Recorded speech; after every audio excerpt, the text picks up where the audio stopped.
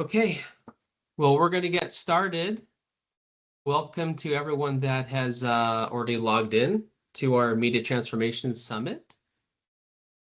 So I do want to mention we will be recording this, so hope that's okay, and we'll be sending out the recording after, the link after. So we're excited about what we have organized here. So just to share a little bit, so my name is George Nilsson. I'm the marketing manager with KNK. We're a publishing software company, and we wanted to organize an event like this that's neutral, that has a lot of different people in the industry, experienced experts, up and coming talent, people between. We're excited who we have gathered here. People with some expertise in AI on the business side, mergers, acquisitions, social media. Yeah, this should be very good, and also standards. So let's get going. Let's talk about what's next in media and publishing.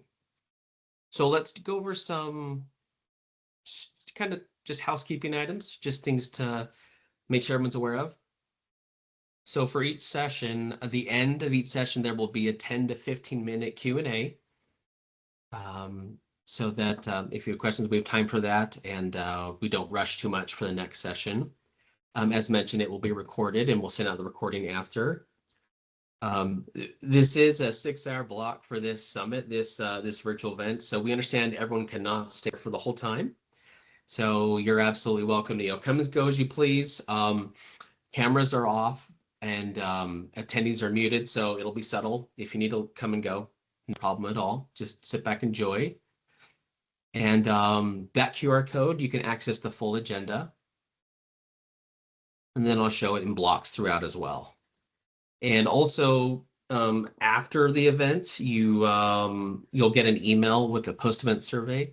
We'd love to hear from you. We want to improve these events, make sure they're valuable, that we all get something from it. So we hope you'll contribute to that. Okay, so let's get going. Let's look at the first block of the agenda. So introduction, I've kind of covered that. And then we're going to flow right into the first speaker. So Sebastian Myers, he's the CEO of KNK, and he's going to be talking about the future of publishing technology. Just a quick intro on Sebastian. A lot of passion, very, very exciting person, very fun to work with, and you feel that passion. He's been in the industry for 20 years, both on starting as a programmer, I believe, on the software, computer science side, then flowing into helping with sales and business operations. So he's spoken with hundreds of publishers about their operation needs, technology needs, and just loves what technology can help with the industry. So let me move over to letting Sebastian get started here. Hey, Sebastian, are you there? I'm here. Okay, well, go ahead and you can get started. All right, perfect. Thank you so much. Let me take control. Yeah, first and foremost, thank you so much for the introduction. It's very helpful. As to me, the Media Transformation Summit is an event which I always wanted to do. We started out last year, and we surprisingly had around 150-ish participants on that event. To me, it's very important. I've been in the industry, as George said, for more than 20 years. And to me, it's always very important that we try to find and try to create a space where people of all sorts and colors can come together and discuss. Oftentimes when I visit publishing events all over the globe, basically, it's usually pretty much it's dominated by male, usually a little bit older people as well. And we're trying to spice that up a little bit. And I'm actually super proud and happy, and thanks to the team in the background who helped organize all of that, that we actually came up with a very diverse sort of a diverse team of speakers here now. So we have three female, three male speakers. We have people from very young, just entering the publishing market, and we have also very experienced veterans today on the agenda. And how much more diverse can you get from that angle on? So I'm very happy to see that the Media Transformation Summit is evolving in a way that we were hoping it will be evolving. And I have the pleasure to talk to you about the future of publishing technology.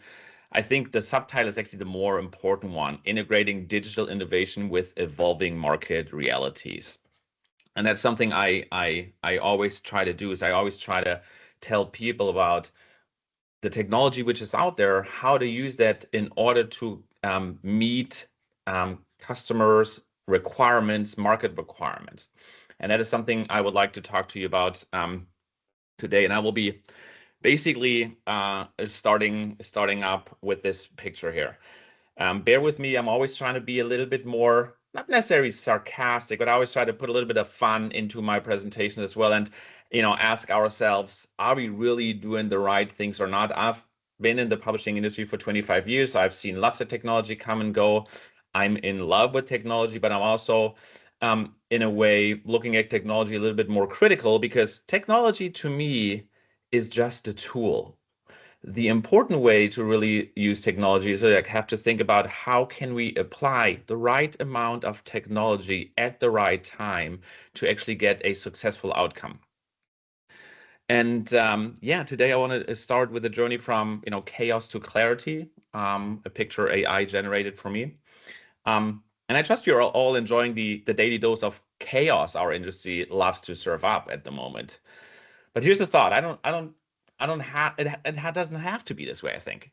Today I'm going to take you on a slightly more outgoing and hopefully entertaining approach to walk you through the current state of publishing, the major trends shaping both our industry and technology, and how you can use those tools to actually gain an edge. Let's see if we can finally move from like the chaos to the clarity without hopefully putting anyone to sleep in the process. So why do we need to change? Why do we believe we are currently living in chaos from a publishing industry perspective? One might say the worldwide book publishing market, physically and digitally combined, is still growing. Personally, I would call it pretty flat. Sure, it might reach 85.9 billion by 2027, which is technically, an 8% bump from 79.6 billion in 2022. But that's single-digit growth over 5 years, which means competition for market share will be intense. I think US publishers must fight for their slice of the pie by being more efficient and innovative than ever, if you ask me.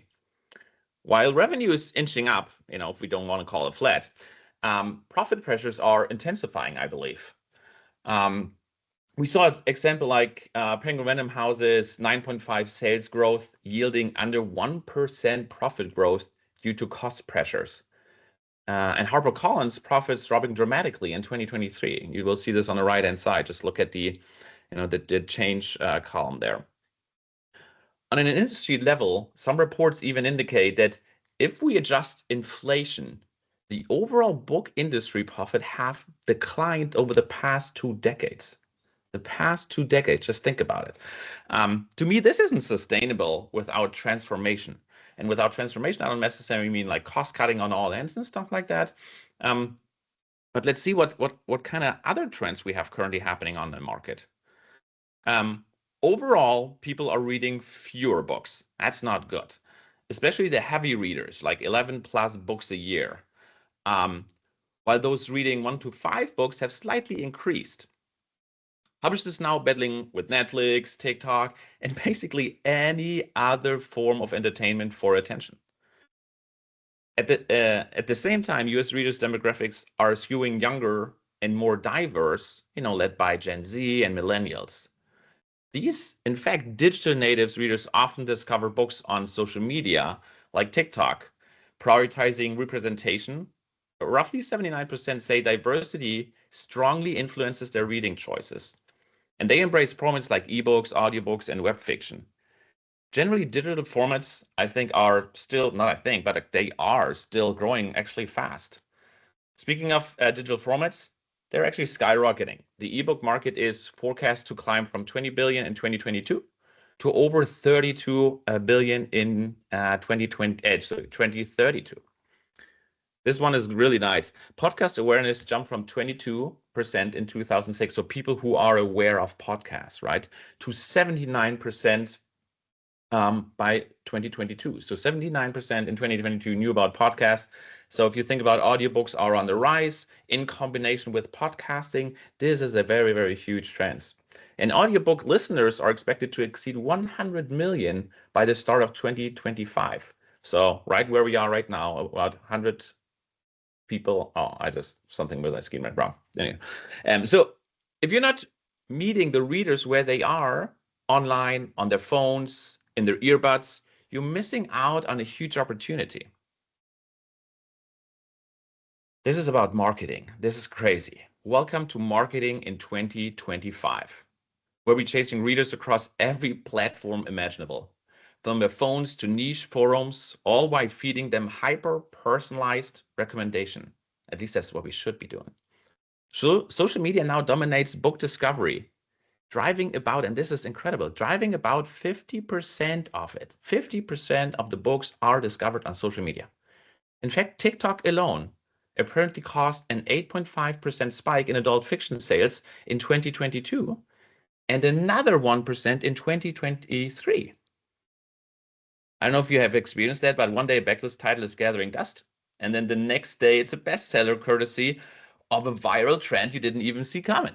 That's what social media can do to you nowadays. Hashtag campaigns, viral author events, virtual author events, optimizing metadata for search. It's all part of the new marketing toolkit. I believe simply throwing ads on Amazon or Facebook and hoping for the best won't cut it anymore, if you ask me. Now we need short form videos, interactive social campaigns, and maybe even influencer partnerships. I think the influencer partnership is going to be a huge driver in the years to come on the publishing industry. We already see this in all kinds of other industry. So this is going to be something you have to watch out for. Because apparently that's how you win selling books these days, right? On the distribution side, the one-click era has totally changed consumer expectations. Publishers are racing to streamline e-commerce integrations and even toy with subscription models, hoping to keep readers in their own ecosystem just a little longer, basically. Unfortunately, reality shows a little bit different. At least half of all US book purchases still happen over Amazon. 50% of the book sales. Publishing is expanding well beyond the traditional print model. It's no longer just about printing paper and hoping somebody picks it up, right? Subscription models like Kindle Unlimited is tossing sizable payouts. They're projected to pay out 620 million in royalties in 2024. That's quite a lot to the authors. And then we have direct to consumers models helping publishers skip the middleman. I don't know if you guys have heard about it, but crowdfunding is becoming, or is actually a thing. Q Brandon Sanderson's mega successful Kickstarter back in 2022, where he raised 41.7 million on Kickstarter for a secret project. All this shows that authors can circumvent gatekeepers altogether if they really want to. Meanwhile, India is booming. It's a booming market, and translation tools are opening up global audience like never before, if you ask me. It's so easy to translate book now, or at least it's way easier than it ever has been. Then there's cross-media everything, so to say, from Hollywood adaptations to video games, plus audiobooks, podcasts, and who knows what else. We have genre mashups like Romantasy, which 2024 has apparently anointed as the year of Romantasy, which I didn't even know until I prepared this talk here. And those things are stirring up fresh interest. Special edition print runs with, fancy sprayed edges and exclusive cover are flying off the shelves at the moment. Some publishers reports a 40% spike in collector's edition alone. 40%. Powered mostly by fans who just can't get enough. And this is one of the things what we all have to understand. We have, as publishers, to build audiences around our products. We have to generate raving fans in order to be competitive and in order to generate content that they cannot find anywhere else but as in our publishing house. This is a very interesting one, kind of scary. Did you know that in 2023, A whooping 2.6 million self-published title with ISBNs hit the US market, while traditional publishers squeaking out just 560-ish thousand new titles. That is nearly 5 times as many books coming from indie authors, courtesy of user-friendly platforms like Amazon KDP, Ingram Spark, and so on and so forth. And let's not forget all those online communities that share self-publishing secrets nowadays, right? It's really a trend where self-publishing authors get together and sharing what they have learned over the past. I mean, granted, most self-published books sell fewer than 100 copies, but the sheer volume is staggering. I think, in fact, the annual number of new titles has exploded by more than tenfold in the past 16 years. So if you think about 2.6 million self-published title, roughly around 550,000 published traditionally, the chance of any single book landing on a bookstore shelf is now less than 1%. This is really crazy. To me, that screams the need for efficiency. We can't let good projects wither away in-house when authors can easily go it alone. Publishers need to offer what a self-publisher can't match. To me, it's robust marketing, broad distribution, quality curation, all this backed by tech we've been talking about, and we will be seeing further in the presentation as well. And hey, some self-publishers hits become prime acquisition targets for publishers who actually track those trends, for example, on Amazon. That's where a data-driven culture in a publisher, think about it, if an AI tool that flags rising indie stars on Amazon could give you the competitive edge. Just look at Sourcebooks, right? Very successful and booming publisher. Not saying came out of nowhere. It's a pretty, they have a pretty long history, but they're crushing it lately because they understood the new era of publishing. So what does it all mean in a nutshell? Let me summarize it. Market is stagnant and concentrating. We got more formats, more sales channels. We got more competition, aka self-publishing and global competition. We got more complex marketing channels. They're all over the place. We got more languages. We got more everything. Right? Costs are skyrocketing, and we have the same staff, old processes, and outdated technology. And now we're trying to pair all this with AI because AI seems to be, the new cool shiny tool which everybody should be using. It's a very interesting market formation. To me, it's no wonder if you look at this chart here, just the very 3 bullet points are good enough for now, that the majority of publishers are focusing on optimizing their business processes and workflow and trying to improve their innovation capabilities, which I will explain in more detail later. So everyone, 79% at the moment, is trying to optimize the processes and workflow because they are, if not in chaos, they're antiquated. Remember the slide from the beginning where I showcased, that the industry was struggling. This was in, 2022, 2023. Now let's move into 2024 and look at some facts and figures from the same publishers. So despite the dismal 2023, full of rising costs and glacial sales, HarperCollins, Lagardère Publishing, and Penguin Random House somehow managed to improve their profit margins in the first half of 2024. HarperCollins, practically won the lottery with a 54% profit jump on a modest 6% sales increase. That is crazy. Lagardère soared 74%, and Penguin Random House also grew sales. They mostly went on a acquisition spree because of the of the deal with Simon Schuster did not go through, so they bought a whole bunch of other things. But the profit margin still can't quite match the level of 2022. But nonetheless, they seem to be doing way better. Now you might wonder, how did they pull this off? Well, there's this thing, at least to me, right? If you look at those numbers, nothing says efficiency like reorganization and layoffs, right? But I believe there's way more to it.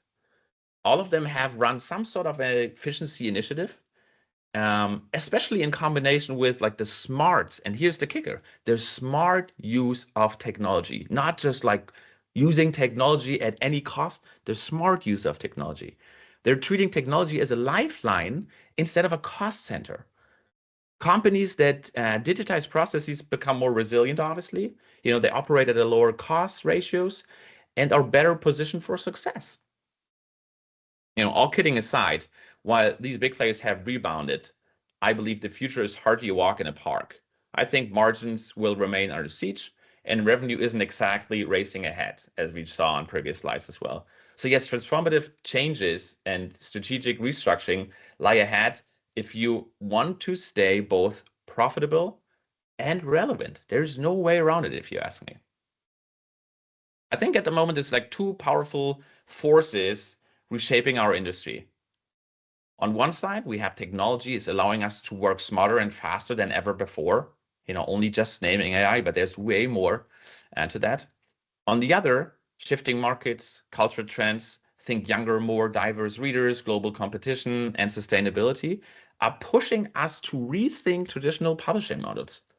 So if you combine those two forces, these forces create a wealth of opportunity, yet we're not fully leveraging the tools we already have, or at least not in the right way.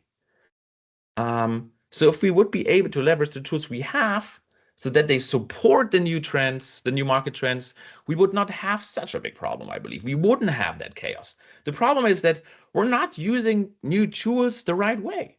We're constantly also being bombarded with new techs and new tools and trying to think, oh, is that the newest shiny thing I should subscribe to? And we go ahead and do it, and you figure out it doesn't really work this way. To underline this, and to me, this is going into pure comedy gold now. There's a recent study that found out that while companies have never talked so much about innovation, they have also never been more unprepared to actually do it. Apparently, 83% say it's top 3 priority for them, yet only 3% believe they can pull it off. It's because of the sheer amount of technology heading our way every single day. That's a pretty epic gap between want to and can do. And it made even better by the fact that readiness levels have dropped 17% since 2022. So 17% less people believe they're ready to be able to innovate with the new tools they have. That is crazy. And here's the kicker. To me, the problem isn't technology itself. It's what we're randomly is that we're randomly picking AI tools for one-off tasks, forgetting to train anyone, on failing to figure out how to feed or use the data, let alone integrate it with our backend systems. In other words, we've got plenty of shiny gadgets, but we have no clue how to make them play nicely together.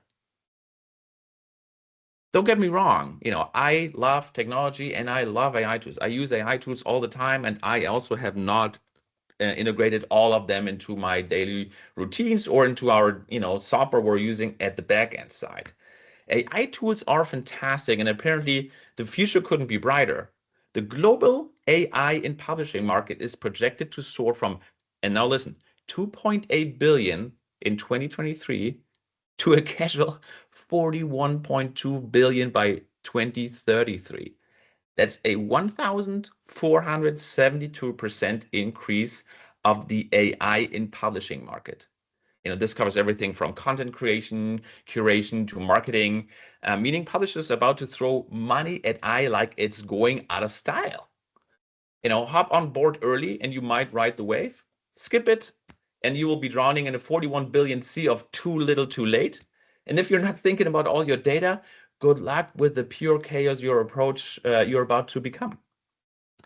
Now, 54% of publishers proudly proclaim they're using AI for content enhancement and workflow automation. Let's cheer up from them and give them a participation trophy. But let's see how many actually know what they're doing. A measly 26% right now have a proper AI strategy. 40% are currently working on it, hopefully, sometimes before 2050. 18% say they will get around to it eventually. And then 15% are basically like, strategy, who needs one, right? This is crazy. This is pure comedy gold. We're all spending money on shiny, cool new tools. We have no idea on how to really use them, and we don't even think about how to integrate them in our actual workflows. They'll just get it bolted on, and then we hope magically something happens. I get everyone rushing to adopt AI, but let's not pretend we're all got it figured out. So let's take a little bit of a closer look. We have AI for metadata enhancement. Wouldn't it be fantastic if a system could automatically fill in 80 to 90% of your metadata text? By 2025, that's not just a wild fantasy. It's entirely doable. But how are we doing this? We're copy and pasting manuscript into an AI. We wait until the AI is done with it, and then we're copy and pasting metadata text back into our legacy systems, and so on and so on. And you know what? For example, gut instinct. Gut instinct isn't the secret sauce anymore. Gut instinct is still important, don't get me wrong. But predictive analytics can crush massive data sets to tell us what's coming next. I talked about it earlier in another presentation of mine. There's a tool called Demand Sense. It's a German tool from the company Media Control. It sifts through sales figures, returns, pre-orders, author metadata, social media trends. Yes, it also includes TikTok, and spits out predictions in 1.3 seconds. According to their CEO, and you may or may not believe the numbers, but according to their CEO, it processes 5 billion data points at lightning speed, and here's the kicker, and hits an 82% accuracy rate on average, meaning you predict the correct sales amounts with 82%, and sometimes even soaring up to 99% in certain categories. Simon & Schuster is already using not that specific tool, but a tool similar like this. So clearly, this isn't science fiction. And you may say, well, I don't believe the 82 numbers. I get it. Let's bump it down to 75%. Still very great, I would say, right? So this isn't science fiction. It's happening right now. The slush pile might also get an AI sidekick, if you ask me. We got natural language processing based systems. They can score manuscript on originality, sentiment, similarity to bestsellers, giving editors a handy heat map of which submissions deserve attention. I don't think AI will replace an editor's discerning eye, but it can definitely streamline the process if done right. So why all the anxiety when we're using those tools? Because they should be our lifesaver. We should be happy. So why are we so afraid of putting more and embracing into the AI ecosphere? To me, the real issue with these AI tools is that the data they depend on needs to be well organized and clean. And they also produce vast amount of data. And sometimes we don't think about what are we going to do with this data. If you feed them junk, you will definitely get junk results. There's no way around it. And let's not forget integration. In most cases, they're just slapped onto existing processes. As if that's not causing, problems later down the road. We all know this, but nonetheless, we're still doing it. The end result, to me, will be additional data silos. Everybody has data silos already today, but the more we're slapping on, the more tools we're using, we're creating more and more data silos with bad and disparate data. We're probably even, with all those shiny new tools which are supposed to helping us, we're probably generating even more data silos than before when we started using AI. So congratulations. You now have officially created more chaos, data silos than before, and you can produce more junk data more quickly. Isn't that great? Critical information, if you do it this way, is still scattered across editorial systems, inventory databases, and accounting software, and so on and so forth, none of which talk to each other. And you still have inefficient workflows from manual contract routing to repetitive data entry, the good old Excel spreadsheets and their own Excel truth to it. And we have still endless email change. Just think about all the copy and paste again. When you use the AI tools, they're not usually linked to a system. So you copy information into those tools, they do some magic, and then you start copying information back from those tools in your actual systems. And, as we all know, the moment humans are being infused into a process the moment it's, we're introducing human errors to it. So how do you actually fix this mess? By the way, this image was also created by Midjourney. I love how the guy is using the typewriter the wrong way around. So this is, AI is definitely not perfect. In my view, you need an AI strategy. And you have to build on a solid technology and data foundation. Data is the most important thing at the moment. A foundation that doesn't crumble the moment you're trying to scale. The biggest culprits to me are, legacy systems and data scattered all over the place, as I mentioned earlier. Believe it or not, plenty of publishers still run software from the 90s or early 2000s, and that's not even a joke. And of course, it's not in the cloud, right? Only 14% of organizations have fully swapped out those relics for modern ERPs or centralized platforms, however you want to call them. A friend of mine, a publisher CTO, said to me once that, and I really love that, it's so tangible, using decade-old tech in 2025 is like trying to stream 4K videos over a dial-up modem. I love that comparison because that's exactly what it is. But here's the kicker. Building a proper AI foundation can pay off big time, and it doesn't need to be very, very costly. Centralizing data and modernizing backend system has boosted productivity for 78% of companies. And that's not just a bunch of percentages. Those are real labor hours saved on shorter time to market. And if you want hard numbers, a study by the Aberdeen Group, by the way, all the studies I've linked in the presentation, so if you want to have a look at them, feel free to also do so. But the Aberdeen Group found that companies can slash operational costs by 23% and administrative costs by 22% when they modernize. Without a good foundation for AI, you will go back to the principle of garbage in, garbage out. There is no way around this. In a nutshell, to me, the successful publisher in the future operates with clarity, agility, and intimacy with their readers. You need to be reader-centric or you're going to have problems. They leverage technology at every step of the value chain, from creation, think about AI aiding editors, to production, think automated workflows, to distribution, think ERP-driven logistics, to marketing, personalization and data analytics, to sales, multi-channel integration, and direct-to-consumer focus, to reader experience, communities, and tailored content for their consumers. They're not just throwing money at tech, and that's really important.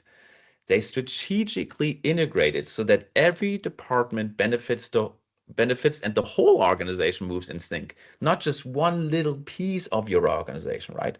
This publisher, the future publisher, is a reader-centric decision, and that's the point. Decision starts by considering the audience data. Listen to data first, and then try to see what can we do with it, and end with delighting the audience. They're also creator-centric. Imagine being an author at such a company, a future publisher. Your publisher can provide real-time dashboards for you of how your book is doing. I know, take this with a grain of salt, because we're all scared of when we show data to our authors, they think, they're going to drive a Ferrari next, and then all the returns come in. So, take this with a grain of salt, but we can actually do it if we explain it to them the right way. And perhaps even offer AI-generated insights on how the author's next book could appeal even more. Some authors may love that. If we tell them hey, if we would tweak that a little bit, you could even be more successful. I believe authors will prefer publishers who have their act together from a technologically perspective, because those publishers will simply do a better job promoting and managing the author's work. Thank you so much. I hope I could entertain you a little bit with that. I didn't want to scare you, but I think we need to talk about those problems in the industry and how we're currently trying to approach it. I've been in tech all my life. I have seen a lot of stuff, and I think there's lots of ways to help out with that. If you do want to connect and geek out about publishing and technology within publishing, I would love to hear your thoughts about it. And I think, George, we are now going over into the Q&A, I guess. Yes. Thank you, Sebastian. That was fantastic. Yes, so let's so for Q&A, it's through chat. It should be in the top menu where you can just submit a question. So I see one question we had come through that I think I referenced a prior slide. Let's see. The question was, what was the data AI just mentioned to estimate sales? Yeah, it's Let's called see. Demand Sense. That's focused on the European market, but there's a similar tool for the US market as well. I can search, I don't have the name in my head, but I can definitely give it to you. Feel free to reach out to me directly over LinkedIn or via emails afterwards. Very, very interesting tools there. I can put the name of Demand Sense by Media Control in the answer. We have more questions. Let's see. So, that I actually have a question because that sparked something with me. So I have not been in the publishing industry as long as you have. I'm newer. Yeah, I'm coming from the software space, which is a yeah, rigorous space where there's a lot of data to work with. yeah. So one thing you mentioned as far as your audience data, that's one thing I saw because just like demand sense, there are so many sales intelligence tools hmm in B2B SaaS that publishers may be using as well, but they're hmm usually quite expensive. But yeah, they're trying to find that intent data on find out who's looking for your solution or find out who's in the research stage of considering your solution, that kind of thing. hmm Are you seeing any tools like that being used or having adding value to publishers at this point, or is it overkill? Or, are you seeing much of that intelligence being actually used? Yeah. That's where everybody should be going towards. It's a little bit different in the book publishing industry than in other industry because we're mostly selling over Amazon, right? Or at least half of the books are being sold in the US over Amazon. And Amazon is not going to tell us who bought our book, right? So we need to figure out ways on how to get to this data because that is going to be the most important data points for any publisher going forward. You need to start connecting with your audience to understand what they're into and what they like and what they're not into.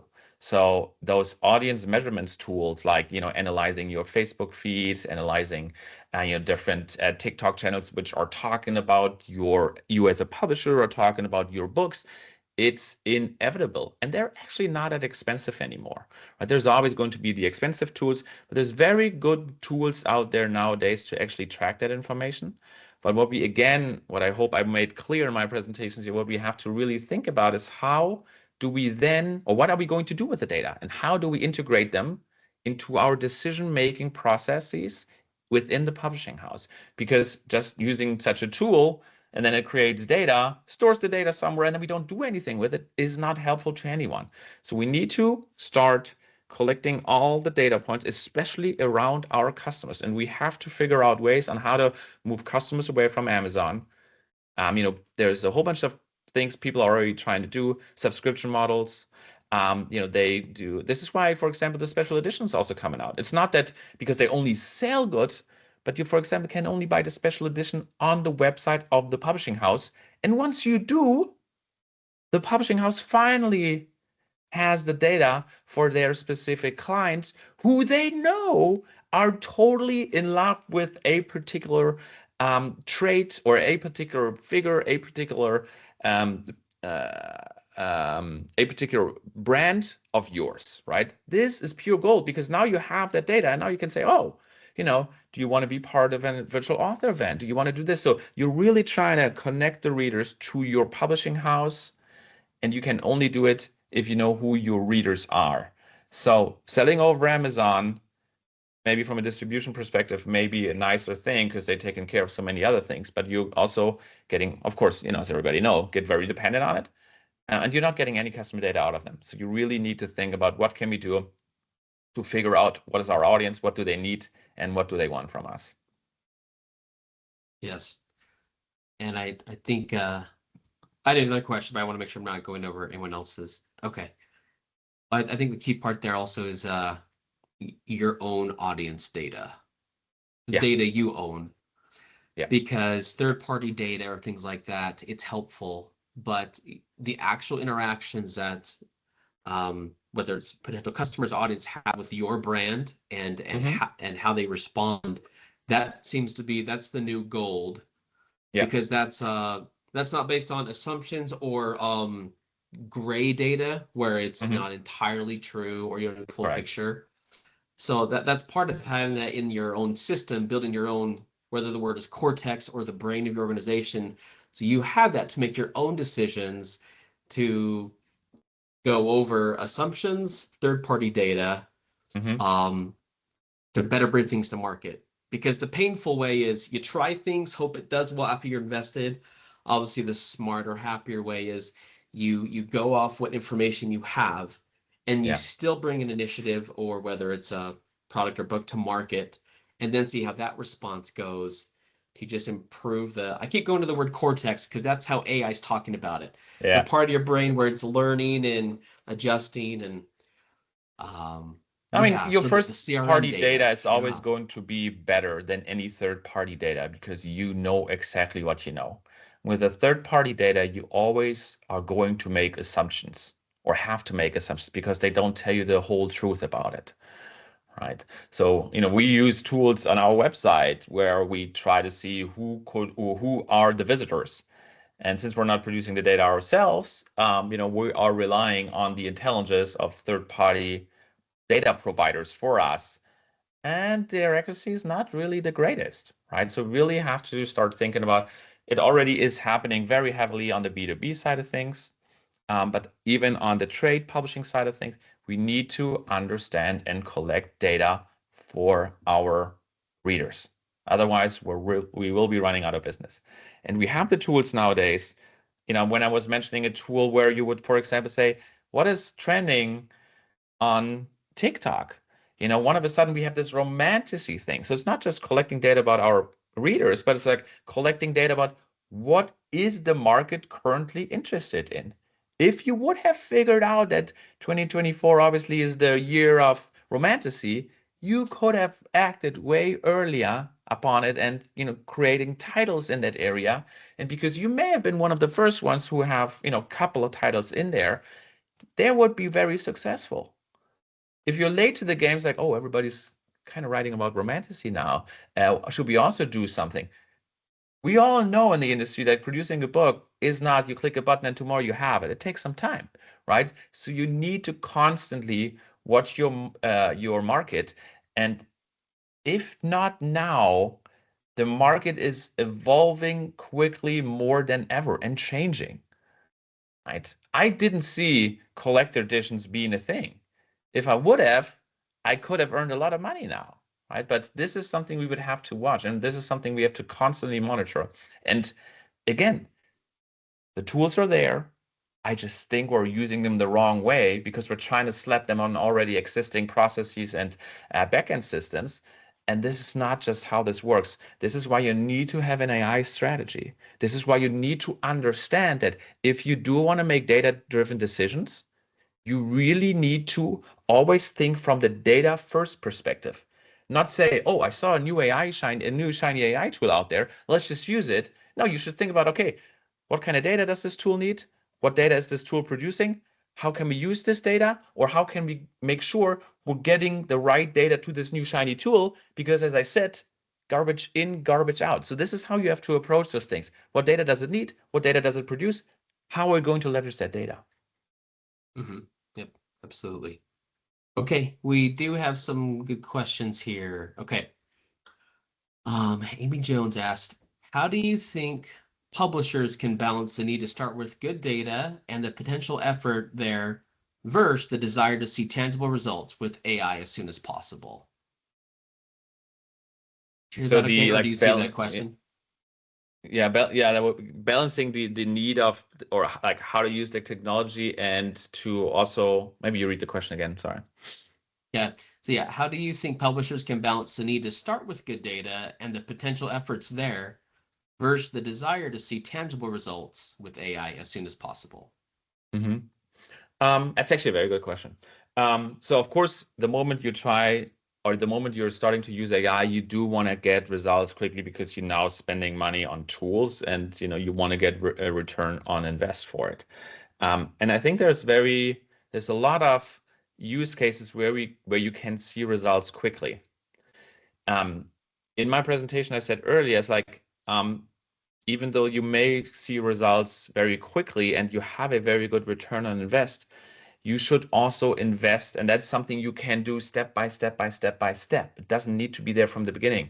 But what you can do step by step is really like building a solid foundation, one step after another, which can scale with you.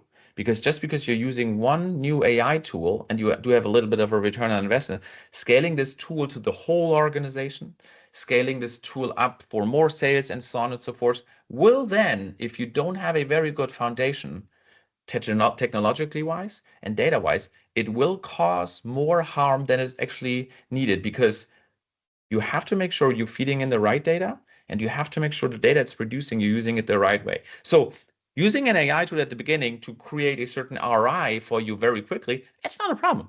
But you have to think about it in the long run and say, okay, what do we need to do next? Because using a tool, we all know this, using ChatGPT or using any other tool out there, it's actually so easy. But what are you doing with the data it's producing? I have tons of ChatGPT chats going on, and quite frankly, I'm also not using all of the data it produces in an ongoing fashion. And what we don't want to do is we don't want to create a data silo. So using an AI tool at the beginning is a good first step to actually also play around with it. We have to understand AI is good at certain things, but AI is also very terrible at other things. If we don't play around with AI, we will never ever figure out where should I use AI versus where should I not use AI. So playing around is nice. And this is why I'm saying you have to have a strategy. Playing around is nice, but there needs to be a second, third, fourth, and fifth step on how to integrate that potentially shiny new AI tool into your overall data sets, into your overall system landscape. Amy, I hope this answers the question. If not, just let us know. Yep, thank you. All right, next question. This is a good one. This is an interesting one. What if our primary audience is not into AI anything, since we are in the Christian market? Mm-hmm. It's a question of how do you determine that your audience is not into AI anything. And I think we also have to differentiate. Of course, we can use AI for content creation, but then we're getting into a whole bunch of trouble. We're not even like, I didn't talk copyrights today. I didn't talk legal at all today, because that's a whole nother beast. But for example, if you can use AI to make yourself more efficient, to have like a sidekick, as I said earlier, to help you create metadata tags. This is a very boring and repetitive task. And no matter how much you love publishing, nobody wants to really do it. So if you think about it, you have a manuscript, you can just throw it into the AI, and the AI is going to extract, I don't know, 80, 90, maybe 95% of the metadata text. And now you only have to work on 20, 10, 5% of the rest. And you can focus as an editor on doing the nice, creative editor task, which I think AI will not replace at some point. So I think just because you may be using AI in the background to make you more efficient, and you may actively decide, which again is an AI strategy, actively decide to not use AI for content creation, it still makes you better. And your readers, why should they complain? Because you have not AI generated content, but the AI still helps you to be more efficient, which could lead to either you generating more profits and therefore you create more titles, or you could think about this crazy thing and lower your prices for the titles because you were so efficient in the process. So it has benefits for your readers. I totally understand if you say we don't want to use AI right now as content creation. Thank you. Good stuff. Okay, another question. How do you suggest publishers pull away from Amazon when they rely on them so much? I think if I could answer that question, I would be rich. So we let Amazon actually take that market share for once. We all were very happy. Sales over Amazon were very going up. So we kind of feed the beast, if you ask me. And now we're thinking about how can we go back. Publishing, or at least trade publishers, traditionally never ever really had good data for their readers, customers, whatsoever. So it was easy for them to say, oh, let's just Amazon do it, because most of them really never had a good, connection to their actual readers before anyhow. And now we're realizing this is a mistake. Now we're learning from other industries, like this is, for example, this is a very good example why I think the publishing industry as a whole should talk more to each other. Because, for example, the B2B publishing industry is way better than in building communities around their contents, around their products, than, for example, the trade publishers. Because the trade publishers didn't need to be. And now they're seeing that this is a problem. I said in the presentation, subscription models could be something where you say, hey, you can only subscribe to specific content if you do it through the publishing house directly. And with that, I don't mean like you should be replacing, the Amazon subscription model or anything. But for example, if you subscribe to newsletters, if you subscribe, maybe even in a paid subscription for specific things only you as a publishing house can do. Think about virtual author events, right? And some people may even pay for that. But I think this is how we have to start. We have to offer something probably at the beginning for free, which only you can do as a publisher, because you have the connection to the author. This is where you invested in. So leverage that. Try to not even maybe you don't need to create sales over your own website. Maybe not now, but the beginning is definitely, I would say, newsletters, sell engagement with the authors. They have to go through your website to sign up for those events. This is how I would start. But this is just a tiny answer, like our tiny piece of the puzzle. There's definitely more to it.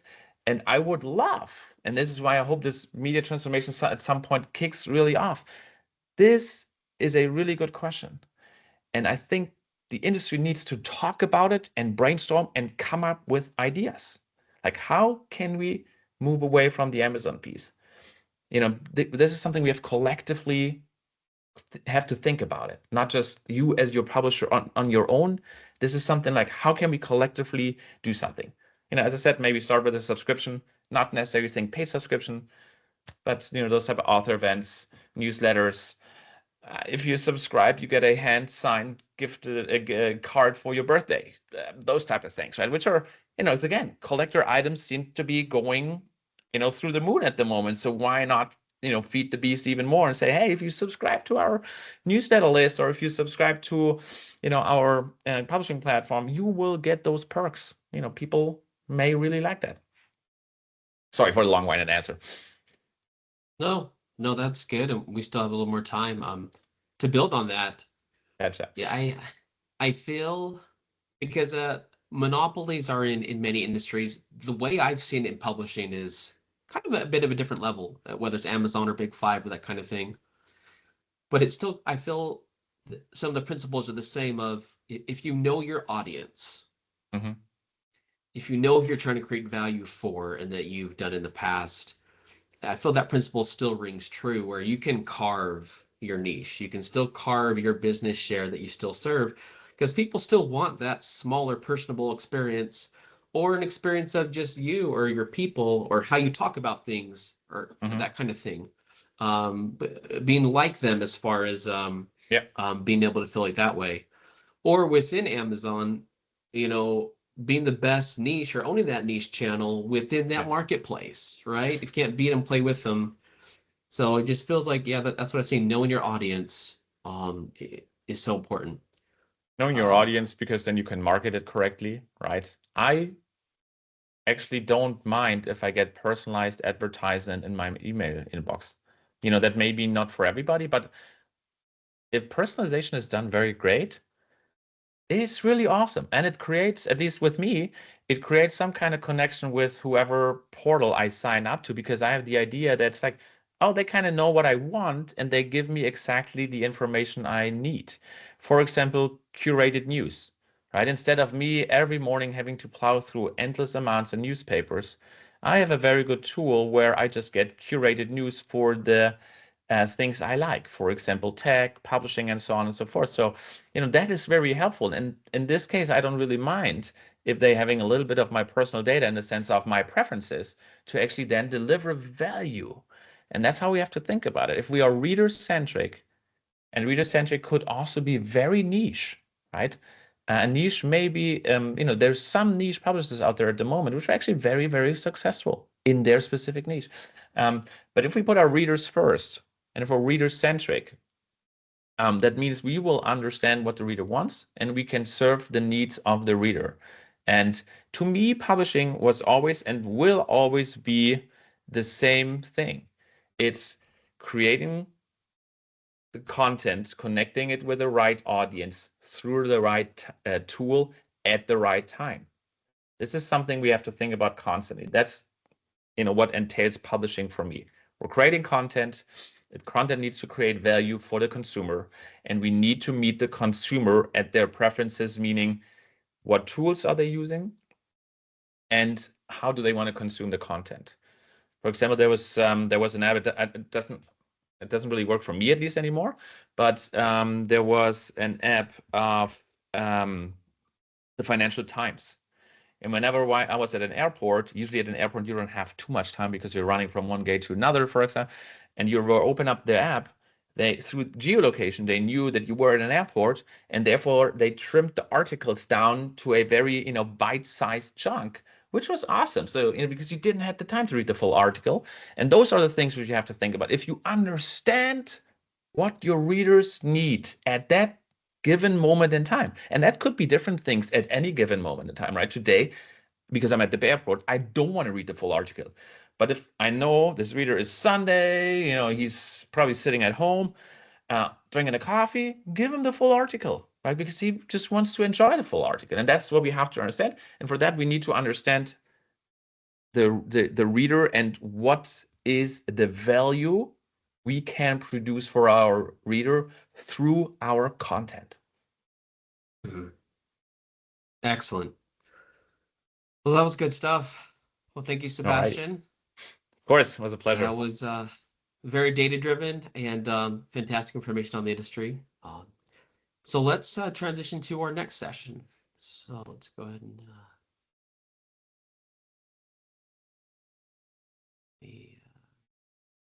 okay. Alrighty. So next we have some exciting speakers on AI. Nadim Sedek. And Nadim, are you here? Brooke, are you here? Let's get you pulled up and we get started. I'm here. We're both here. Okay, all right, I am here. Get you. Fantastic. Okay. I am Groot. All right, let me get you pinned up here so we can see your wonderful faces. All right. Okay. So just a quick intro, then I'll let you get started. So Nadim and Brooke are gonna kind of have a co-presentation, but they're speaking on different parts of AI. Nadim on the kind of macro level. Nadim is the CEO of Shimmer AI, which is an incredible platform for AI I've been very impressed with the use cases I've seen and heard about as I've learned more about them. He's also the author of a book on AI for publishing, which is a fantastic niche that is on everyone's mind. That is definitely, you're both pioneers in the industry. And then Brooke, who is the CRO at Shimmer AI, comes from a background of, looks like economic forecasting, marketing research. She's had C-suite titles in SaaS and AI. So this is where we're going to go deep on AI, and this is pretty exciting. So we can go and get started. Nadim, I can let you drive your slides. Let me Sure. know if you're good to go there. And then when you're done, I can just take control back. Okay. It's a great button, isn't it? Take control. Let me have a go. So powerful. Yes. Okay, you're good Is to that go. working? Mm-hmm. Hello, everybody. Nice to meet you. Thanks for being here to listen in to us. As George has introduced, we're doing sort of a bit of a top and tail, Brooke and I. I'll be concentrating not so much on Shimmer, but on some of the macro things that go on around AI. I'm lucky enough to be talking about AI around the world, and I'm finding, you know, from China to the Middle East to Spain to the US, that there are quite different perspectives on it all. So I've tried to draw some of those things together into kind of macro themes, and I'll discuss some of those. And of course, we'd look forward to questions afterwards about them too. So I think to begin with, let me just identify my posture on AI. I'm an optimist. The reason my book is called Shimmer Don't Shake, and by the way, there's another one called Quiver Don't Quake on the way. You know, you can sense that what I try to do is to say, let's look at the bright side of this. Let's have our glasses half full. But as a note before we get into that optimism, I do just want to say that whilst I think the world is essentially better for having AI in it, I don't in any way overlook, both you know, as an author of a business book and a children's collection of stories,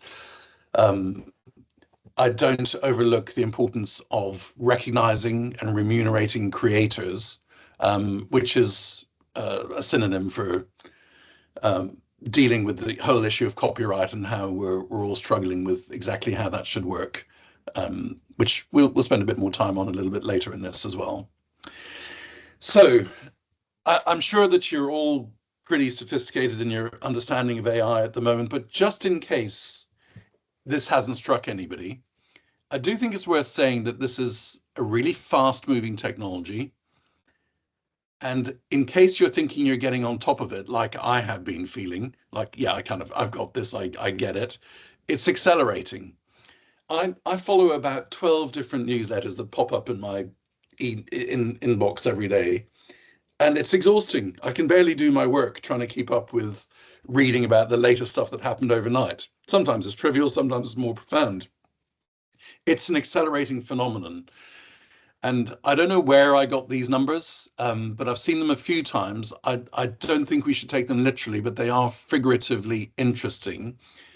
If the average human IQ is about 100, then it is said that currently AI is at around 130. And by the end of the year, it'll be around 1,000, and the end of next year, around 1 million. So this acceleration, this exponential growth in capability is almost beyond our imaginings. You know, we're just beginning to see what it's doing. So I would counsel anybody who thinks, yeah, I'm kind of on top of this and I'll just kind of use it, not to stop becoming fluent and literate in all the different parts of AI, because it is going to be more and more pervasive. It's going to, you know, flow into all of our workflows. I welcome that. I'm feeling incredibly liberated and more productive and happier with a lot of the AI that I'm using. But it is something that we need to brace ourselves for and to continue to invest time to understand. I was trained as a psychologist. It was a while ago. I did some neuroscience, but I have been thinking about this, and I've kind of kept up with a bit of neuroscience over the years. I think what's really interesting just to point out is that we're almost magnetically drawn to AI. It's a peculiar thing. Most people are kind of mesmerized by it in some form. And what humans do, to really simplify what Daniel Kahneman wrote about, and which everybody will be familiar with, is that we feel, as human beings, we feel incredibly quickly. Like, you guys know, listening to me already, whether you think I'm full of nonsense or whether it's worth listening, you know, you have a sense of, you know, whether you like somebody when you meet them, whether a place that you're in is safe or whether you're content there, and so on. We feel accurately and very quickly. Though we pride ourselves on being rational creatures and on our strength of thinking, we actually think really slowly. And the contrast with AI is that it doesn't really feel, but it does think incredibly quickly. It's almost the converse of us. And I think the future that we're going to see is that we re-legitimize, as I put it, decision-making by feelings, and we make a little bit more subservient the rational processing that we do. I have a good friend who runs a big investment fund, and he makes a lot of decisions about which businesses get their funding. And when I talked to him about his process, he said, I feel whether I like this company, and then have to find reasons to explain to my team why I made that decision. So I think the future will essentially I sometimes talk about AI makes humans more human, and I think we're going to find ourselves returning to trusting our feelings and our gut instincts about things, which is a kind of unexpected consequence of the AI age that we're in. Another thing that has struck me is I was reading a book by Steven Pinker. You probably know him, the kind of Canadian psychologist, philosopher, scientist, lots of things. He's a great writer, but he writes really long, heavy books. And he's written one called The Better Angels of Our Nature, which is, the thesis is really that the world has become less violent these days. And it's quite a difficult book to listen through because it goes through all the different violences that we visit upon each other. So it's quite depressing. But what's interesting within it is that he kind of identifies this notion that whether you're a snail or a snake or a human being, you think that your genome is going to be the superior one on Earth. And pretty well everything that moves and breathes on Earth has offensive and defensive strategies where you think to yourself, well, is it a good thing for me to be involved with this, or should I, move away from it? And then how do you, I mean, just think about any corporate hierarchy, we all have been practiced in understanding whether we should get close to that person, do this sort of initiative, take that training, and so on. And really, that's the way we're hardwired to react to things. So I've seen a lot of fear about AI, and it struck me that really what's going on there is that our primal wiring has said to us, this is a threat. So do I hate it or do I love it? Is it useful for me or will it hurt me? And gradually, I think people are moving from the it'll hurt me to the it'll help me position, but it's taking time. And I think it is because we fear that AI has a kind of volition to be the apex genome. I don't personally think it does, though, of course, I recognize that there are lots of fears articulated about whether in time AI will take over the world and run everything and we won't be able to stop it and replicate and bring planes down and close rivers and things whenever it wants. But for the moment, I think that it's relatively harmless. It's not without impact, profound impact, but I don't sense that it has a volition to be an apex genome. What I do believe is that AI is what it eats, and that we really have a duty to try and fill AI models ethically with good things. If left to its own devices and it just kind of eats up whatever it kind of can find, it's going to take all the worst of humanity. Remember that 30% of internet traffic is porn. There's a lot of kind of horror nonsense that interacts with each other on various different platforms.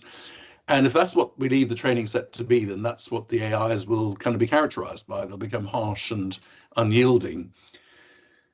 Whereas we want to teach it, I would have thought, benevolence and humility and charity and patience and tolerance and all the kind of good things that there are about civilization too. That does take us, which we don't need to dwell on now, but it's a thought to plant with you. It takes us to a place of whether we should decide that everything ever published, everything that's ever been available, should that actually be within an AI model? Is that the best way for us all to go, to put everything ever published into AI? Of course, that needs the whole recognition and reward system to be there, and for content creators to have a very simple mechanism for opting out if they want, and for always to be rewarded if their works are used. But it's a planted thought that I'd ask you to kind of dwell on a little bit. I think the other thing that's really clear about the macro of AI is that it has societal impact. So things like silver working, people who were becoming of economically degraded value because they couldn't keep up with training or whatever, suddenly can find themselves really very supported by AI to be continuing to be relevant, to be up to date, to be well trained, and all over the place. You're seeing it also in education, that people are having much more personalized reading and learning plans, much more suited to their psychology and their own particular ways of learning. Philosophically, I think we're going to be really quite challenged, and I hope we are. It'd be great to have some big new thinking in the world and in civilization. So, for example, we're at this kind of peculiar moment in our economic development where if AI can do half our work, then why do we continue to think about working 40-hour weeks or thereabouts? You know, why do we continue to identify ourselves as AI people or as publishers or as gardeners or as butchers? You know, why do we do that? If you could do with AI your work in half the time, would you identify yourself as something else? You know, like a stargazer or a poet or a, you know, a water purifier or something else that occurs to you. There are profound opportunities and challenges that AI is convulsing the economic model of capitalism with. And then in professional life, it's hugely impactful because every workflow, from the most trivial use of a Word document or a Google Doc, all the way through to, you know, when you're trying to order an Uber and, you know, it gets to you in better time than it used to. All of these things are affected by AI at the moment. It's almost impossible not to be AI driven at the moment. So that's some of the kind of the wider context, which I hope has been of some interest. Just thinking about technology specifically and taking a historical perspective, it's just a reminder. By the way, if you're curious, everything that I'm showing you has been created by AI. All the images, all the layout of these slides, I just gave it some content to put together, and then I edited it slightly. But when I you know, said here kind of 4 technologies and produced a picture on the right, it did kind of remind me that the camera was thought to be killing painting, but never did. The synthesizer was thought to be killing real musicians, but actually it spawned many new genres. The printing press unleashed the industry that we're all involved with. That was a major technology. And my argument is that AI augments creativity rather than replacing it, which we'll talk a bit more about now. So my characterization of AI is as an allied intelligence, as a kind of creative companion in the world. I think it's democratizing the crafting process, which I'll say a little bit more about in a second, but I think it's creating new expressions of artistry in the human condition. It amplifies voices that previously would have struggled to be heard, and it is certainly a great assistant in iteration and research of ideas. I write a regular column for a trade magazine and publishing in the UK, and you know, I write kind of my V1 and then I kind of my V2, and sometimes I give myself a pat on the back that my V3 is really pretty good now. And I've taken to giving it to an AI whenever I get to that pat on the back point, and I say, contradict me, tell me how I've got this wrong, show me how I'm an idiot. And relentlessly every month it shows me how I'm really not that good, and it improves the work that I've done by pointing out weaknesses in the argument or gaps in the logic. So there are many different constructive ways that we can use this allied intelligence. Where I think we are in publishing, and I was asked by the Moroccan government recently to talk to them about AI's use across all the creative industries, so painting, filmmaking, video games designing, all sorts of different things. It made me reach outside of publishing a bit more widely than I usually do. And what I noticed was that in most other industries, creative industries, there has been a faster adoption into the creative process of AI. And I think it's that we are so preoccupied, correctly, with the copyright issue that we have lingered longer in the negative consequences of AI than in the more positive opportunities it affords. And that means that where we are with the adoption of AI in publishing is a fairly confident adoption of it for corporate efficiency now. So we look at things like rights management and contracts and warehouse efficiencies and so on. And we're moving a bit more hesitantly towards using AI for creative augmentation. I have an idea, can you help me make it better? All the way through to what I think will eventually be the reality, which is that we will release far more human potential than we ever anticipated being possible, and across many more people than before. So from efficiency to emancipation, from corporate to creative is the trajectory that I think we're on. And for me, at least, there's increasing excitement as you go from efficiency to emancipation. Some of the efficiencies, just to kind of mention them, as manuscript qualification. Here's a manuscript. Please tell me what it's like. Genre, similar to others, strengths, great points of difference, so you can get through. I hate the term the slush pile, but it is the slush pile qualification in a much more thoughtful way, actually. Rights and royalties, anything to do with contracts and law, and kind of calculation of things to be fair to different parties, AI is really good at. Supply chain optimization, particularly its impact on sustainability, editing and proofing. I think that's being used more and more. With my children's stories, I've had them around for years, about 25 of them.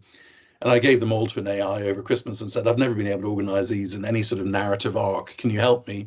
And it chose 10 of them and said, this is a good selection that works this way because of A, B, C, D fitting into each other. That made me so much more autonomous than having to, go and deal with the publisher and get into a deeper relationship. It just gave me an agency over the work that I was doing myself. I think the other kind of efficiencies that we're going to see are predicting future trends much more accurately. So you can pull out of your catalog the books that are and the titles that are best suited to the current trends. You can start commissioning work in a much more tailored way, saying we know that, because of these different things that we're seeing through the AI, then these 4 subjects are going to be hot in the next 6 to 9 months, and you commission and publish things that way. And that allows publishing to remain, at the heart of cultural innovation and leading conversations. On the emancipations, I think it's new writing coming from new voices, different cultures, hearing, new themes from different parts of the world. It's new forms of expression, which are artistic collisions of different, previously unmatched media. So you might have a video gamer writing a poem, composing some music, introducing a cryptocurrency, and having a live performance, all as part of their work. Sorry, just a button. And new interactions, facilitating author-reader experiences, which I'll say more about in a second. I headlined this one Interactive and Immersive Books. Actually, it's AI books. And I saw a demonstration recently. It's probably the most striking thing that I've seen of an application into the product, inverted commas, of the publishing industry, the book, which was you buy this AI book and you can read it as an ebook. You can at any stage, like when you put on your jacket and take your dog for a walk and you put down your e-reader, you can then listen to the book from the very same place. So it reads it to you. You can change the voices, you can change the languages, you can do all sorts of things, but you can make it into an audiobook immediately, the same file. As you're walking, if you think the 3rd paragraph you heard was really noteworthy and you wanted to share it with your friend at work, you can tell it, you can instruct it to do that, and an agent will send that paragraph to your friend. And if you kind of come towards the end of it and you think, actually, that really irritated me, that chapter, I completely disagree with that point of view, you can ask the book to find authors who have written contradictory theses and who will subvert that argument and say, no, this is the alternative way to it. So it becomes the same piece of work that the author wrote that becomes the central content to us interacting and immersing ourselves much more fully. I think that's a really interesting idea that goes way beyond CD-ROMs for encyclopedias, which we had in the past. So when we have multimodal readers and when we know that readership is in decline amongst younger people, presenting new forms of interaction with the fundamental product, the writing of the author, I think is a really interesting development. There are other things which I think are a bit more trivial, but they're kind of fun. Like you can customize the protagonists, and instead of having that woman being an old Spanish lady, you can make her, a young Swedish lady, or whatever it is.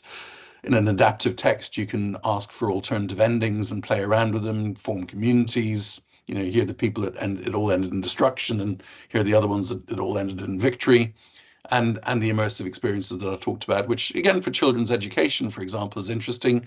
The cobra came out of the monsoon drain. Tell me about cobras, tell me about monsoon drains, all interactive.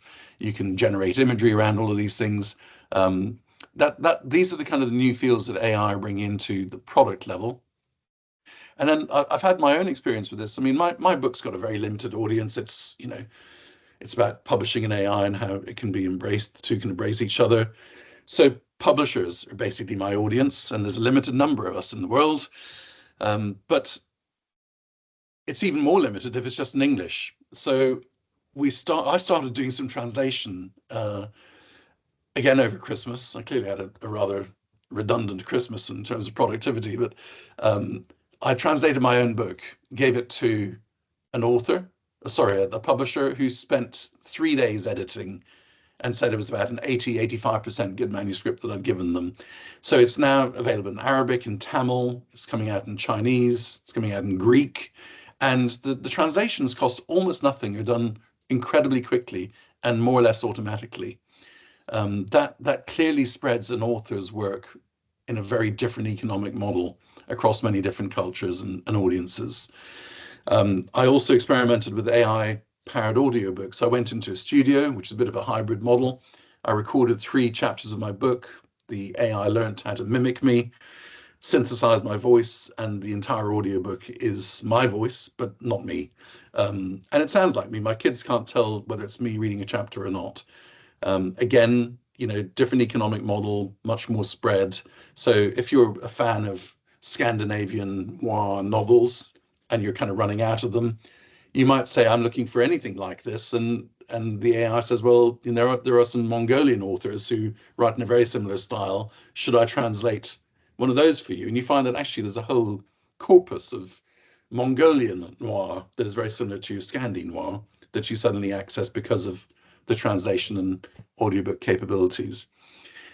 I believe fully that the premium edition of any author's work is going to be read either by the author or by the actor, and it's going to be translated by a brilliant human translator who has cultural empathy and nuance and finesse. And those are always going to be the best versions. But there's just much more accessibility, where if you take a book like mine, which is much more about the communication than the artistry of the expression, then AI can do a reasonably good job that can be polished by an editor. It's changing. There are new opportunities everywhere. And then I found this one really interesting. Brooke and I had a demo from a Californian company called Personify. And essentially what you can do is you can say to it, I want you to create an avatar of Nadim, but I want you to know how to sound like me. And so I give it all the articles I've ever written. I give it my book. I give it all my LinkedIn posts. I give it all the stuff that I, put out there. And it trains itself on what I sound like and what my perspectives are on things. And then something can come along and say, hey, Nadim, the avatar, what do you think about education and, the use of textbooks in primary schools or whatever? I'll have said something about that somewhere, sometime, and it will correctly have that conversation with somebody. Would it be better for that somebody to meet me personally and have that conversation? Sure. But is that going to happen? It's so unlikely, and it's not easy to be available to everybody personally for an interaction. But author avatars can deepen the sense of connection with authors, with their works, and you can disseminate your thinking and represent your philosophy much more easily and much more accessibly.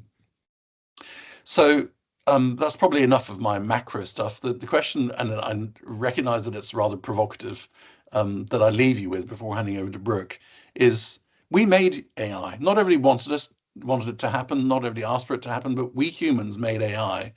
And the question I ask is it the most creative thing that we've ever done? Have we taken the whole of humanity and everything that we've ever kind of understood and thought about and made it accessible to all in an incredibly easy, interactive form? And should we actually honor that as a great creative piece of work by us? So that's me. I don't know whether you want to pause, George, and have questions, or whether you want to continue through. Yeah, we can continue through, and then at the end it can be Q&A for both of you. I think that works okay. Sure. Okay. All right, Brooke. Yeah, go ahead and grab control if you like. There we go.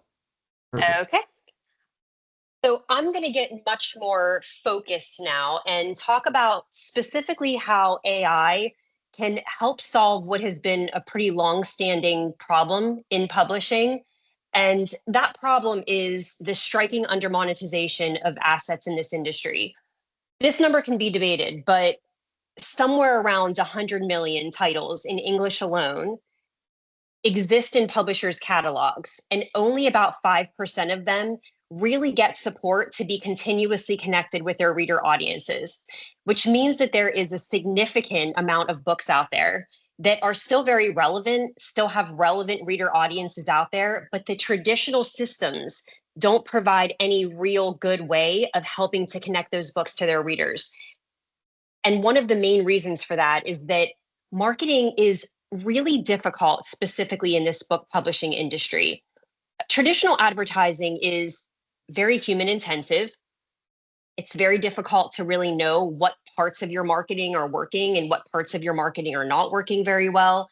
That results in a lot of waste in marketing and advertising. And when you pair that against the fact that books have relatively low profit margins, it really makes it kind of a difficult equation. And it just makes it impossible for every book to continuously be marketed, publicized, advertised, and then finding their reader audiences. And this is where AI has been able to come in and really make an impact in book discoverability and really enhancing the ability to monetize more of a publisher's catalog. And I like to think about AI as having the ability to have a compounding effect on publishers' catalogs. And that's because there are many different places within the marketing funnel that AI has been able to come in and make an impact.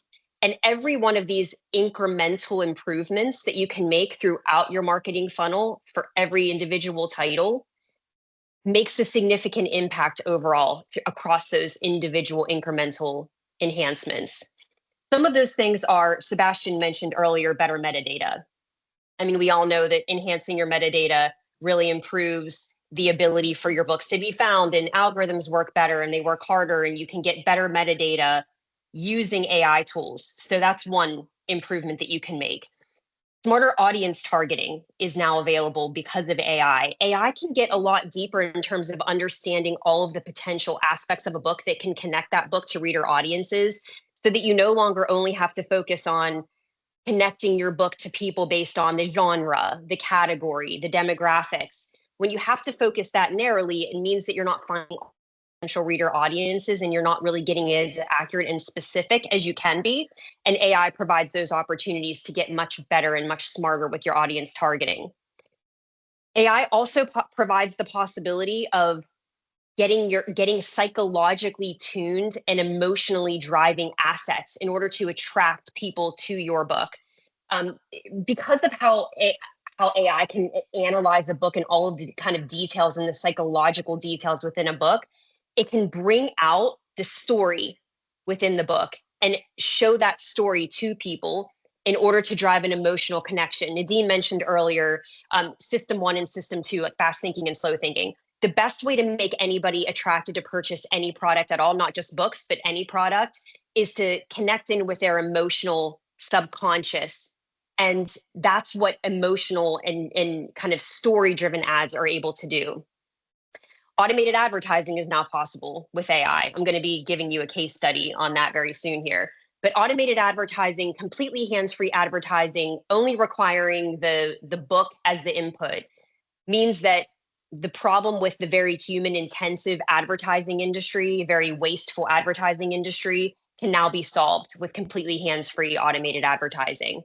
And also just the fact that AI can take a ton of data and really learn quickly by real experimentation means that it can self-learn and self-optimize without humans having to get involved in doing all of those analyses. This really reduces the wastefulness of advertising because AI can do this much more effectively and much more efficiently on smaller budgets so that you're not wasting money against advertising campaigns that are not working well.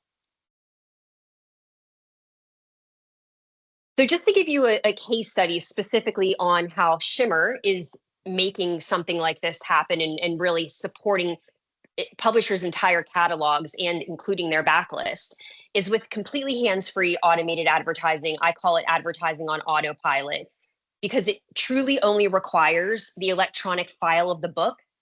And then what we've built is a system that replicates the traditional advertising agency model.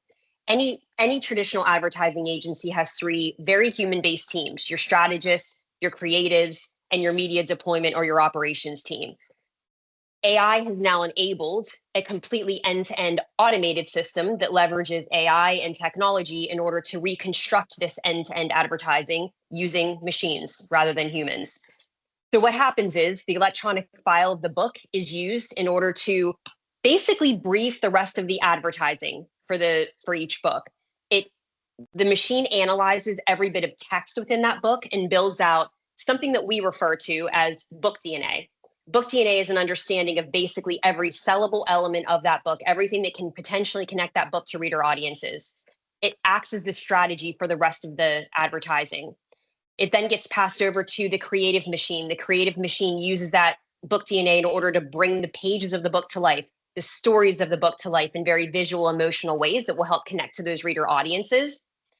And then the media deployment machine passes those ads right out through the digital advertising channels where we advertise books online. So let's think about, Google ads, Facebook ads, Instagram ads, et cetera. And then one of the beauties of AI is it can take all of these learnings and start really self-learning and self-optimizing what's actually working for a book. So it homes in on the ideal advertising recipe for each book, and then that's where it directs the media spend. So if there are certain combinations of target audience, keywords to target those audiences, creative executions, online placements of the ads, some of those will work and some of those won't work. So the things that don't work get thrown out. The things that work are where the media budget gets focused, and that means very little waste. So again, solving that problem of waste.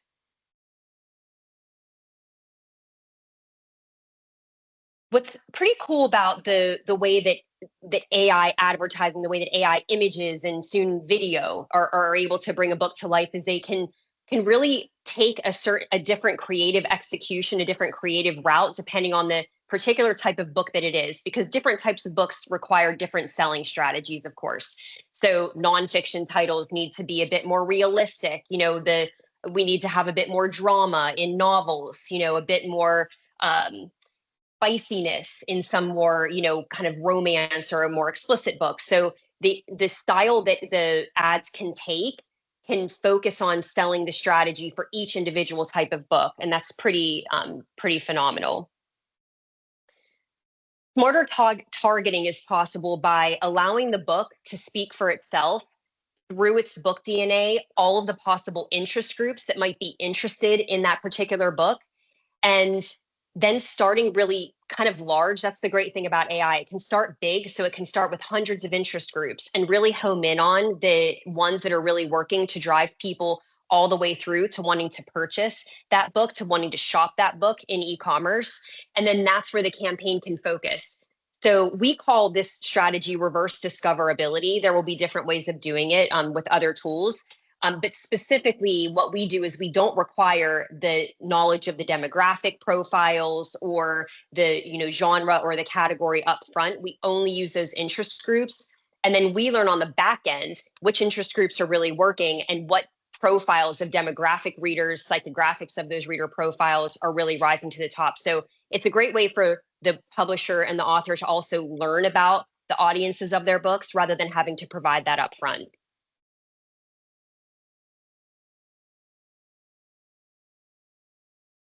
What we found is that, because of course data is everything, and I think you were mentioning, George, that Sebastian focused on a lot of data as well. Data drives our entire machine. So what we're really excited about is the proof points that AI advertising can really make a significant impact on books.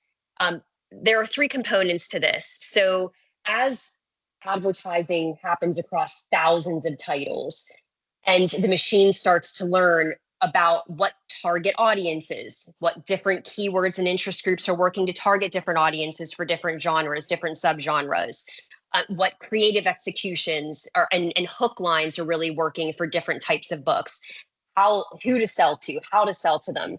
This is building a huge knowledge graph behind the scenes.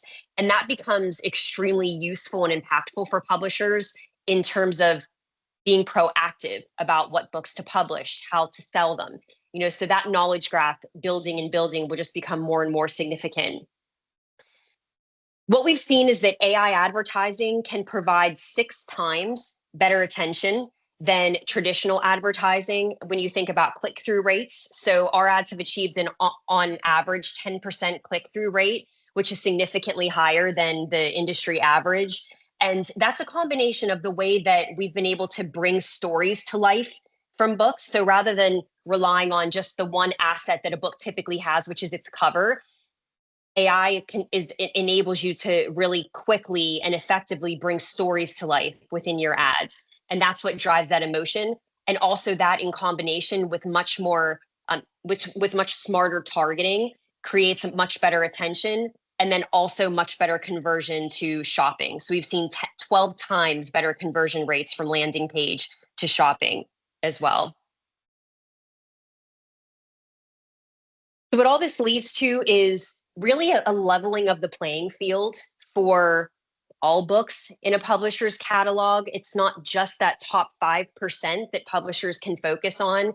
It's, the idea is you take that 5% that's generally driving 95% of a publisher's catalog's revenue and move that 5% to 10%, 20%, 30%.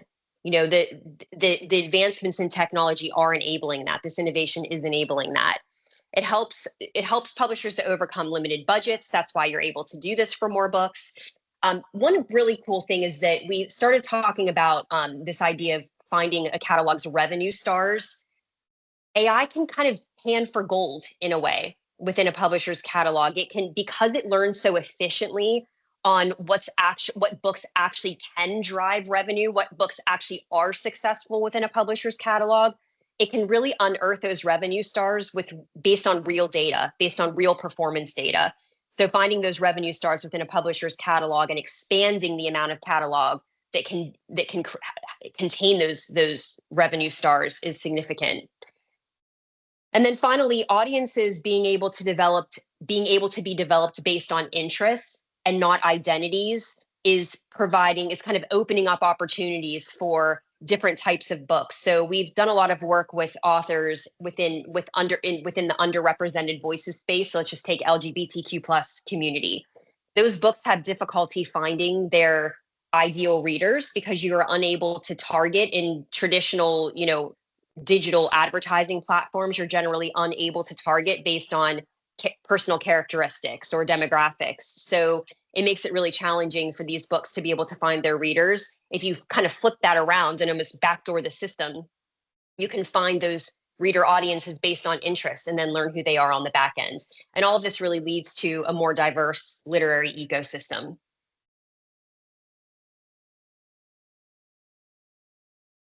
Thank you. Fantastic. Well, that was awesome. Both of you, thank you. Okay, that was I feel like some spicy ninja stuff as far as on the AI side and also on the macro perspective that Nadim left. Let's see if we have some questions. Let me see if there's and then if there's no questions just yet, I know that I have a couple questions. There's 3 questions in the chat, George. Okay, let's see here. Okay. Here we go. All righty. Let's start with the first ones here. Okay. Alan, let's see. So this is kind of a comment, but getting some thoughts on this. So this story came out today. Bill Gates referenced saying within 10 years, AI will replace many doctors and teachers. Humans won't be needed for most things. What are your thoughts? Let's see, is that one for maybe Nadim first, and then Brooke, if you have thoughts on that? I think anything which disrupts the status quo causes change. It's kind of almost the definition of it. So there are definitely going to be redundancies. I was asked to talk about future roles in publishing recently, and I indicated that wherever you struggle to identify what the added value that a human interaction brings to something, that role will become vulnerable to AI. But equally, I think if you become AI literate and fluent, if you take an interest in the use of data, and I don't mean becoming a data scientist, and if you start focusing on things like creative problem solving or creative workflows, I think there are going to be lots of new jobs. And I know that we're probably all getting used to cliche that, AI won't replace you. It'll replace the person that isn't using AI well. I think there is truth in that. So I think Bill Gates is, who would contradict Bill Gates? But I think it's a darker picture than is necessary. And I think that there are going to be lots of opportunities. And as I said a little bit in my session, that there'll be lots of new creative expressions that are formed that we haven't previously seen. So I think this is a time for kind of philosophical invention, artistic invention, lots of innovation. I think where you're doing fairly routine jobs, or and I'll ask you to forgive me for putting it this way, but where there's more rudimentary human interactions like basic copy proofing, those things will be redundant with AI. But that leaves editors with more time to edit and more works to get into. So there are pros and cons, and I think you can see both sides of the story. So I wouldn't be as bleak as Alan, but thank you, Alan, for that. Brooke, you have any thoughts? I mean, I think predicting something like this is pretty difficult. So, who's to know? But it makes me predictions like this make me think of two different experiences that I've had. 10 or 12 years ago, I was in South Korea at the headquarters of Samsung. I was working with them on projects. And they had a video, they would take you into this movie theater. Anyone that came to visit the Samsung development would go into this movie theater, and they showed you a video, which was basically their predictions of how technology will change the world in 10 years out, which felt very, how could they possibly know these things? And the predictions that they made were things that blew my mind back then. Self-driving cars. I mean, it felt like the Jetsons. There was nothing close to it back then. And so it was just, how could that possibly be? But now here we are with self-driving cars. So it is amazing the way that predictions can be made 10 years out. And then the other one is, there's a book that I was fascinated by probably around that same time, called The Real Internet of Things. And The Real Internet of Things predicted that within X number of years, probably 10 years or so, jobs would completely change because of advancements in technology. It wasn't just specifically AI. Advancements would change everything that people are currently doing. Jobs would change, but new jobs would be created. Like, for example, if you were walking home from a bar, and you were a girl walking home from a bar in the evening, and you felt like you needed protection, you could just go to your app and find someone nearby who had the job of kind of like an Uber that could walk behind and kind of protect you on your walk home. And there were just different jobs, that people could do like this. People would be walking around with, a statement over their head that gave them a score of their integrity, or, whatnot. Of course, some of those things will be protected, but, predictions are fascinating to me, and it's hard to know what's going to happen. Mm-hmm. Appreciate that. Yeah. Lots of thoughts on that, depending on the person, but yeah, appreciate you sharing your thoughts there. All right, next question here. This is for Nadim. From Natalie, what tool do you use to create AI-powered audiobooks? Just to be clear, I don't make them myself, but the 11 Labs software seems to be the best, and the one that's just kind of running riot and being adopted most widely. Really easy to use, really high quality synthetic voices, and everybody talking about how good it is. So 11 Labs. Okay, great. All right, next question. I think this one's for Brooke, but feel free to weigh in as well, Nadim. The question is, can you provide more specific detail around how AI can enable smarter audience targeting? Any examples? Yeah, of course. So what Shimmer does is we analyze an entire book, so all in a very secure, safe system, not training AI models, whatever. And what we do is we build out something that we call book DNA, and that considers about 900 million possible combinations of variables. And it's getting deep into things like the psychological aspects of a book. So it considers 19 different possible human values. So it scans the book and it's looking for, does this book contain the value of power, security, conformity, hedonism, faith, love, etc.? And it will scan for those and start building up the book's DNA. It does the same thing for thousands of interests, hundreds of emotions. And then it also looks for the structural elements of the book. So what are the details of the character, the setting, the plot? If it's a nonfiction book, the learnings, the facts in the book. So you can see it gets very robust in terms of really understanding every bit of detail that could potentially connect that book to reader audiences. Then that book DNA is used to generate that. It depends on the channel that the book is being advertised on, but it generates, for Google ads, it would generate hundreds of keywords based on that book DNA. And those keywords will be very nuanced. It won't be things like horror novel. It would be much more specific so that we're getting people who are truly interested in the specific details of that particular book. And it would generate hundreds of interest groups for targeting on Facebook and Instagram. There's different methodologies in different channels.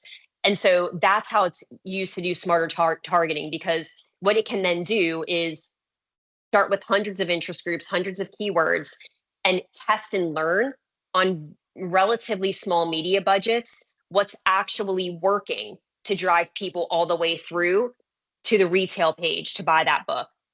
So rather than kind of making educated guesses up front who your audiences will be, it's learning based on actual data and the actual things that are working. And then it will home in on the top 10, 20, 30 keywords or interest groups that actually work for that book.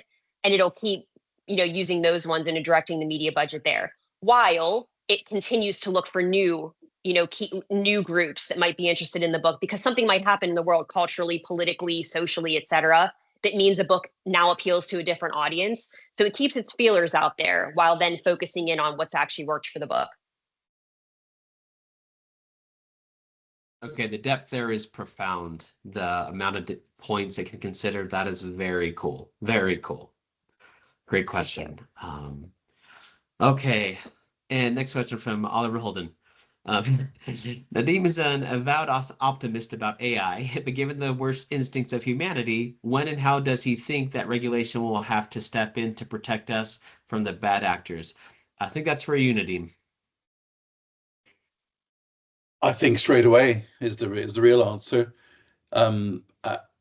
As I shared, I am an optimist and a proponent of the integration of AI into lots of things that we do. But for sure, garage bioweapons, all sorts of terrible terrorist disruptions, all of these things are also made so much easier by AI. And I think I don't envy the people that have to regulate it, because it's so pervasive and it's so difficult to kind of lock down, if you like, already. But there are many mean and bad things that AI can do, and we do need governments to use their authority to set regulations and stipulations in place for the way that society interacts with AI. It can do a huge amount of damage. I think in publishing and around creativity, I'm just, I see just like a massive amount more positivity than danger. But in other areas, particularly in bioengineering, I think there are lots of really scary things that could happen. All right. Yeah, there seems like it can be a neutral thing like electricity that runs, but use cases on both sides. Definitely. Yeah, I think so. Yeah. Thanks for your thoughts there. Okay, and from Kelly, this question, I think this one's for Brooke, but feel free to weigh in as well, Nadim. Mhm. How does this type of marketing work with current marketing approaches like Google advertising, retargeting, etc.? It basically integrates with current approaches. So our system is connected into, like, Google. You mentioned Google Ads, so we're connected into Google Ads via an API. Same thing with Meta. Same thing with any of the platforms that we're on. And what we do is we leverage all of the smart things that those platforms are doing. So we will let their algorithms learn about the target audiences based on the target audiences that we're already feeding them from the book DNA. That's the starting point. But we'll allow them to do their refinement. And then we piggyback, our machines piggyback onto that. So we basically say that we create a lattice of what's referred to as prompts and reward models that leverage the feedback that we're getting from Google, Facebook, Instagram, et cetera, and then feed that information, feed that learning back through our entire system. Because if the advertising isn't working well and it's not hitting our KPIs, it could be due to the fact that the images weren't created well enough, or it could be due to the fact that, go all the way back to the first machine, it could be that the target audiences weren't developed well enough. It could be that the book DNA itself wasn't created robustly enough. So the whole feedback system is working through all of those different areas, and then but leveraging what we learn from the end, which is the Google ads, the Facebook ads, the Instagram ads. Yeah, we'll use their retargeting. You know, we use various methodologies and piggyback up on top of that. Great question. Very cool. I come from a digital marketing background as well as Google Ads, and with using Google's machine learning campaigns, when you start them, yeah, you have to run them for a while so it can learn. In contrast, your solution with all the learnings it has, audience specific to publishing and authors and books, that's pretty exciting. I'll say personally, because I just know that Google has to learn things with the actual interactions where you already have that. So very cool. Yeah, exactly. Thank you. Mhm. Okay, great. And Chris, yep, Nadeem just shared Brooke's contact information and his as well. Another question here. Let's see. By the way, Nadeem, Brooke, are you still okay to go over time with questions and that kind of thing a little bit? Yeah. Okay, great. Because yeah, we have some buffer time, so as long as you're all good as well. So this next question, have you considered that some of the tasks AI could potentially optimize are some tasks human publishing people actually like doing themselves? That's a good question. Nadeem, you can answer first, then we can float Brooke if she's. Would you mind just repeating it, please, George? Yeah. Have you considered that some of the tasks AI could potentially optimize are some tasks human publishing people actually like doing themselves? For sure. Yeah. I mean, there's lots of those. I love I love getting into a sort of trance and doing inverted commas petty copy editing. You know, I love finding the stray semicolon and so yeah, there's loads of stuff that humans quite enjoy doing that AI can take and probably will take that will be a loss to some people. Is it right to say that that is kind of an inevitable economic consequence? Probably. We don't work in philanthropic, altruistic organizations largely. We work in commercial ones tasked with capital efficiency, and where capital efficiency can be improved by the superseding of some human actors by some robotic actors, I think that is going to happen. I agree with that, Nadeem, and I just because I'm kind of here to focus a bit more on Shimmer. Shimmer has been very careful. Back 2 years ago, when we launched into the book publishing industry, we have been very careful to not position ourselves or actually offer services that will replace humans in the industry.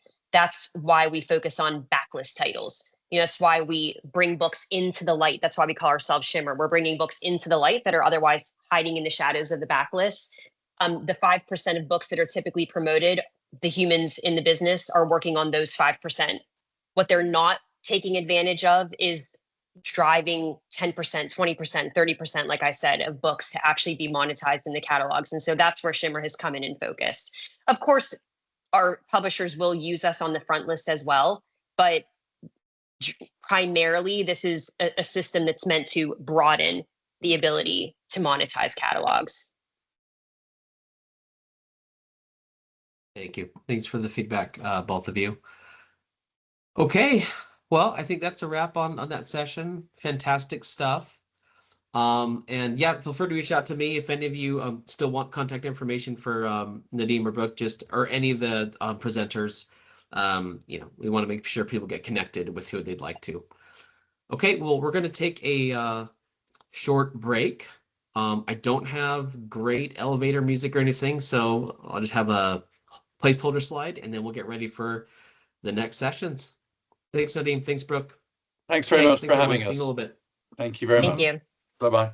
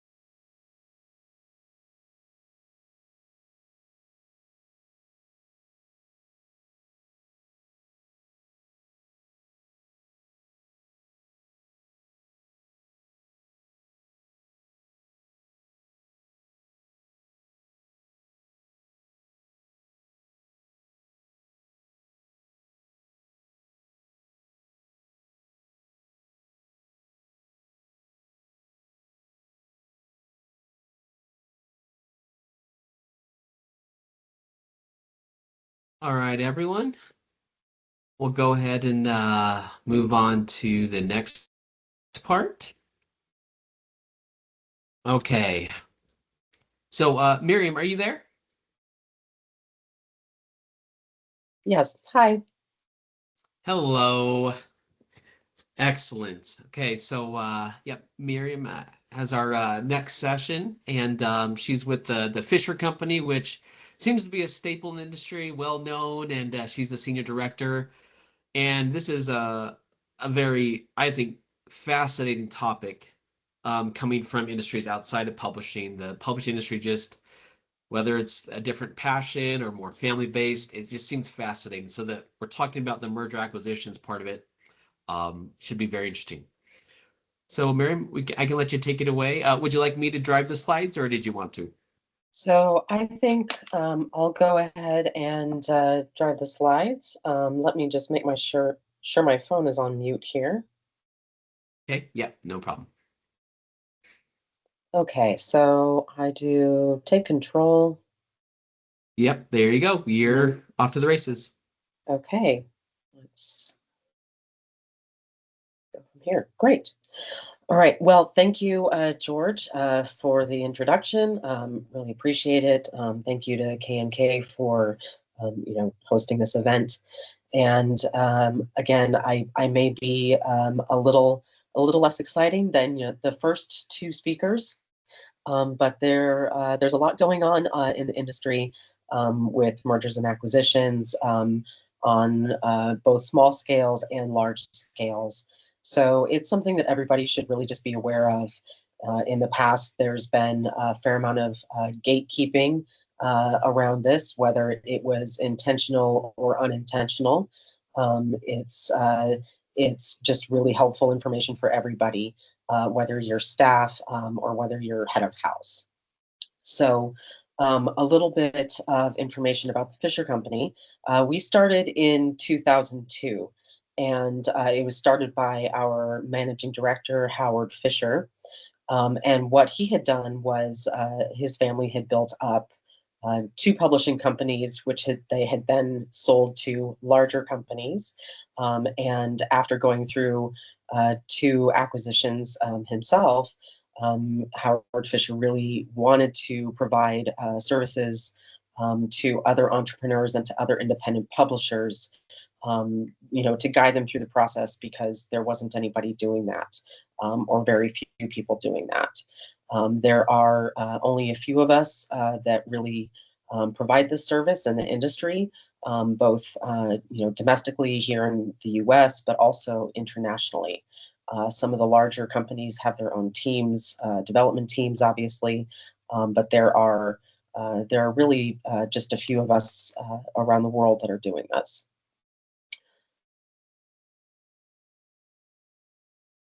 So again, our perspective, we are primarily based in the US and the UK. We operate primarily in the English language just because of where we're located and referrals, but we are very international. And this area is definitely growing. We're having, currently we have a company that's in the Spanish language that's being sold to somebody outside of Spanish language. We sold Chelsea Green recently, which is a US and UK company, to an Italian company. So there are opportunities around the world, and for companies that want to expand their reach beyond just their own country, and moving into other markets. So we do operate primarily in print publishers. Most of what we do is we represent people that are looking to sell their company, usually because they are the owner, they're looking to retire, and they don't have a succession plan in-house. So that is usually who we work with, but we also work with magazines, newspapers, software companies, conferences, everybody that's in the broader publishing industry.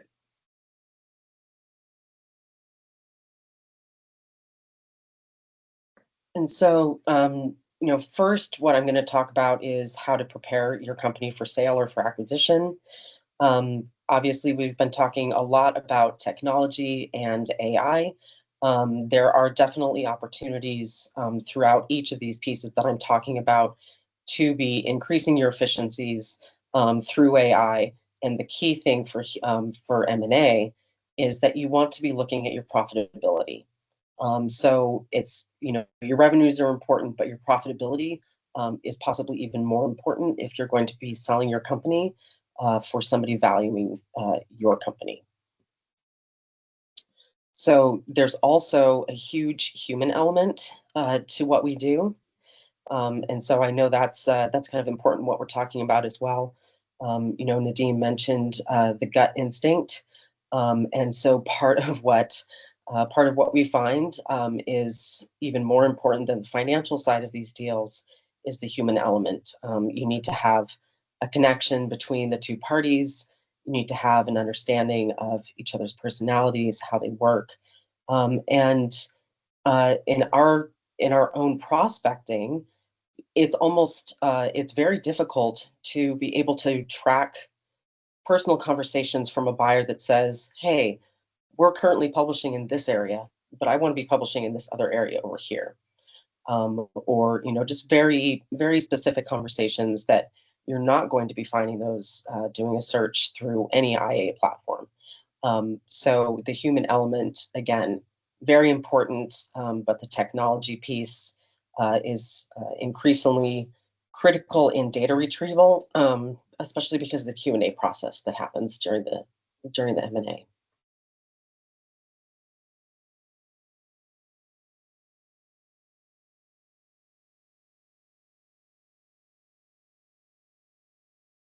So before we get into details, I want to talk about getting the right team together.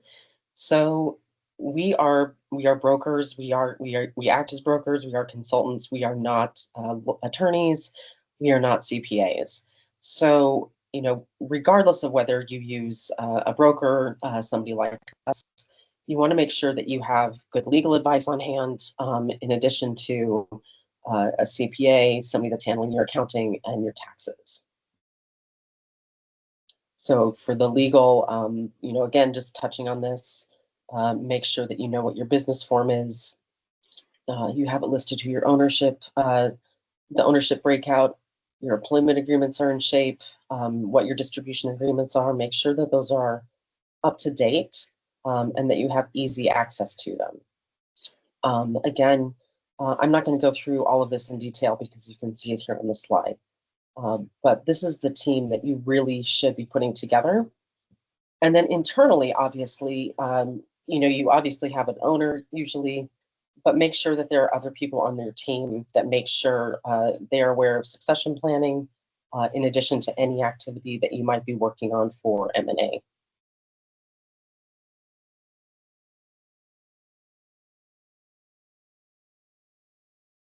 So I would say one of the biggest things that we do, again, this is the human element, is that we really work with the client and share the realistic timeline, and work with them to come up with a shared expectation of value. Before we even begin the process, this is a very intensive project to go through. Most people only go through it once in their lifetime, unless you're working for a corporation and you go through this on a regular basis. As an acquirer, it's just not a common thing to do. So, really saying it doesn't happen overnight. It might possibly, but really it's something that takes anywhere from 6 to 9 months, possibly a year or more. So before you even start that, again, make sure your ownership and any legal matters are resolved. Understand your IP and your contract assignability. We can't stress this enough. So from a publisher's perspective, you really want to make sure that any rights that you have are assignable to a new owner versus reverting to the author, or just not being able to move without permission from the author or from an agent, because that can really hold up the deal. You want to be able to have access to current and historical financials, and these need to tie out. So again, this is especially where data comes in. Make sure that you have a good accounting system, make sure that your bookkeeping is solid. That also comes into royalties, make sure that your royalties are paid out, and purge any excess inventory. It used to be common that the buyers were interested in the physical print books. That is, the physical print books do not have as high a value as they used to because of the ability to reproduce quickly. It varies, obviously, if you have art books that are not easily reproducible, those can have higher value, but then maybe a trade paperback that is easy to put into a print-on-demand program. So again, just have all of that tracked and available to produce and to review. So again, distribution agreements, your physical leases if you have office space, and get your internal files in order. Have your contracts digital, and again, if you have a title management system that can integrate all of this, that is fantastic.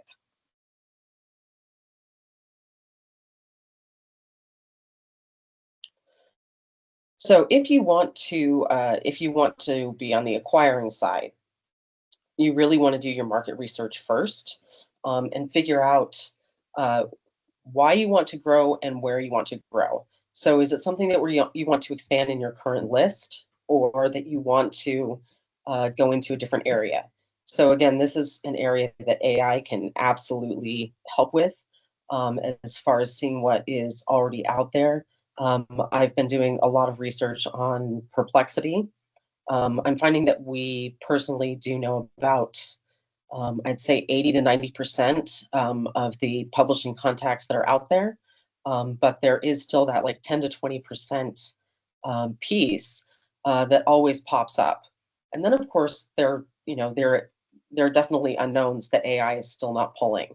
But we are finding that we get more prospects and that we can find out some other publishers in very niche areas. So make sure you also have the financial capability to purchase or invest, whether that's internal or external funding, or if you have additional financing.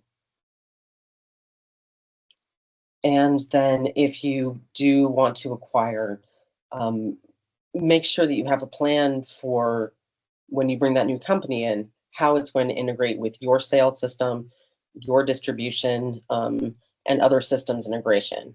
And in this case, these are very strategic areas. You may be acquiring a company to take advantage of their distribution agreement. So you may want to switch your distribution to the new company's distribution.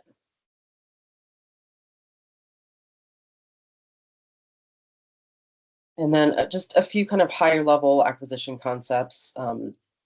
Financial, it's really, you want something that's going to increase your ROI. Usually it's in line with what you're already doing. Operational, this is where you're looking for, like I mentioned, possibly using somebody else's distribution channel, or their, possibly Salesforce, looking into a new market. And that also ties into a strategic as far as entering a new category.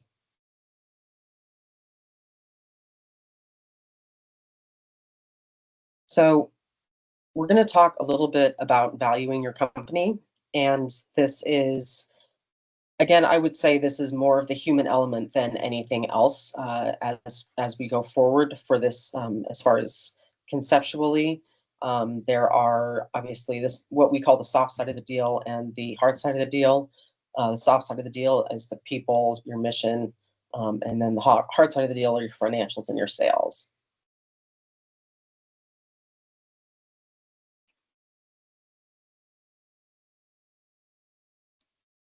So value applies to all types of companies. It has, regardless if you're an independent, nonprofit, or association-based, employee, stock ownership, etc.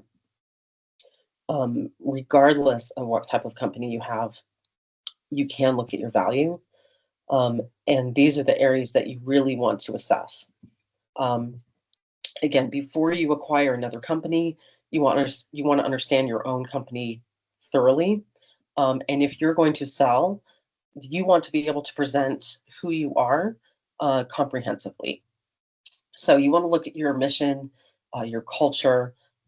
If you're perhaps university press, you're probably contributing to a larger organization. What are their goals? You want to look at your revenues, and your growth, and again, your profitability. So we're going to talk a little bit. I can't tell you how much the seller or buyer's character and industry reputation play into the deal, and it definitely plays into whether or not we can even take somebody on as a client. So if somebody has a bad reputation, or if they've made mistakes in the market, perhaps not paid bills, that generally gets back to us in some way. You can also, definitely look up on Glassdoor, look up reviews, do some research on yourself and anybody that you're acquiring as well or selling to. And again, this is where, using Perplexity, using ChatGPT really plays in. Doing your search online, really kind of digging around. Your culture and your mission, these can really make or break a deal. If there's a lot of negativity among your staff, that will reflect, and a buyer is not going to be interested. You want to have a progressive work culture. You want to have perhaps, these are just some samples here, as far as how are you approaching sustainability in your print products? How are you approaching accessibility? Again, what is your AI policy? What is your DEI policy? All of these things really play into how a buyer or a seller perceives you.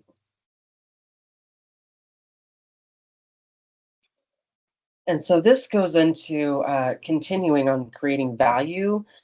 This is a little bit more data driven. So again, the quality and depth of your product line. So not only do you want to have a strong front list, but you also want to have a strong back list.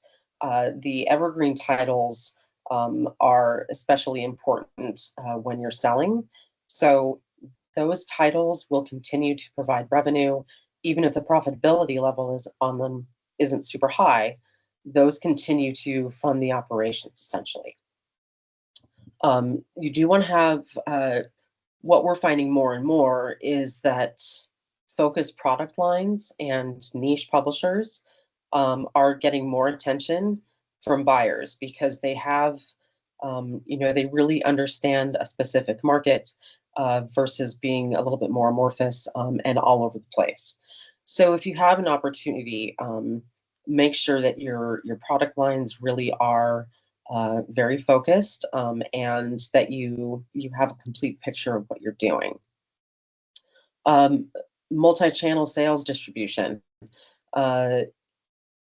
Again, this is also, there are definitely barriers to gaining distribution in this industry. So do what you can.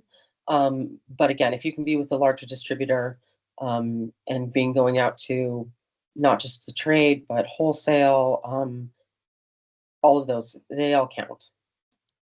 And again, your curated brand identity.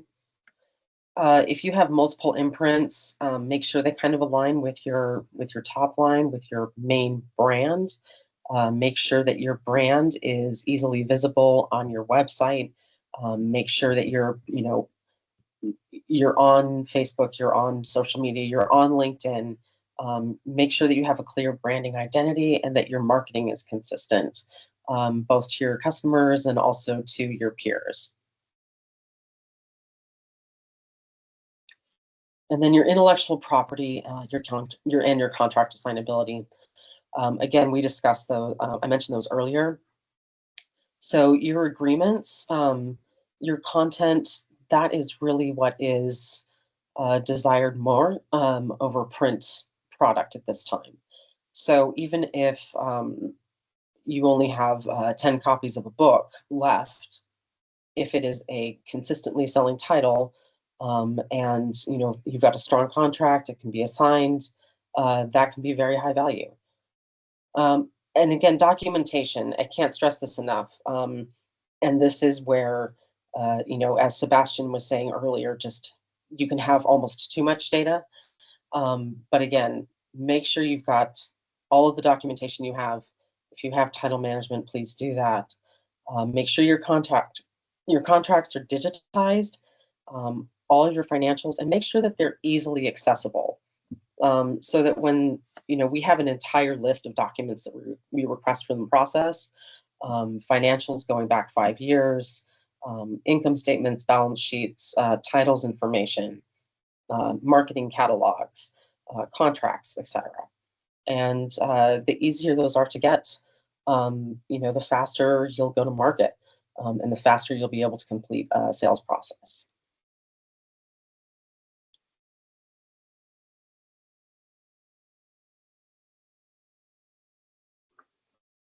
So I think this is probably obvious. Strong financial information is going to be of higher value than weak financial information.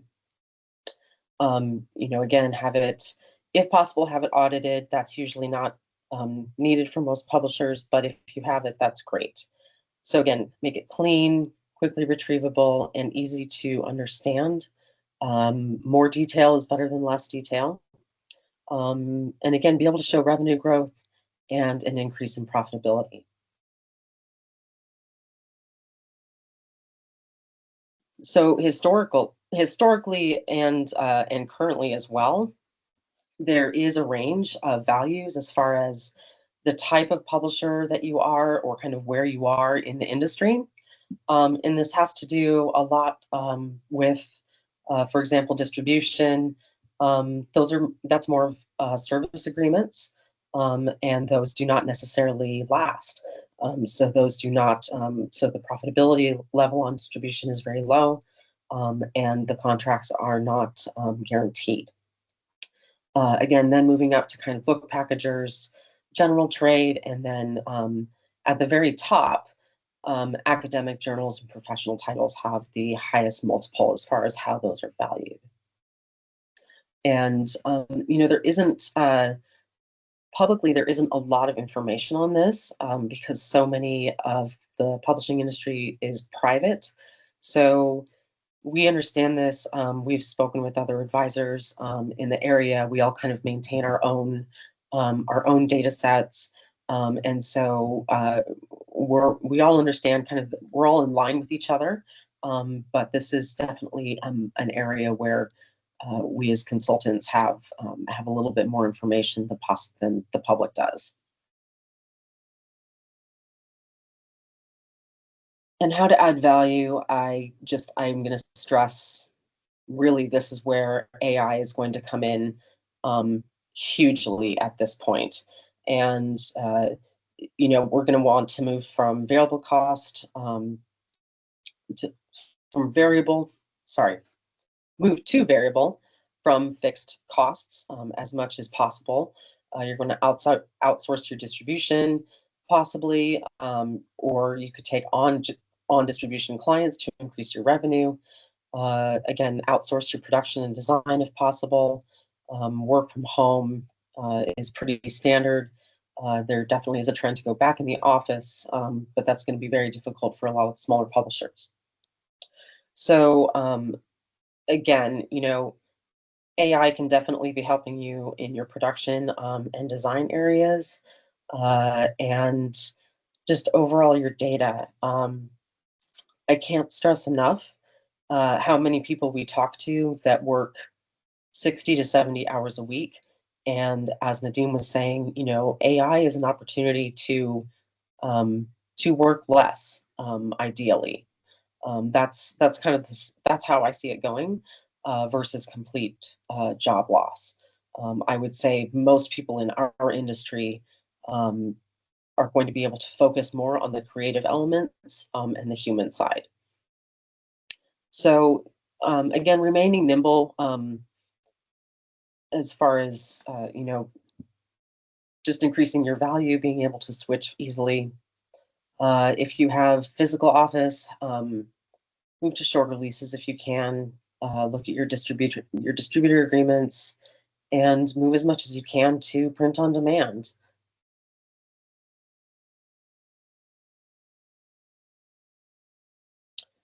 So, role of technology, I think Sebastian and Nadeem have definitely covered a lot of this.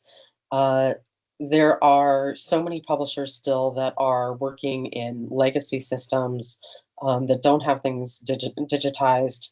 It's pretty incredible still.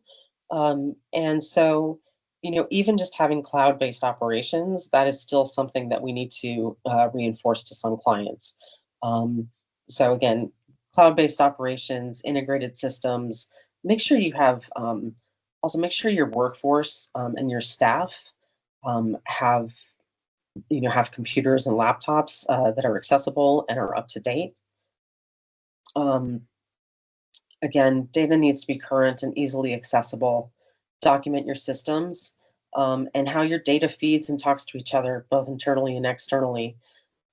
Again, even if we have disparate systems, there needs to be some documentation as far as how they talk to each other. Even if you're not at the level where you're able to make that change and move to AI, be able to recognize where that could happen. And whenever possible, invest and move to new systems. Maintaining legacy files for production, that is an area that we run into regularly with clients where they think they have all the files, but ultimately maybe 50% of them are usable and the other 50% are not because they're on old systems, they haven't been maintained, and it becomes an issue when they're selling.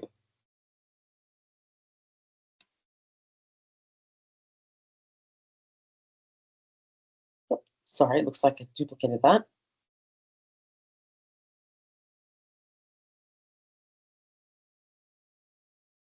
So again, AI, again, just how are you using it, making sure that you have what your company's policy is, as people were reinforcing. And industry trends, there's definitely continuing consolidation. Because the PRH and SNS deal did not go through, PRH, for example, is under a directive to be acquiring a lot of smaller companies. SNS is under directive to be acquiring a huge amount of companies. We've also found a market for smaller companies under $1 million in revenue, selling to smaller independents.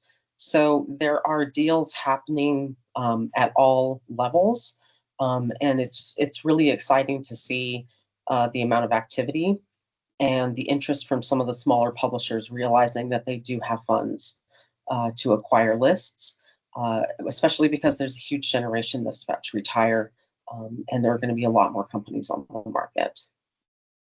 As I stressed, the seller's value is more and more based on profitability than their revenues. And right now it's just, there's some uncertainty due to political climate, mainly to do with tariffs. We have a couple of clients in Canada, and it's proving to be very difficult. There's definitely a change in perspective of those clients. Again, working with when exchange rates change, there are definitely difficulties there. But for the most part, ever since I've started in this industry, there are more buyers than sellers. I would say 75% of people I meet with at a fair are looking to buy, not sell. So if you are considering selling, there are buyers on the market. And I see that it's continued to, continue to consolidate, but there are also a lot of new indie companies starting up. So, it's going to continue where we have these smaller indie companies coming in, growing, and then the companies get larger and continue to sell. So it's really a cycle. I don't think it's something that we need to be too concerned about. Again, working with, for the independents that are up against, the big five, working with companies like Shimmer, that can help with your backlist, and can help, really realize these revenues and realize additional profitability for your company, that's where we can really take advantage of those. And that's it for me. Good stuff. Thank you, Miriam. Okay, well, we do have some questions. Okay. All right, first question. This is from Sebastian. Let's see. So sometimes we have publishers reach out to us to help modernize their systems landscape before they sell. Considering cost and thus profitability, is that a good or bad idea? I can repeat as well if you need me to. Yeah, can you repeat it? You cut out. Yeah. Sometimes we have publishers reaching out to us. So this is Sebastian with KNK, to help modernize their systems landscape before they sell. Concerning the cost and thus profitability, is that a good or bad idea? So I'd say you really just have to do a cost analysis. There are pros and cons, depending on the size of your company. I would say for the most part, it's a good idea to invest in cleaning up your company, and then maybe pausing for a year or two before putting it on the market. So again, we often talk to clients 5 years before they're ready to sell. And that's actually when we want to start talking to them so that we can advise them to put these systems in place, make sure that their websites are in order. Again, make sure their branding is in place, make sure their contracts are assignable. So again, it's a good idea to get those, to get the systems integrated and cleaned up. It just usually needs to be put in a realistic timeline to the sale of the company. Does that answer your question? I thought that sounded good. Feel free to Great. comment, Sebastian. But I saw a thumbs up. yeah, I think you're good. And then someone asked about the slides. Yeah, it's up to you. We may provide all the slides to registrants, but we'll see. We want to just double check with some presenters if they're okay with that. So, Miriam, that's up to you though. If you want to provide slides and that kind of thing, Yes, my slides are available. Yeah. Okay, great. Okay, let's see. So I actually had a question for you. So I love in that last slide how you included just the trends of what types of companies are doing the acquiring, independents purchasing other independents. I was curious about if you've seen any trend post-COVID to the acquisition behavior, or whether it's a demographic thing of founders that are, I guess for the term boomers, selling, that kind of thing. Any trends like that post-COVID? Anything different you're seeing? So I would say that so during COVID, we actually expected more independents to go out of business and to be put on the market. But because there were so many loans available, they stayed in business.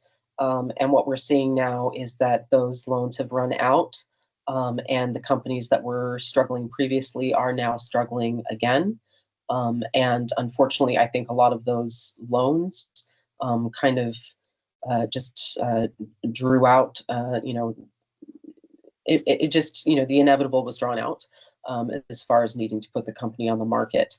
And so I think it's really important, before taking any loans of any kind, really looking at how you're going to use those funds, make sure you put it back into the company. So that's part of what we're seeing as far as post-COVID. Then there's also, there's always been plenty of money in the market. So there was, during COVID, there were plenty of buyers. Now there's still plenty of buyers. As far as there is kind of this sales trend that we tend to see in our clients, as far as 2020 sales were decent, and then 21, 22 usually kind of spikes a little bit. and now it's dropping back down. So so there are a lot of publishers that are very successful, and still very profitable, that are, you know, showing this declining revenue from the last few years, because of the kind of COVID spike. But again, buyers are aware of that. You know, so it's really just important to, you know, always put those revenues in perspective. Again, there's that human element that needs to come into play when reviewing finances, reviewing sales. You know, as far as look, here's the data, but here's the other information behind the data that may not be in that Excel spreadsheet. Got it. Okay. Interesting. Okay, thank you. Okay, we have another question from Angela.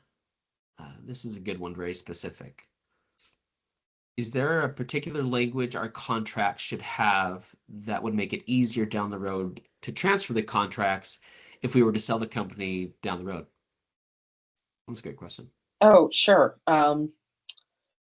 I don't want to speak legalese over over the webinar, or I'm going to get it wrong. But there is language that you can use. Again, my contact email is right here. If you want to send me an email, and we can send some information back to you. Let's see if we have some other questions come in. If not, I have a question or two.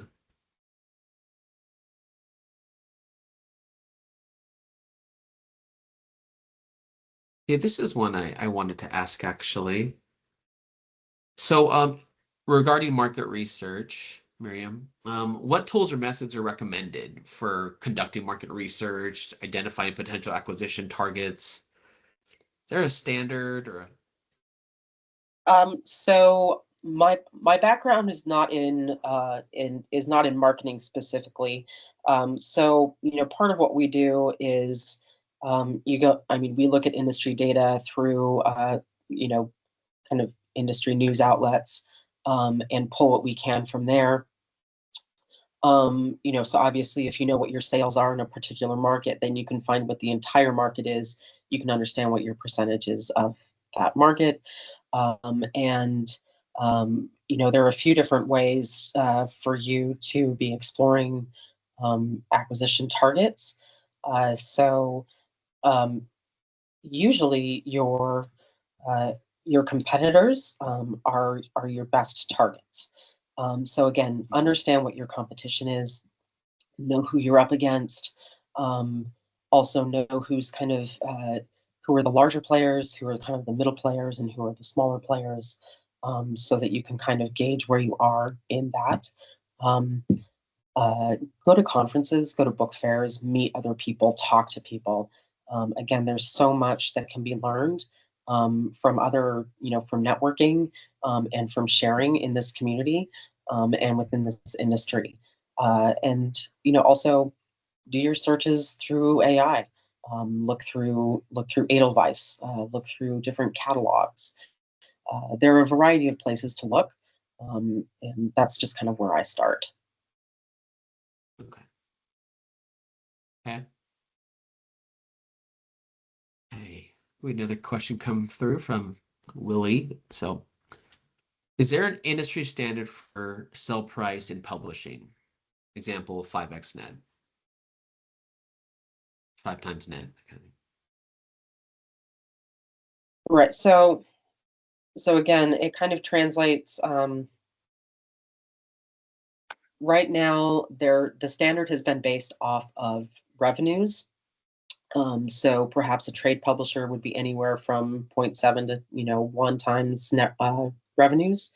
However, now it is going back more and more to profitability versus just off those revenues, because they're finding that you invest 2 million in a company, you don't actually get that 2 million back. So again, looking at the profitability levels, if your profitability level is good, the multiple on your revenue should translate to about 5 or 6 times your EBITDA. Okay. All right. Here's another question from from Alan. But the question is private equity a large player in potential acquisitions? If yes, what are your thoughts about it? So there are several PE firms that do play in publishing. They kind of operate independently. They have usually their own strategies. There is definitely an opportunity for PE firms to buy. We generally have more interest from publishers than from PE firms, just as a general rule. And again, it's largely to do with the profitability levels in publishing. A lot of PE firms don't necessarily see publishing as a good investment, unless it's on kind of like maybe the ed tech side, maybe audiobook side, something that is again much more much more profitable. Okay. Well, those are all of our questions for now, unless we have any trickle in. Yeah. Any last thoughts or anything you want to share, Miriam, or we can move on to the next sessions? No, I feel like I kept it kind of general. I don't feel like I went into to too much detail. But again, we're available for any questions. Please reach out. And again, thank you for hosting this. And again, looking forward to the rest of the event. Yeah, thanks, Miriam. Appreciate it. Thank you. All right. Well, we're a little ahead of schedule, but I think that's okay. Let's see. So our next session, let's see, Aurora, are you here? Let's see, let me get you pulled up here. I am here. There you are. I am Great. attempting to turn my camera on because I am not as familiar with Teams as I am with Zoom. So give me just a moment. Yeah, no problem. So, yeah, Rory falls into our up and coming talent. Alan and I got to meet her at Pub West Book Fair, and I'd say we definitely noticed how she was doing a little more networking, putting herself out there, kind of showed a different passion. So, and also taking this opportunity. I mean, it's a bit intimidating to be speaking to a good amount of people in the industry that you're trying to get into, but we thought it'd be a fascinating take to Rory, to hear Rory talk about it and what that experience is like, what's exciting about the industry, what's concerning, and how it looks. So, all right. Everything okay with camera wise, or just and if you're not able to get it on, that's okay too. So no worries. I do not seem to be able to get it on, which is so disappointing. Okay. Well, that's okay. So I can. Do you want me to drive the slides for you, or did you want to do that? That would be wonderful if you don't mind. Okay. All right. Yep, I got it. Okay, great. Thank you so much for having me today, everybody. I am thrilled to be here. And I've so been enjoying the discussion so far. They have been fascinating. Mine's going to be a little different. I have not been working in the industry for 30 years. I have not been on the planet for 30 years. So I am providing a different perspective for sure, but hopefully you guys find it valuable. So just a little bit of context. I went to the University of California, Davis for undergrad, where I did a double major in linguistics and English with a professional writing minor. And what's more important is right now I am working on my master's in book publishing. It is a 2-year program. I started in fall 2023, and I am concluding this June. I'm just a few months away from graduating and really looking forward to that in the home stretch right now. And it is publishing coursework, as well as we work at a student-run trade press, Hooligan Press. I hold a few other positions. I work as the format editor for the graduate school. That's my campus job, where I read theses and dissertations for adherence to the university formatting requirements. I've also been interning with Literary Arts, a local nonprofit that focuses on bringing literacy to the community. So I wear a few different hats, but today I'll be talking specifically about my interest in publishing and my perspective on it as someone who is coming into it professionally. Next slide, please, George.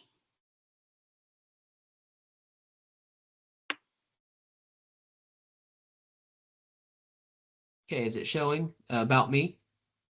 Yes, that one I'm seeing. Could I Okay, do great. the one after that, please? Okay. Thank you so much. Okay, so to start, just a bit of an introduction for why I was interested in publishing. Like many of us, I've always been a reader and a book lover. It's funny, in my program, I've learned that people don't ask if you're reading something right now, they ask what you're reading right now, which I think is a more common practice given that it's assumed we are all reading something. But I don't have a ton of interest in writing. So doing English in undergrad, that's a route most folks take. And linguistics is a whole different ballgame. But I took a course on editing in my professional writing minor, and that got me hooked on everything to do with this industry. From there, I learned how much more there is to publishing that I didn't even realize. And my program focuses on marketing and design and editorial. You can specialize in any of those categories, as well as take a variety of classes in, like I took one in young adult publishing. I took digital skills last quarter where we talked about AI and we did a little bit of coding, and you really get a broad overview. But one thing I've really realized is it's not about having options so much as realizing how the different areas work together to publish a book and what a difference this broader understanding really makes. Next, please, George. So, some general observations of the industry as someone coming into it. It is definitely intimidating from afar, but it's really encouraging up close. I went to Pub West for the first time last month. That's where I met George and a few other friendly faces I see on here, like the folks from Shimmer.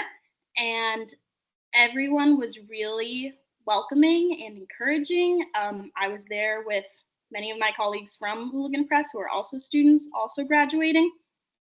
And everybody was really positive about us young professionals entering the industry, and that was really awesome. We hear a lot in class that New York is the supposed promised land. If you want to make it big or you want to get started in publishing, you really need to go out there. But I heard from a lot of folks at Pub West that that is really not an absolute, and that was really reassuring as someone who is more interested in the East Coast or throughout the States or even beyond, but just to realize that there are more options. I've also really learned that there is something for everyone.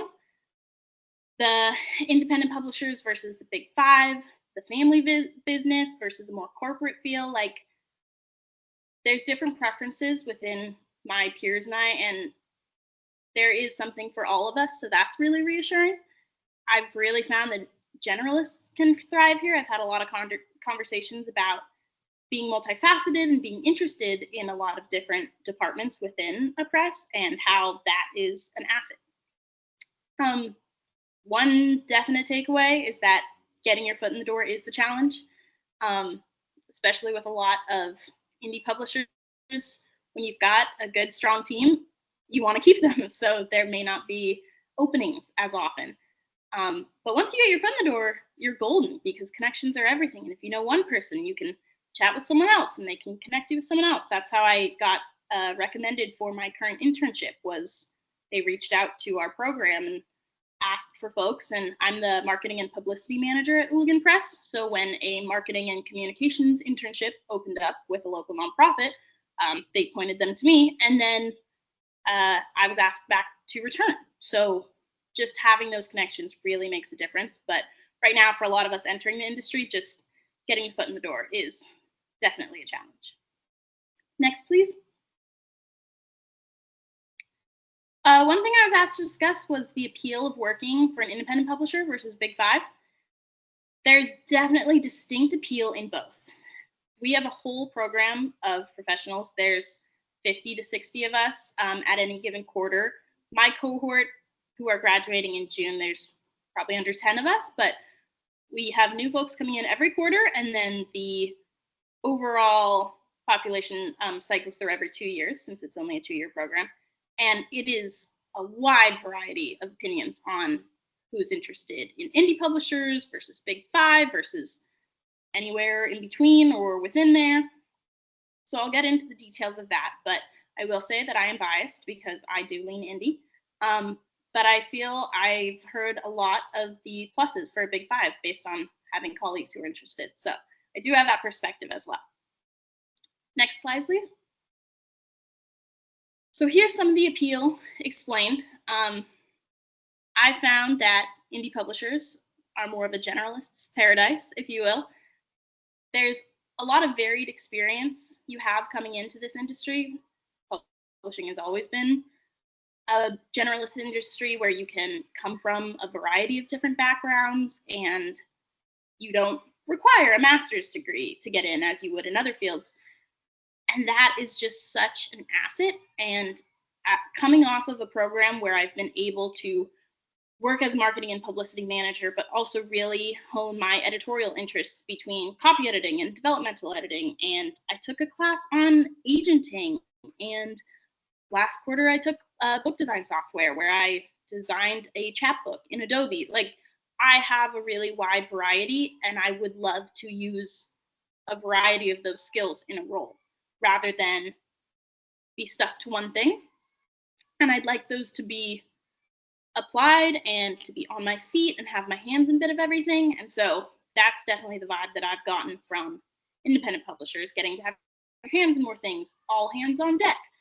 I find that you know your team and your skills and the teamwork and collaboration. That's what I've heard. It's a lot of, we can ask this person in this department because we know they have this background in this, and shifting things around. Some of the folks at PubWest were discussing that reorganization of responsibilities based on skill sets and backgrounds rather than just, oh, does this fall distinctly under this department? Well, let's swap these tasks because this makes more sense. And I think that flexibility is huge. Also, the flexibility on where you want to live and work, having more options rather than just being in New York, as a lot of the entry-level jobs or internships are, for Big Five, described as remote, but I know I've had colleagues with experiences applying where they get down the line and candidates who are based in New York are more appealing. And so the flexibility in being able to work for an independent publisher in Seattle or Arizona or wherever is definitely appealing for me. And then in theory, with smaller companies, more of a work-life balance, more understanding, down to earth. I feel like I've really experienced that so far with my internships, and we're a small trade press at Ooligan. It's a really unique one. We're not a university press, but we are a small press. And so I've found that the teamwork and the collaboration, all of the vibe that you get there, I really appreciate rather than a larger corporate entity. However, lots of my colleagues are really interested in working for the Big Five. So I think some of the appeal there really has to do with making it big. And you are one of the powerhouses in publishing, which is really understandable. And there's the name and the brand, but more importantly, it's the connections that come with that. Because if you are interning with Macmillan, someone else from my cohort is currently, she is setting up some connections that she's going to have going forward. And that's really important in an industry like this, especially as a newcomer. So I do get the appeal there. I have heard that you do have to go to New York, at least at first. There's been some folks I've heard from who attempted to hang out elsewhere in the States, but then realized to really get involved, they needed to relocate, which a lot of people love New York. So that's perfect. So if you're interested in that, that aligns really well. And it is a commitment, but you also really get to be in the thick of things. So there's definitely pros and cons to both. And I really think it is up to the individual, but that's some of the appeal explained. And I'm definitely biased, but I can see both sides. Next slide, please. So personally, what I'm looking for based on what I've been doing at Ooligan and what I've been studying, I've had a really wide exposure to a variety of departments and positions within the industry, and that has really impacted my goals upon graduation. Like, I came in interested in being an editor. I didn't even know copy editing versus developmental editing versus acquisitions, and so I got to take courses in each of those, and I got promoted to the online content assistant, where I ran our social media platforms. That was in my second quarter last winter. And that gave me a really unique perspective on that kind of work. And then I moved up to be the marketing and publicity manager for Ooligan, which I've held for the last year. Last quarter, I had an assistant to help me with the workload. And starting next quarter, I will be training the incoming manager for that department. And now I am curious about marketing and how that works outside of Ooligan. That's where I did the marketing and communications internship for literary arts, but I also have still been working on format editing for my campus job. And then, like I said, last quarter, having an introduction to design and digital skills. That was a whole new world that just in the last few months of my degree, I'm still learning new things and for whole different areas than I had experienced before. So based on all of that, I am very interested in a diverse role rather than being stuck to one department. And I've heard from smaller independent presses that that really aligns well. Someone from University of Arizona Press, Mountaineers Books in Seattle, Chronicle Books in San Francisco. I spoke with all these folks at PubWest one-on-one to hear their interest in people entering the industry, what they're looking for, the appeal of a multifaceted individual or a generalist, because it can feel on this side of things like we have so many options and maybe it's overwhelming or we're not sure where to specialize. But not specializing and being a generalist and having a grasp of a lot of different things really is an asset, so I've been told. And I'm really looking to apply that. And with independent presses where there's fewer people covering more ground and the responsibilities ranging, all of that really appeals to me for how much you can have your hands in everything in publishing, because it all plays together. At Ooligan, we have different managers for different departments. There's about 15 to 20 of us right now, everything from audiobooks to online content, digital. There's 2 different design leads right now. Marketing and publicity is combined into one role, that's mine. But we work so interchangeably with each other that I feel like I really have a grasp of the ins and outs of a lot of different roles, and I understand the value in understanding all the different departments. And so I'd like to carry that forward when I work in the industry afterwards. And while Ooligan is not a university press, the all hands on deck attitude is really relevant. And I think for a lot of smaller presses, that is the case. Next slide, please, George. So as for what excites me about the publishing industry, everything, honestly. It's a real world application of the skills that we have spent years learning. We publish trade books about 4 to 5 a year, and we have a team of 50 students a quarter. So it really gets spread out. It's very different. It's a really unique circumstance. And while we're learning a lot of the skills that will be applied after the program, I'm excited to see how that works, what those specific roles look like. For example, I studied abroad in Scotland last summer, and we got to speak to the University of Edinburgh Press and got to hear from like 6 different departments. It was amazing. They had folks coming in and out and just chatting with us about sales or marketing or just so many different ones that you really got a perspective. We were able to ask, what does your day-to-day look like? What is under your purview versus what we think of in our courses as what's assigned to which department. So I'm excited to see that in real life outside of a student setting. And I really look forward to using learnings from one area into other areas. Like my campus job of format editor, I did not realize how much would tie in. But when I took my book design software class, focusing on the margins and the kerning and tracking and letting, that's all stuff that in my job I look at and I check based on our formatting requirements, which is so similar to copy editing and looking at CMOS. But it was a whole different perspective on the same situation. Now I was the one deciding the margins for a chapbook based on if it's a 5x7 zine kind of thing. So having a different perspective from a different area that you've worked in and applying that, I've already seen be invaluable. And I can't wait to do that in a job after graduation. And also, we're entering an industry that has had 5+ years of experience going remote. And so in theory, that should offer more flexibility in remote or hybrid positions, which for a lot of us is really appealing. It's more approachable and accessible, and all of that really lends me to an optimistic outlook, as Nadim would say. Definitely a glass half full perspective entering the industry. So I'm looking forward to a lot. Next slide, please, George. And of course, you have to ask what concerns me about the industry. Not concerned about books going away anytime soon.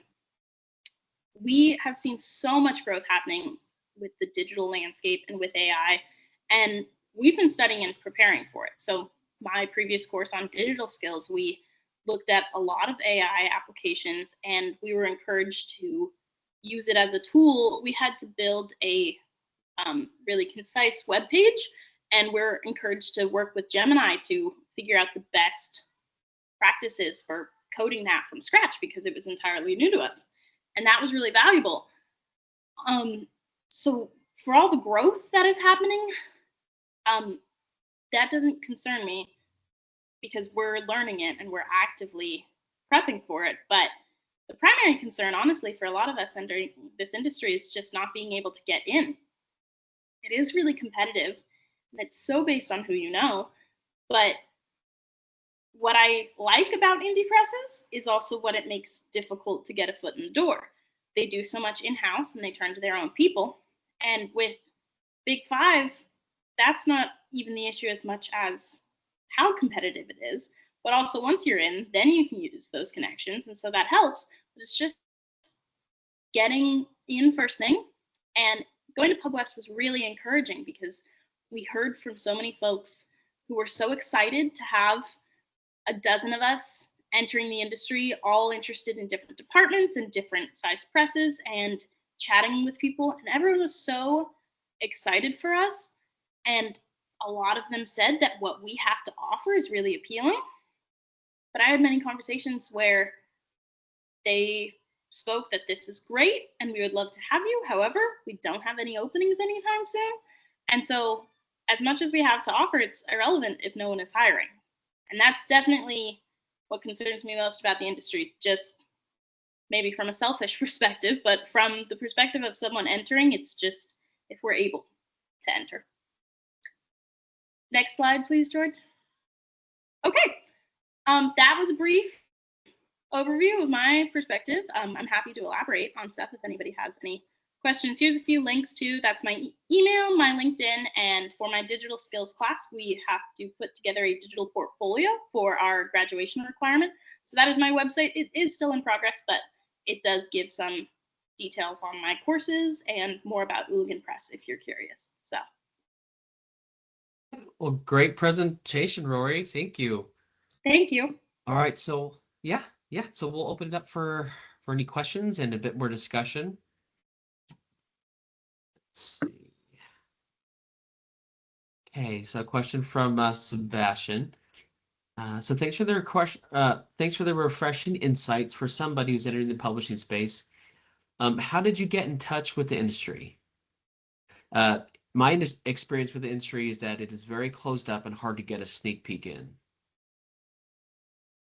That is an accurate perspective, I would say. I do really think our program is incredibly helpful in that. I don't know how I would get involved if I just were applying applying for jobs without any connections, but we have faculty who are incredible. We have our publisher and the program director, and we have professors who are happy to connect us with folks because they are all industry professionals.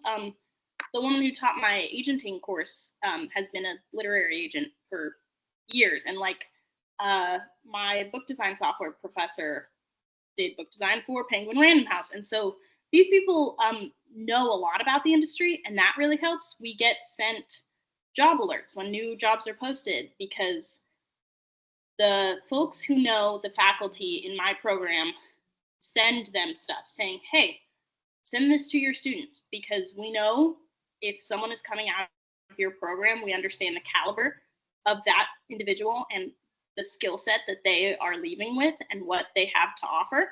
And so we want them. And so please send this to them so they have a pool to work with. So that definitely has a lot of connections. We were also encouraged to attend Pub West this year and last year, but last year I had just started.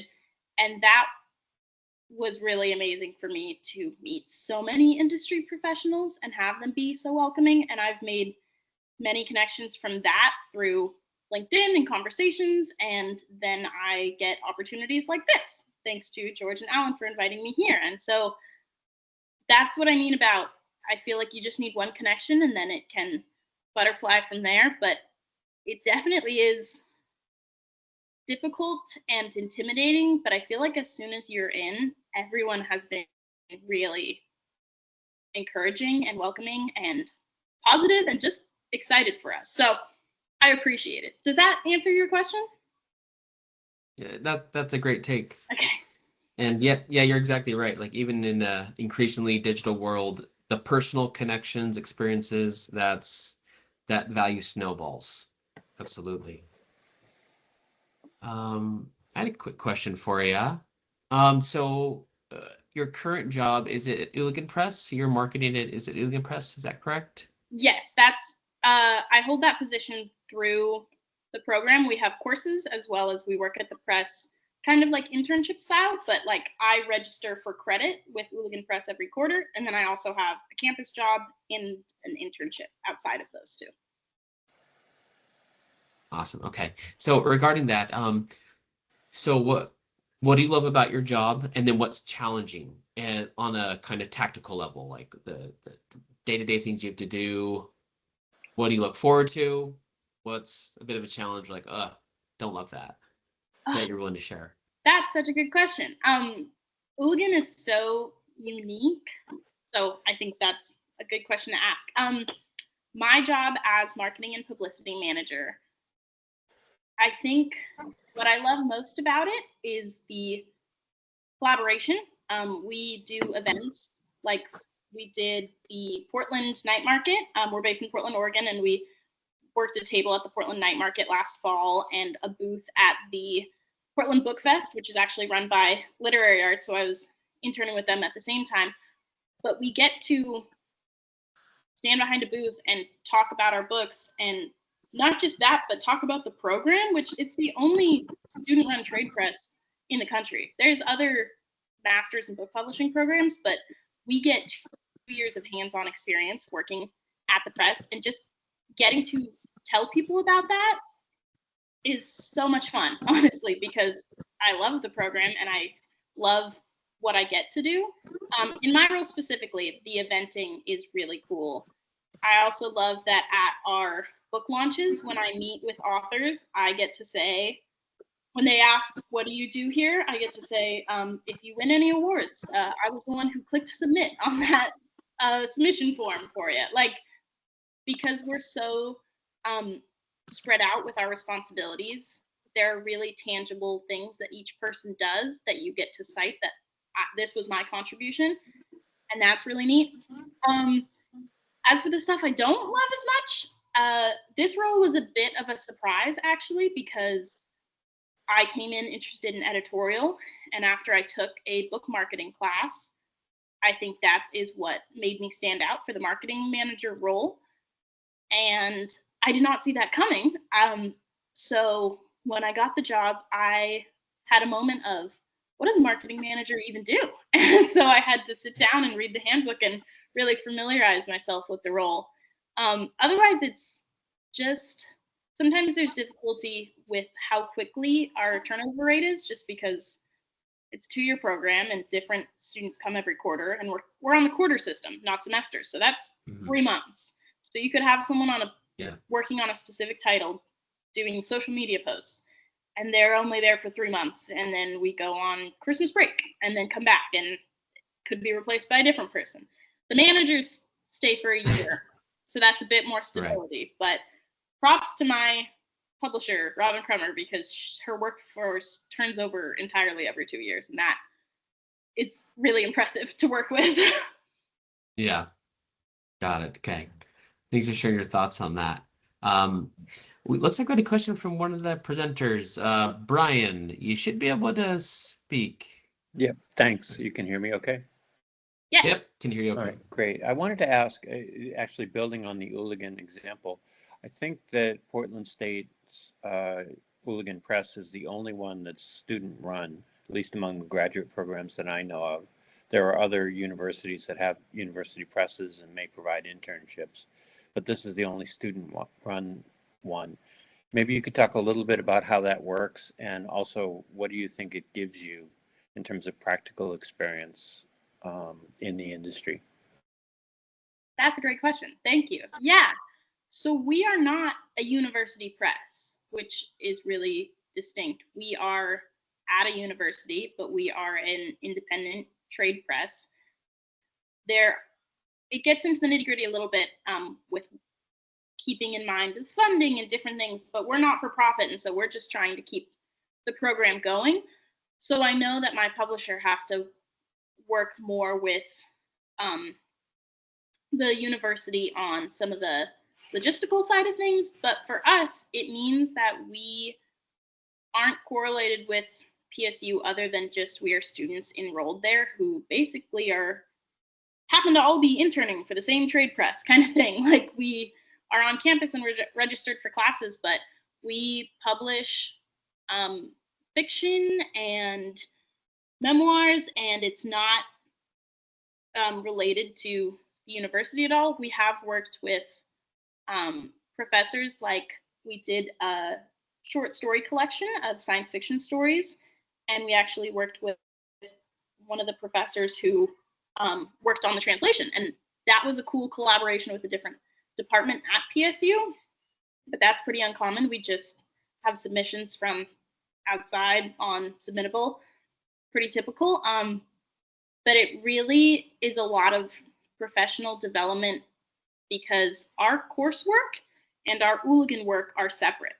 I go to class and get lectures and projects and essays, but then I go to Ooligan and we have Monday meetings where the departments check in with each other, and we have tasks and responsibilities that you would at any other job. And when I registered just for Ooligan over summer. I didn't take any other courses, and it just felt like a remote part-time job for the whole quarter because I didn't have essays or homework. I had review requests to send out, and a marketing plan to review, and a press kit to oversee, and like real world job stuff, not classwork the same way. So you really do get the professional side of things, and then you also get to deep dive into learning the professional side from a student's point of view. Like, I took a class on book marketing where we each individually put together the whole campaign for a book, where I came up with the email campaign and the tip sheet and the back cover copy and everything. And then now, a year later, that's what I do for Ooligan, working with the book team to develop all of that. So does that answer your question? It does, and it sounds like the experience that you're getting, although it's in a little bit of a crash course and you're borrowing time from your formal education to make it work. It sounds like the experience you're getting makes you a little bit more ground ready for a new role in publishing when the time comes. Absolutely, and that is the goal, that we leave the program with 2 years of hands-on experience working for a publishing press, not just studying it in the classroom, but we have done the actual work of a press, which I think is really invaluable going in. Great. Well, thank you for that. Thank you. Great question. Thanks, Brian. Okay, well, that was fantastic. Thanks, Roy, for sharing your experience there. Yeah, So we can yeah, thank you. So we have a break coming up, and we're ahead of schedule, so we'll turn it into a longer break. That might work because I might be able to grab something to eat real quick. So we are going into the home stretch of finishing up the summit. So you can see there, we'll have social media strategies with Elizabeth Jabor at 1:45, and then the standards panel to finish things off. So 1:45 Eastern. So about 30 minutes is how long we're going to take this break. So same as last time, I'll just put the placeholder on, and we'll see you all shortly. Hope you get a little bite to eat, little bio break, or do what you need to have an intermission. Okay, see you in a bit.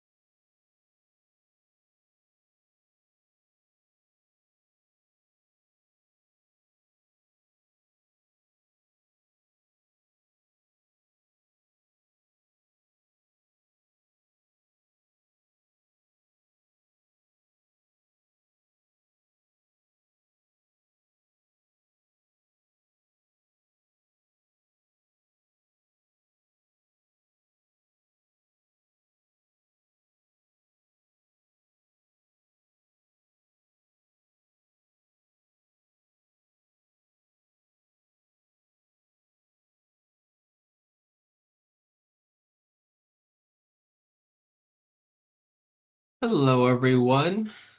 Well, welcome back. We will go and get started and proceed with the last part of the Media Transformation Summit.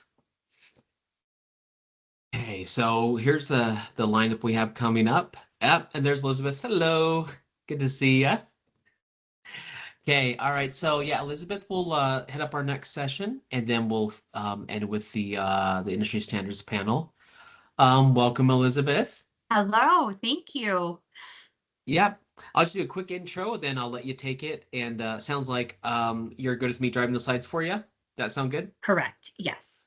Okay. All right. Yep. Elizabeth is the founder of the Book Nook, the Book Marketing Nook, and she has over 18 years of experience in digital marketing, content marketing for authors, for publishers. This is a very relevant and interesting topic and area for all of us as we try and grow our businesses and reach our audiences. And excited to hear about some cool tactics and ideas. So I'll let you take it from here. Okay, thank you so much. Well, hello, everyone. Thanks for joining today. As George discussed, I'm here to talk about something that's really reshaping our industry, which is social media's impact on publishing. No longer can we consider social media a channel to consider or an afterthought. Social media has now become the engine of book discovery, audience engagement, and author visibility. Today, I want to talk about how platforms like TikTok, Instagram, YouTube Shorts have transformed how readers find books and what that means for both traditional and indie publishers. As many of you have heard, there's a lot of concern and a giant question over whether or not book talk is going to fade or if its influence is waning. The bigger question, in my opinion, isn't necessarily whether book talk will disappear. It's how publishers can build and maintain a strong and adaptable presence on social media, one that endures no matter what platform is trending at the time. Today, I'll walk you through three core areas: how social media has reshaped the publishing industry, the essential skills publishers need to succeed online, and how to move books on Book Talk or any platform by building brand trust and reader connection. Next slide, please. The evolution of social media and publishing. Social media has fundamentally transformed publishing. In the past, books gained visibility through reviews, bookstore placement, author tours, and legacy marketing tactics. Now, social media is a new bookseller, discovery engine, and storefront window. Let's look at a few of the significant shifts. First, discovery now happens online. Instead of browsing shelves at a store, readers are scrolling through TikTok, Instagram, or YouTube and buying what catches their attention. Second, readers are driving the trends, not publishers.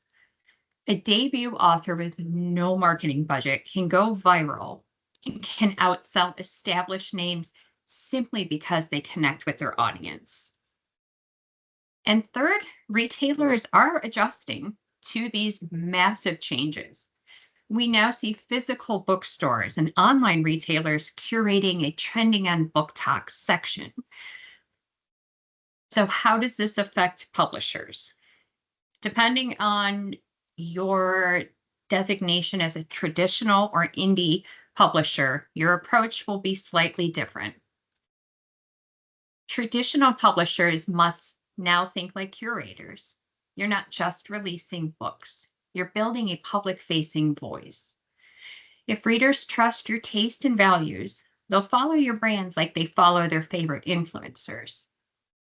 Indie publishers, meanwhile, can own their niches, whether it's a cozy fantasy, a historical fiction, Building a brand around a genre-specific passion drives author loyalty. Next slide, please.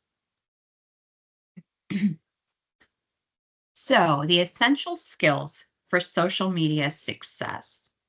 To succeed in social media, publishers need to focus on two types of skills. Evergreen skills, the type that are timeless, fundamentals that work on any platform. Then ninja skills, advanced techniques that help you stand out in a crowded feed. So we'll look at the evergreen skills first. Storytelling as a brand strategy. You publish stories. Let your content reflect just that. Don't promote the books. Share the book's origin stories, something interesting about the author, the themes of the book, author interviews, world building insights. Those are things that people love on social media. Second, community engagement. Social media is a two-way street. Readers want to talk with you, not just be sold to. Ask questions, respond to comments, celebrate reader contributions. Lastly, consistent value. If every post is buy this book, readers they'll scroll past. You will not have their attention. Instead, offer them something they can value and use. Writing tips, literary insights, trend breakdowns, something that readers and writers care about.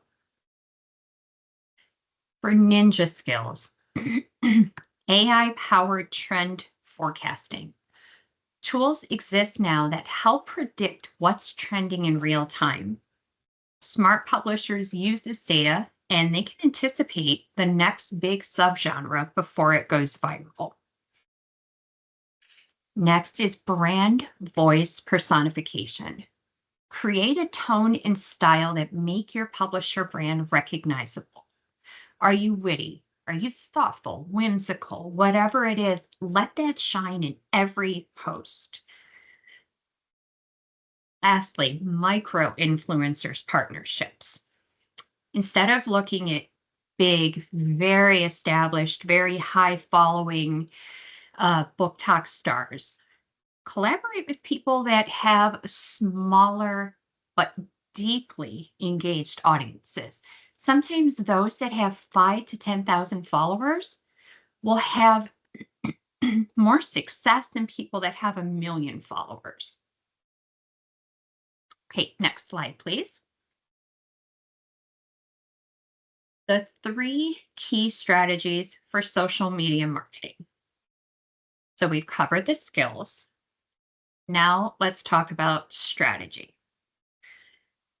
Success in social media does not come from just one viral post or even a couple of really good posts. It comes from consistent and an intentional approach over time.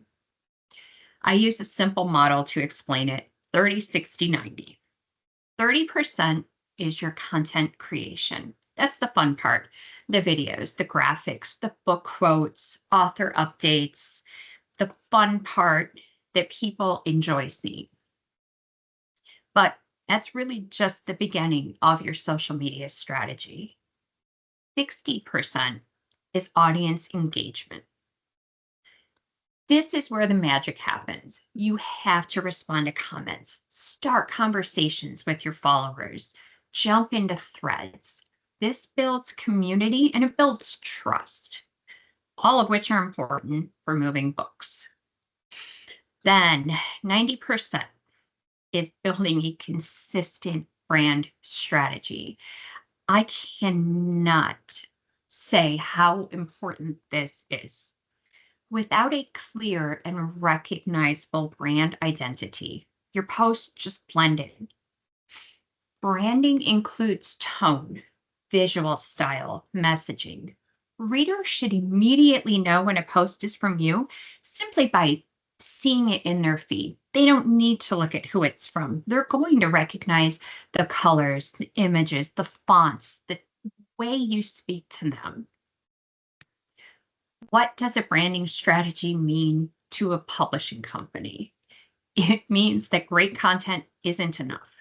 You have to show up, interact often, and build a brand that readers trust. That is one of the best ways to move books in 2025. Next slide, please. Okay, the future of a book talk and digital discovery. So I realize Book Talk has created just a huge audience for readers, and it's such a concern for so many if Book Talk fades. The truth is, all platforms shift, but behaviors persist.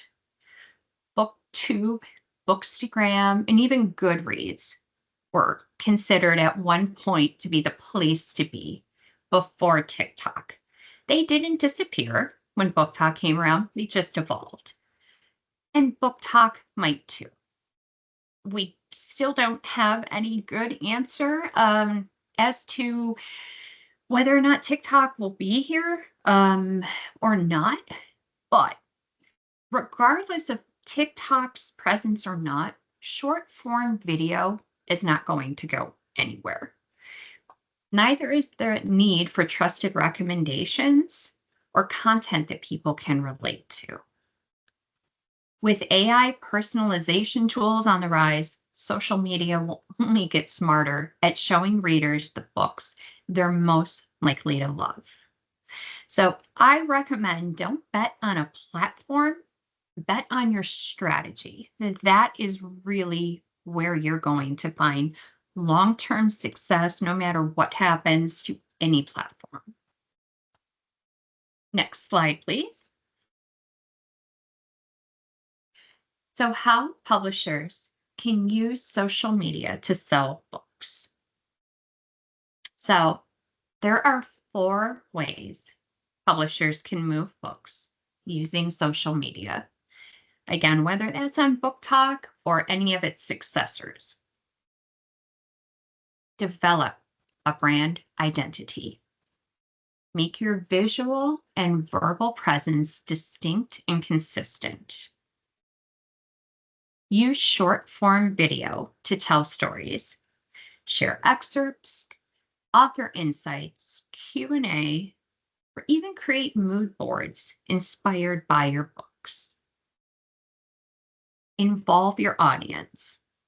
Pull readers on covers and fan cast characters, or create a choose your own plot content to deepen engagement and get people involved. Build a sustainable content plan. Don't just show up when you have a new release. Be there regularly, add value year round. Everyone that works on your social media plan should know the company's voice, should know exactly how to speak to your followers, your audience, so that there's never any doubt that that post came from you. Next slide, please. So, what's the big takeaway today? Social media isn't just a marketing tool anymore. It's part of the publishing infrastructure, and every company must respond to that.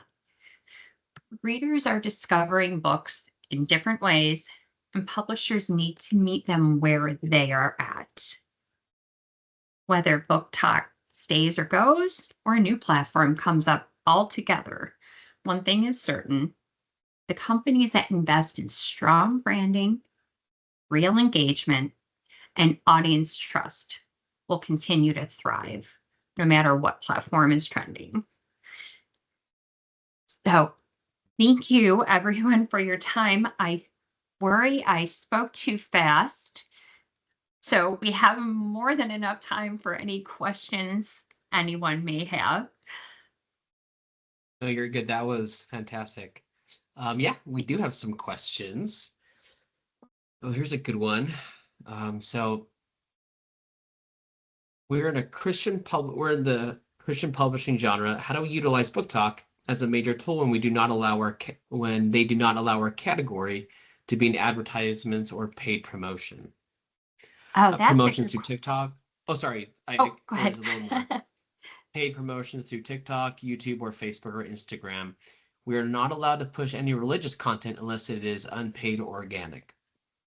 That's a good question. Can you push the author? Can the author do something in a generic way where he or she is holding their book, perhaps not outright touching upon the genre as much as a insight into what inspired them to write this book or what readers may get out of reading the book. Perhaps trying something like that can help get exposure and lighten the issues that come with religious content. That is a challenging genre, I know.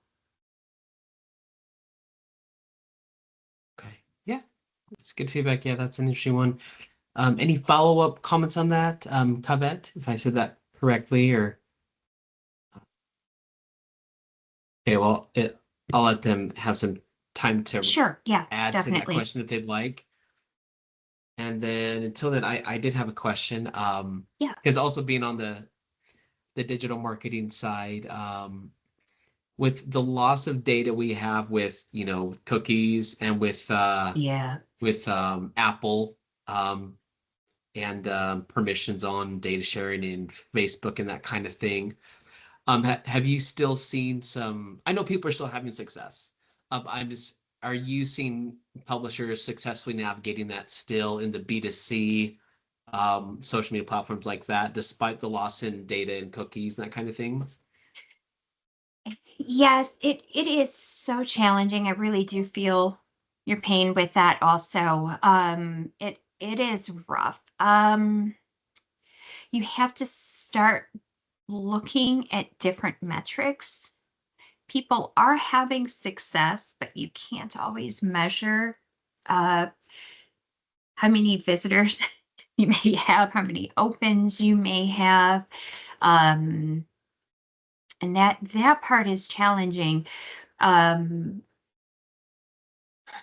to think of other ways.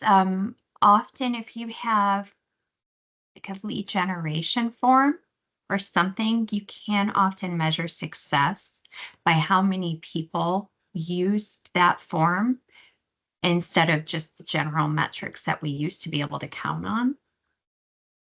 Yeah. I think it builds on some of the prior sessions where we talked about the importance of your own data to get your own insights and your own engagement signals. So kind of like you said, get them to engage with you, opt in to your CRM, and then Right. you have that data and interaction and relationship. Right. Right. And I think everybody has to determine what that important metric is, and really what they're looking for and how they can measure it with the parameters that we all have from each platform now. Yeah, definitely. Okay, we have an Amy. Sorry. We have a question from Amy Parker here. Let's see. So, is it still worth sponsored advertising to move sales? And if so, what kind of post drive sales? Are we talking a post that looks like a sales promotion of a book or just some fun engagement content that has a link to purchase? Kind of sounds like what kind of variety can cause success in sales as well. So the answer is really going to depend upon the genre of the book and the platform. I would say that in general, you need to have both. Everybody knows that's looking at a post. The ultimate goal, if you're showing them a book, is that you want them to read that book. Having a visit Amazon link, that's expected, but I think what's more important is that the overall message within a post isn't only just buy the book. It is to have some different content related to that book that would suit the readers of that platform. Okay. It's a good answer to a good question. And then Kavette had a follow-up. So if you're able to Sure. reference the prior thread on The you know, Christian for books? Christian publishers. Yes. So in response to the challenge you were talking about, she mentioned, or they mentioned that we can use that strategy as long as we do not put a paid campaign behind it. They've shut down all of our ways of trying to mention the content or the author in a general sense, but those platforms censor anything that is faith, inspirational, or religious in nature if it is being paid for. Wow. Have you tried Amazon ads where you are doing an ad specifically for your book and it shows up with other similar genre books? You can do paid advertising for that. That could be a campaign to consider. I don't know if there's follow-up yet, if they've tried that or.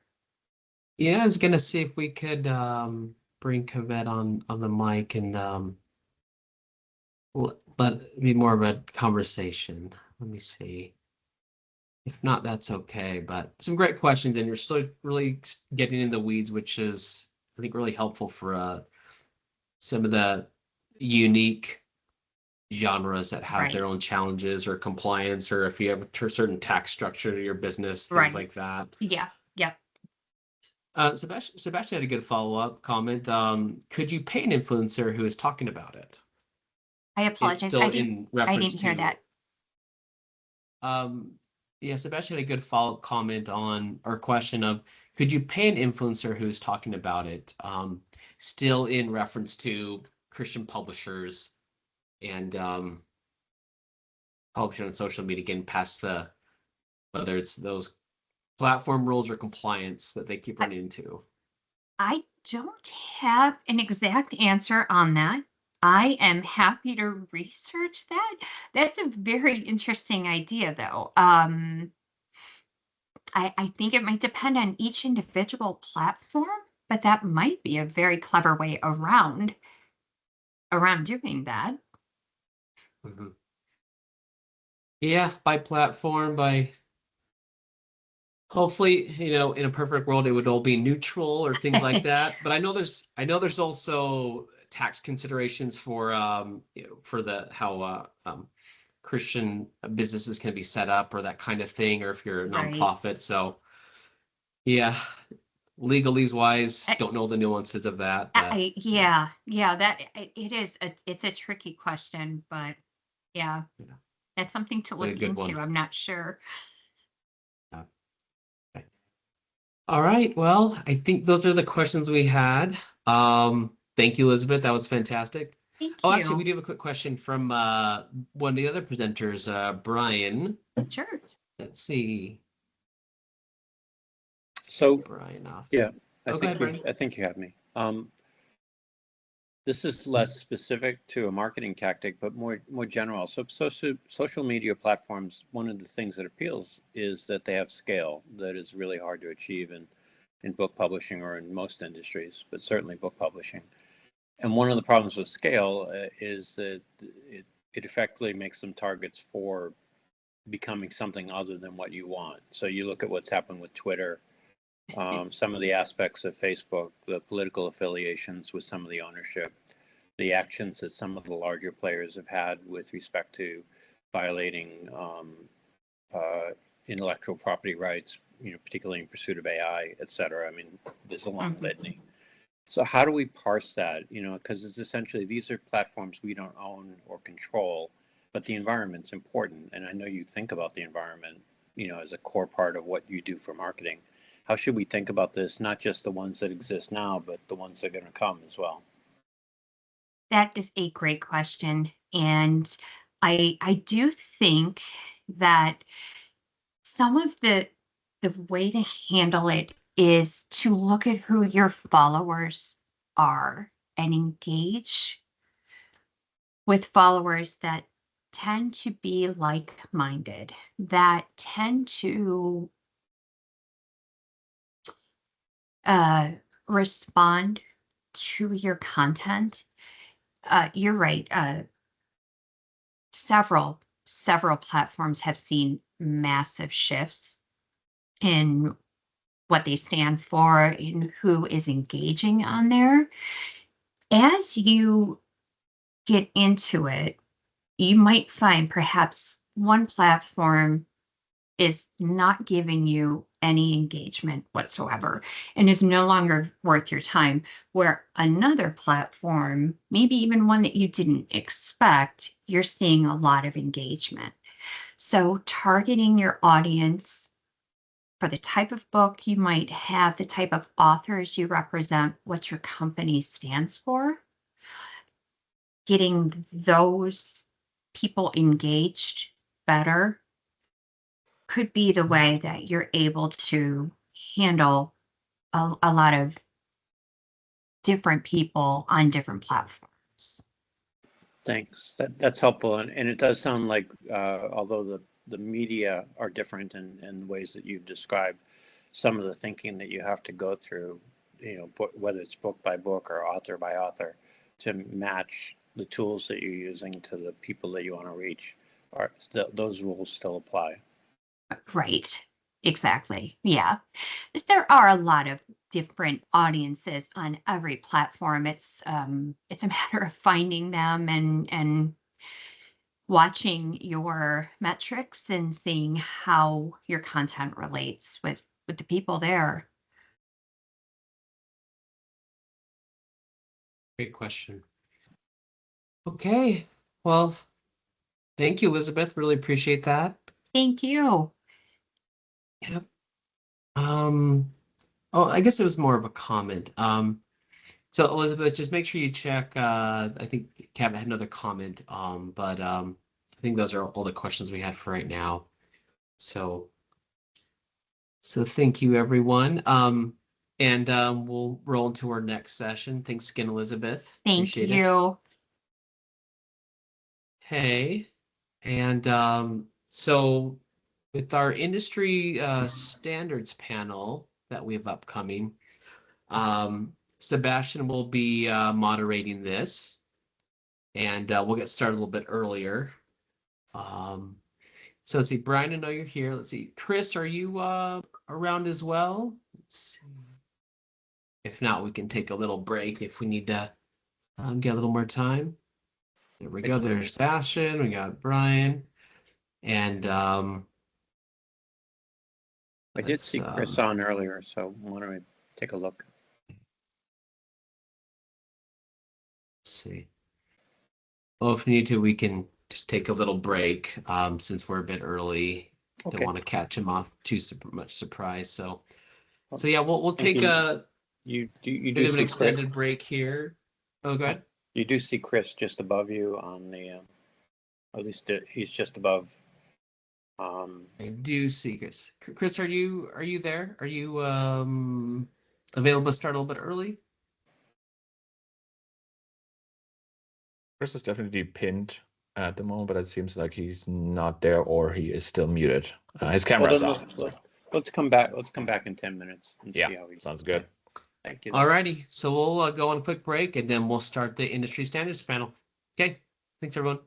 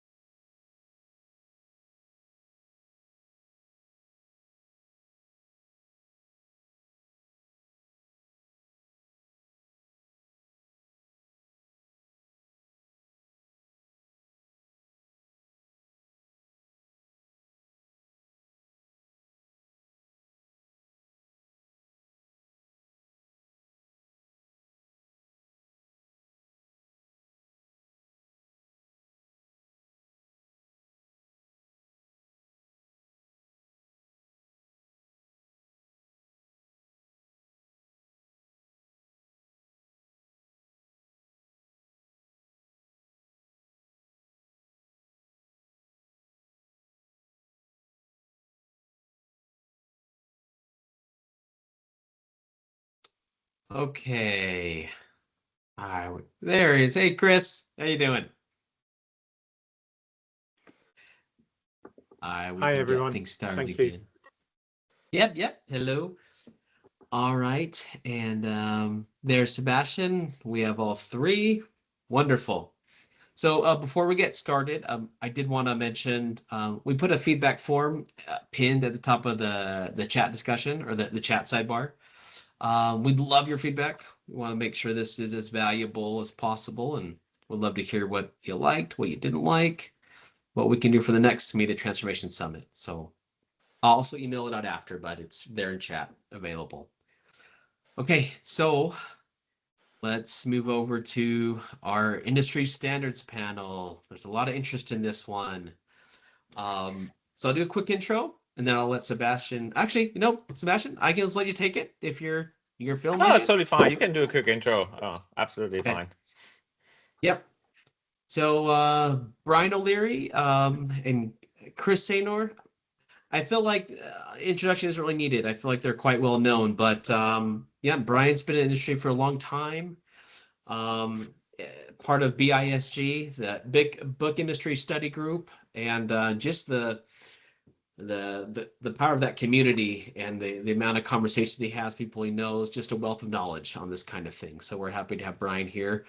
And sounds like him and Chris know each other quite well, or well enough. So should be a good vibe. Chris is coming he's the standards editor at Editor. Did I say that correctly? Okay. And standards is what they do in a lot of ways, and the affiliation with Onyx. And Chris also has an extensive background in publishing, coming from the metadata side, and just lots of technical areas that need depth. And we're going to get into that today. So Sebastian, I'll let you take this and drive through these questions, and we'll have time at the end for general questions. But yep, we'll get in the weeds here. Perfect. That sounds very great. And I think we can also take some questions in between if we monitor the Q&A, so that maybe a little bit more interactive for also Brian and Chris. First and foremost, thanks for having you guys here. I'm really appreciating that you spent the time with us. That is something I always wanted to do, basically to do a little bit of a standard panels, because I actually have a whole bunch of questions about standards as well. And so I thought it's probably others do have that as well.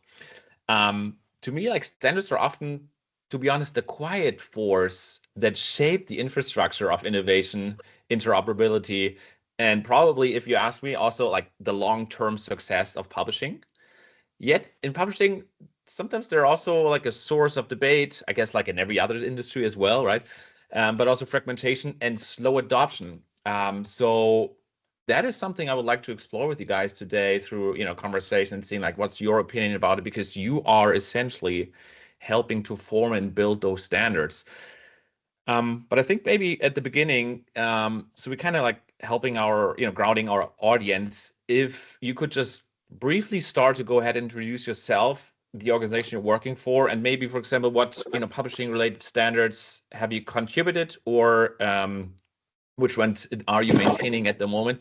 So I think this will help us get started and sets the overall theme for the audience, which is currently on the webinar here. Great. And maybe I'm just gonna throw the ball over to you, Chris. Thank you, Sebastian and George. So I work for an organization called Editor. Some of you may have heard of us. Editor is an international not-for-profit organization. We are based in London, a tiny little organization. We're 2 full-timers and 2 part-timers.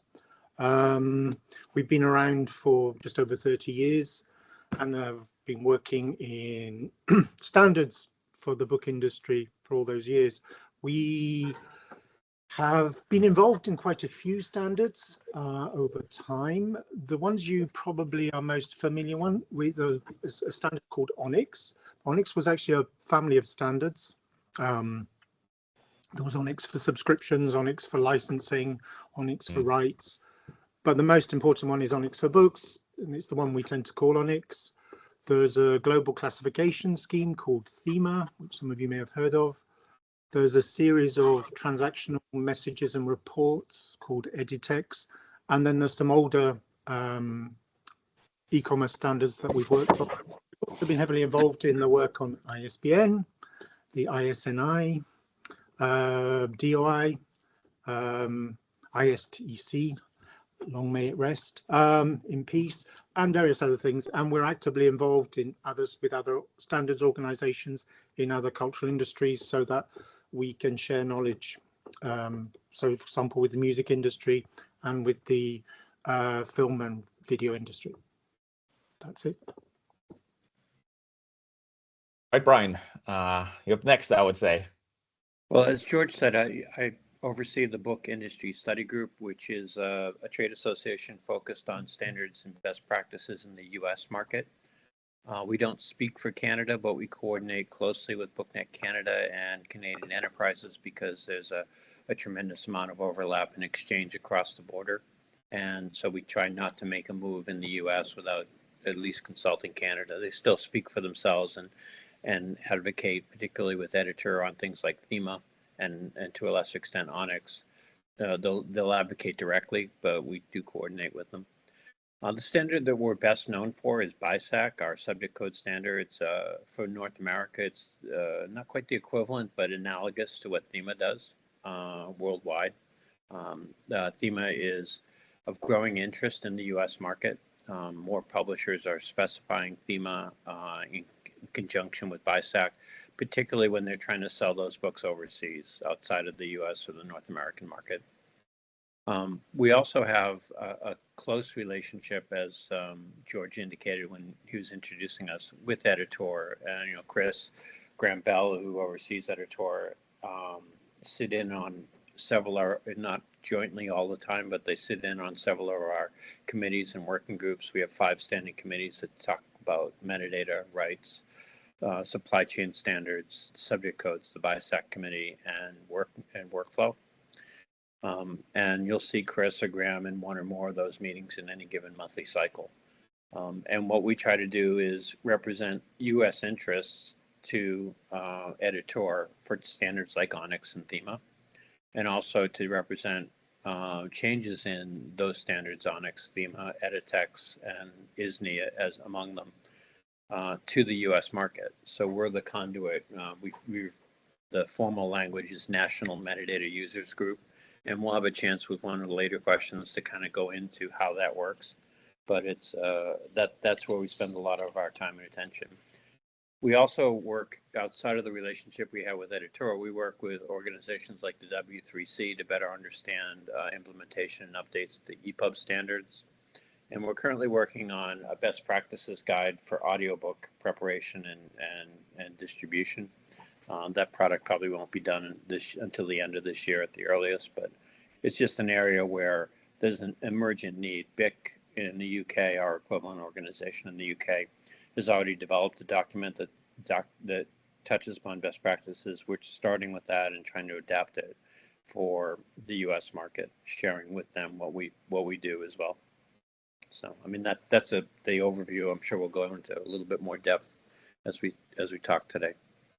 Yeah, perfect. Thank you so much. Yeah, I was always also trying to get big on the call, but the time didn't really work out for them. So maybe on the next one. Sorry. Yeah. Yeah. You touched also one of the things you're currently working on, which I'm actually very much interested, is like the standardization of royalty statements as well, right? Where there's lots of confusion out there in the sense of every publisher. I mean, there's commonalities amongst royalty statements, but every publisher does a little bit of an own thing there. So maybe give us a little bit of insights into where we are with that specific the royalty statement standards from your perspective on. Sure.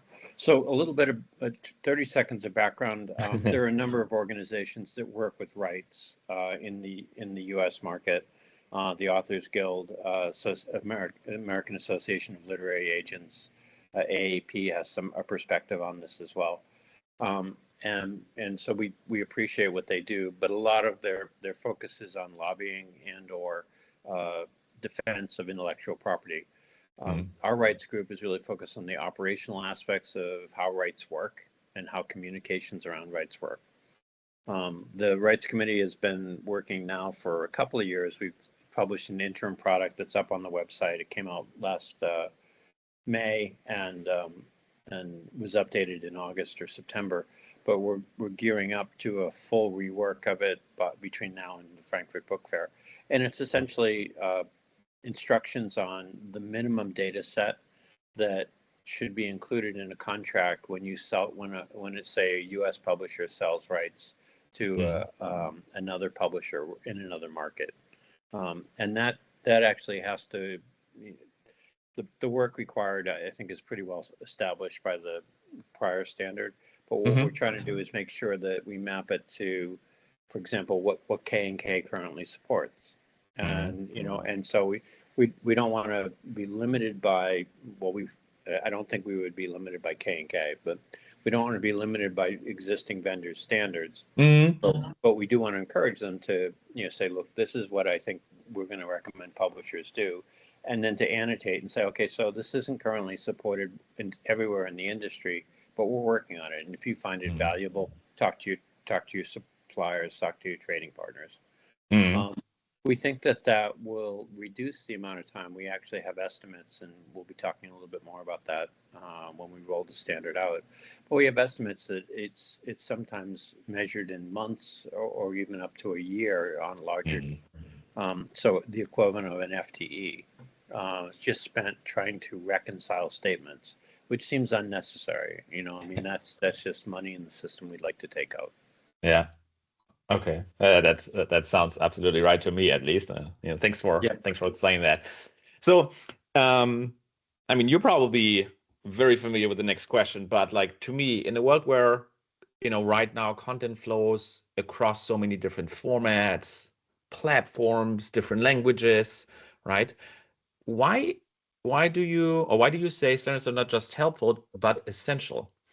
I sometimes have the feeling, when we talk standards, instantly everybody says, yeah, we do understand what standards are for. But then I see sometimes the rate of adoption is not that high, or at least I would like to see, like, why are not more publishers adopting to specific standards? So obviously there seems to be a disconnect, even though most of them are saying, yeah, standards are important, but there seems to be a disconnect between the value they are getting and therefore they may not be adopting to this standard. So maybe you can share your perspective on the foundational role standards play in an area like metadata accessibility, and what's the famous 5 words, like what's in it for me, right? So from a publisher perspective, what do you guys believe the standard really would help them accomplish, so to say, so that we can hopefully tip them over the edge and say, you should be adopting to this standard? Right. Well, Chris has standards editor as his title, so I might defer to him to start. Yeah. There's a lot of weight in that title, which maybe I don't deserve. I think touching on some of the other people that have participated today, one of the most important reasons we create standards in the book industry, but in other industries as well, is cost. Because by standardizing things, we eliminate a lot of the unnecessary work or the unnecessary costs that any business can have. It improves workflow. It improves interoperability between different systems. If you do a standard right, it's great for business innovation as well, because if you all share a common structure, Brian's just talked about the attempt to create a common way of dealing with royalties. And the way they're approaching it is that any company that already exists or a new company could come along and use a standard to create a solution. But it means that we're creating things that help businesses. One of the other speakers talked about being, I can't remember who it was, the leaving time to do the interesting things. So standards is something that can allow you to do that. It creates simplicity. We use standards in so many different industries. We happen to be an industry that loves a standard, probably almost as much as the accounting industry. We do love a standard in the book industry. We have standards going back to the Library of Alexandria. we have been doing it for a long time, and we do it very well, along with the music industry and the video industry. The creative industries do standards really well, because a lot of the business models are based on intellectual property and selling that intellectual property, exchanging that IP. So you need to keep ways of tracking it. We also, standards are really important as well in an international context. When we do business across borders, or with the growth of the internet, we've seen that the content that is produced in the US has an appeal in many different markets. So using a standard means that you can sell your books regardless of culture, regardless of language, across borders. So that's some of the reasons. Yeah.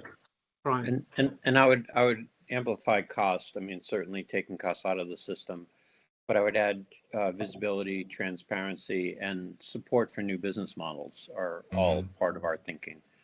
On the cost side, you know, it's pretty self-evident. If you're able to do things in a consistent way, people don't have to spend time interpreting what you mean if there are clear definitions and the full communication of information. On the visibility side, I try to explain to folks what I do. I go to cocktail parties and I say I work in book publishing. And everybody gets all excited because they want to know the authors I've met and the cool parties I've gone to. I have to explain that I work in a standards organization. And for the most part, that ends the conversation and they start looking for other people to talk to. But when the conversation continues, they may ask, what does that mean? And I say, well, I said, have you bought a book on Amazon or barnesandnoble.com or anywhere online? And they said, sure. And I said, so you see all this information that comes about a book. It could be everything from the title and the author and the ISBN to marketing copy to price, etc., and a lot of bibliographic marketing and commercial information. And I said, well, that comes from a publisher to the retailer using a standard that in the US market we oversee implementation of. I said, if it weren't for that standard, you'd never find a book. Right? So visibility becomes just especially with more than half of most publisher sales coming from online channels, it's a critical piece of the puzzle to be able to describe that. But I also think there's an opportunity to build new business models. If you're doing things in a standard way and it's open and transparent. Sorry if you're hearing my dog. No worries. But if you're doing things in a way that's open and transparent, then it is possible to build new models. My favorite small example is 49thshelf.com. It's a Canadian website that uses standard metadata that includes the declaration that this publication or the author of this publication is Canadian, to then query a database and automatically display only Canadian authored works. Gotcha. No one is going in and finding all the Canadian books. Yeah. Publishers are providing that information in metadata, and then that metadata is being queried to generate a website that evolves by the day. Yeah. And I think that those kinds of things are newer approaches that aren't necessarily possible without standards. I would back that up, because if you have a standard that's widely used, that's easily accessible. For example, editors' standards are all free to use. We don't charge anybody. So the businesses that already exist can use them. But it means people with new ideas can come along. They've got structured data if the standards are used well properly. You've got all this information there, and you can create. We're seeing different and new and exciting uses, as well as problematic uses, for artificial intelligence in different things. And you know, AI algorithms, large language learning models, etc. It needs also structured data to work on as well. So if we've got those standards out there, it does help. That whole cost and workflow and innovation, and also equality, because having international standards means that it doesn't matter if you're one of the big five or a small publisher, publishing in English or in one of the indigenous languages of North America, you have this, if you're using the same standards, you all have the same chance as well. Yeah. Great. Yeah, I think discoverability is one of the big things I always piggyback on when I try to explain how standards or where the use case of those standards are. Especially nowadays, we have, had multiple discussions throughout the day where we see all kinds of different distribution channels, all kinds of different platforms where you do want to have your books listed, right, so that they can be found online. So, operating on a standard makes sense because usually all those platforms are able to ingest that specific standard. Let's talk Onyx, bisect codes, and so on and so forth. But then I always see still publishers using Onyx 2.1, or I talked to publishers in the UK where I think the returns initiative from BIC is actually a really, really great thing for publishers. But then you talk to publishers and they say, oh, if we do this now and if we adapt to the standard, we get even more returns coming back and it's going to be a chaos.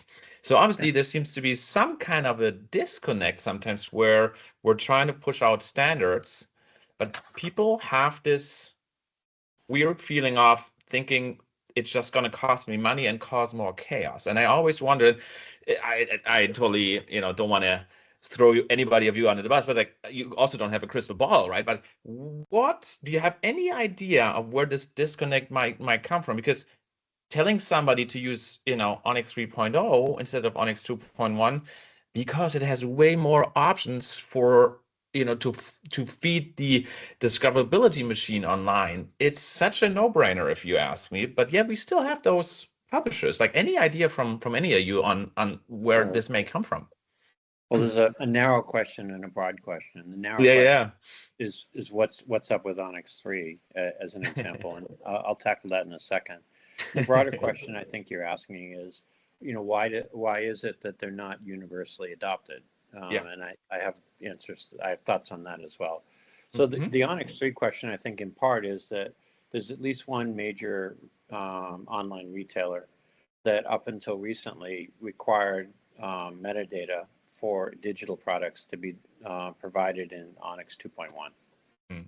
And that's recently changed. And I think that when you have a major retailer that is slow to adopt the standard, people are kind of bifurcating. So if you have to be half in 2.1 or all your digital products in 2.1, you're kind of slow to move. And Chris and Graham at Editor worked diligently over a long period of time to build awareness of the advantages of Onyx 3 for to describe digital products. And I think that's been instrumental.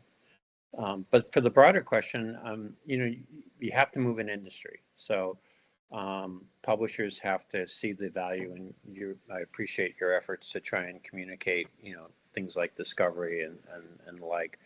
But the people also have to manage a business, and the standards are generally written with the longer term in mind. They're not written for this year.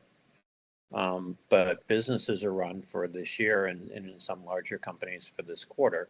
And so a major shift in how returns are handled, as an example, could materially affect bottom line. Every good publisher has a reserve for returns, but if opening up the flexibility to return products changes essentially puts more books in your hands than you have a reserve for, you're gonna have to make a choice about what you do with those books and whether and how you account for them. So I understand that piece. We tend to work in the longer term, and we have for argument's sake, one of our things, the transforming supply chain communications effort that we're going to talk about for the third year in a row at our annual meeting. One of the things we have in it is essentially automating returns. It's a core part of the initiative. It's built on the IRI, what the UK has for returns. It's been 3 years in the making.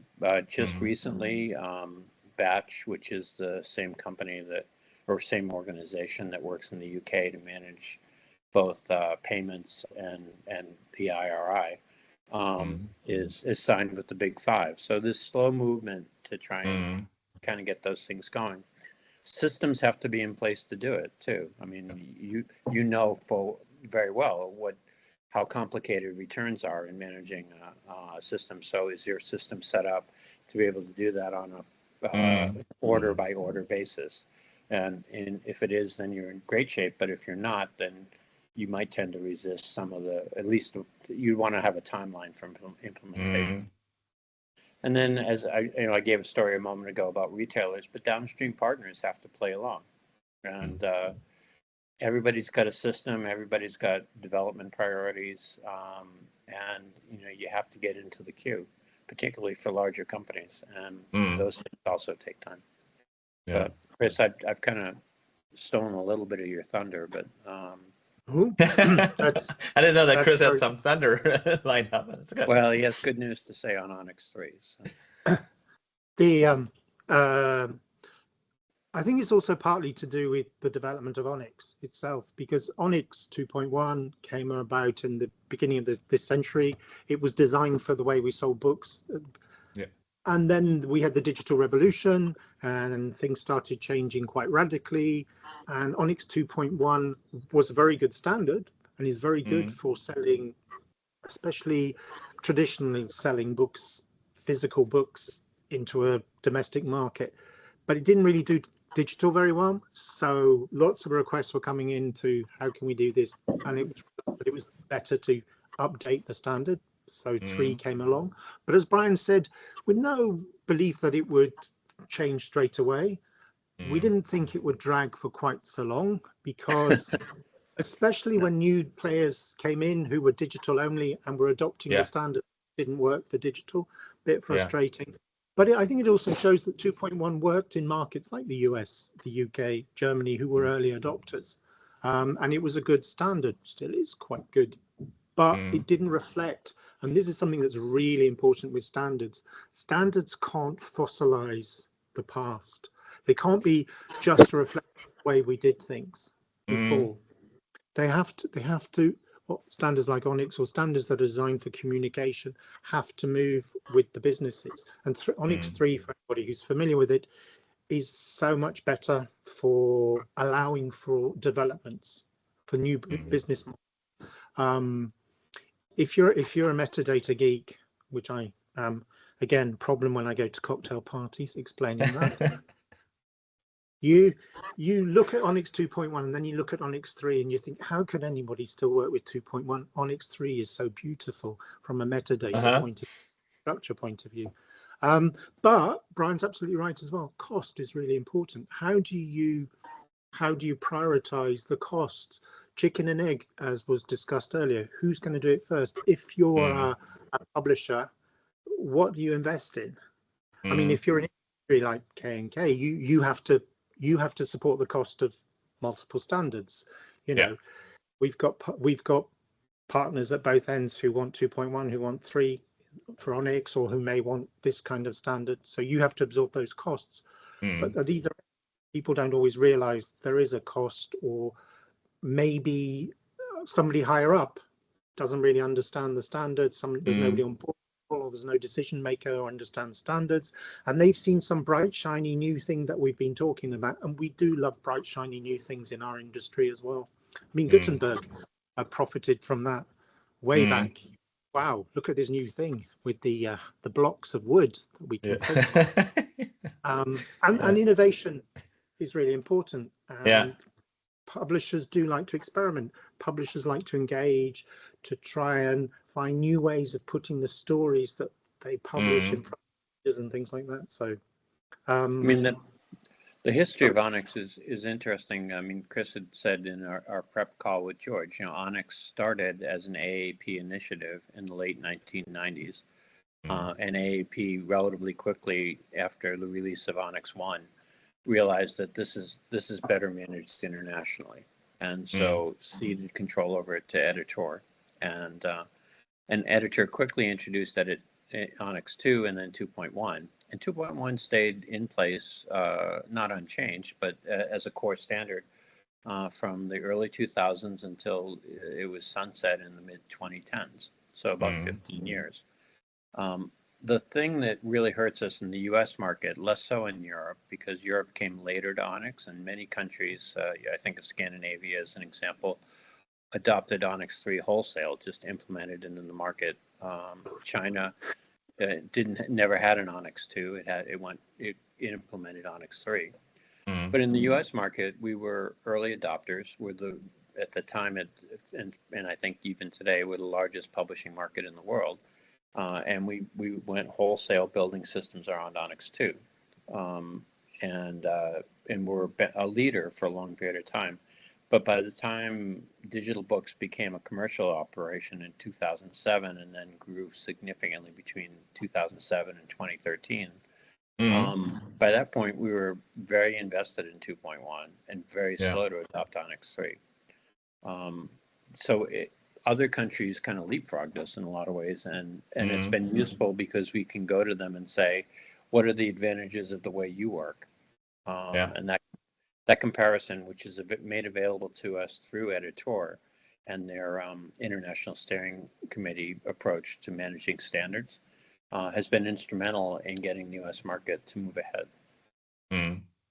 You also said something very interesting, which I think sometimes helps to understand why some people may not adapt as quickly as we want, especially on the smaller side of things. You said you have to think about short-term cash flow versus long-time cost-saving elements, right? So in the long run, a standard is always going to save you cost. In a short-time cash flow scenario, is you have to invest to get the standard in-house, train your folks on it, and then making sure you have some testing to do and stuff. So there's work involved. So in the short time, you really don't see the advantage. And then sometimes it's for a good reason, because you may be not having the cash available sitting on the side to actually implement such a standard. But then you're saying on the long run, everybody should adapt to those standards because of the tremendous amounts of cost saving possibilities, at least in the future. And then the other thing you said, which of course, the systems need to get ready. Obviously, even at larger organizations, Brian, you were mentioning the retailer who said, like, we're still working on 2.0. Even larger organizations seems to, having some kind of problem moving from one standard to the next standard, because they have systems in place for whatever reason, which are intercommingled with each other. So it's not so easy for them to just do the jump from, let's say, 2.1 to 3.0. So it may also take them some time to adapt to that. Yeah, I mean, they built ordering systems, they built accounting systems that are tied into those. Sometimes they're custom, and the architecture is difficult to navigate. I think it's interesting that you were kind enough to ask me about the rights initiative earlier, and our committee chair, Chris Kleeman, who I think you know, has been really thinking through not just what it is that we need to do with that standard. She's doing and leading a lot of work on that right now for documentation, so that when we say this term, this is what we mean by that term. That education is an important part of the committee's effort. But she's also thinking, how do we engage publishers that have existing systems and approaches to talk about it? How do we talk to systems providers who are going to want to know about this, and when should we be engaging with them? And I think that those steps take time and investment, and in a lot of cases, certainly all of BISG's efforts are really led by volunteers. And that's a good point. Well, Chris and I are paid. Our two organizations together have 5 full-time staff. I mean, it's a very small footprint for what we want to achieve. So that's interesting. I can't remember who said it. Maybe it was Chris, but you said, when we think about standards, we cannot allow ourselves to just focus on how business is today, but you have to, do the forward looking, like, let's, have a crystal ball, and what do we believe will work in the future, which kind of brings me to my next interesting question, where I always thought, I'm a person who was always like, if things take too long, I'm getting nervous, right? So I probably wouldn't be great in working in a standards organization. But my question really would be like, and I mean, maybe that's the answer from you, Chris, there already. It's like, but what is taking, or why is it taking so long to, it's two things, develop a standard, and then I think the easier explanation, at least to me, is like, making sure the business or the industry is adopting to the standard, right? The second one is like, we kind of touched on it already, but maybe you can, give me or the audience a little bit of a sneak peek. What is behind the development of a standard, and why does it sometimes feels it take long? Whereas, sometimes if I talk to, you guys, it seems like, if we would have more times, we could even create a little bit, something better, right? So it's kind of like, the opposite, of the spectrum. I don't know who wants to start, but Chris seems to be up and ready. Yeah, I think, why does it take so long to create a standard? It's because it's so you want your standard to work if you're creating it, and you have to build understanding of the problem you are trying to solve with this standard. What are you trying to achieve with this standard? Yeah. Who do I need at the table? Whose voice do I need to hear to create this standard? We need consensus. We need understanding. We need to hear from the businesses that will have to invest in this. There are standards that have been created to solve business needs that just haven't worked. I mentioned one, which was the ISTC, International Standard Text Code, which was supposed to identify works, would be brilliant for royalties, for rights, for lots of things. And it solved a problem, but there was no consensus about how it would finance itself, because you do need to finance if you're going to keep a standard going. And even if you're creating a domestic standard, so if you're creating something for the US, BISAC is created for the US, but it involves a lot of conversations. It's a lot of volunteers getting together in their meetings, talking about it. It's a lot of work as well. And then you can't just, you can't, like, I'm some middle-aged white guy sitting in London. If I suddenly decide, right, this is the way we're going to do it, that's not going to work. The thing that if with standards as well, if you want it to get ISO standards, like if you want to go into the international standards, like things like ISBN, which are ISO standards, or the language codes, there's a whole process. If any of you have ever come across any of the international governmental organizations, any of the UN agencies, any of those and how they work, where it can take a couple of years to get consensus about what one word means, because that word can change in translation about what that treaty means. So these things can take a long time because they need to take a long time. And then you've got to encourage, people have got to plan their budgets, right? This is a good standard. Are we going to be the first to adopt it? Are we going to make that investment? Is there going to be any uptake with our downstream partners? Are the solutions providers, are they going to help? Are they going to be part of this conversation?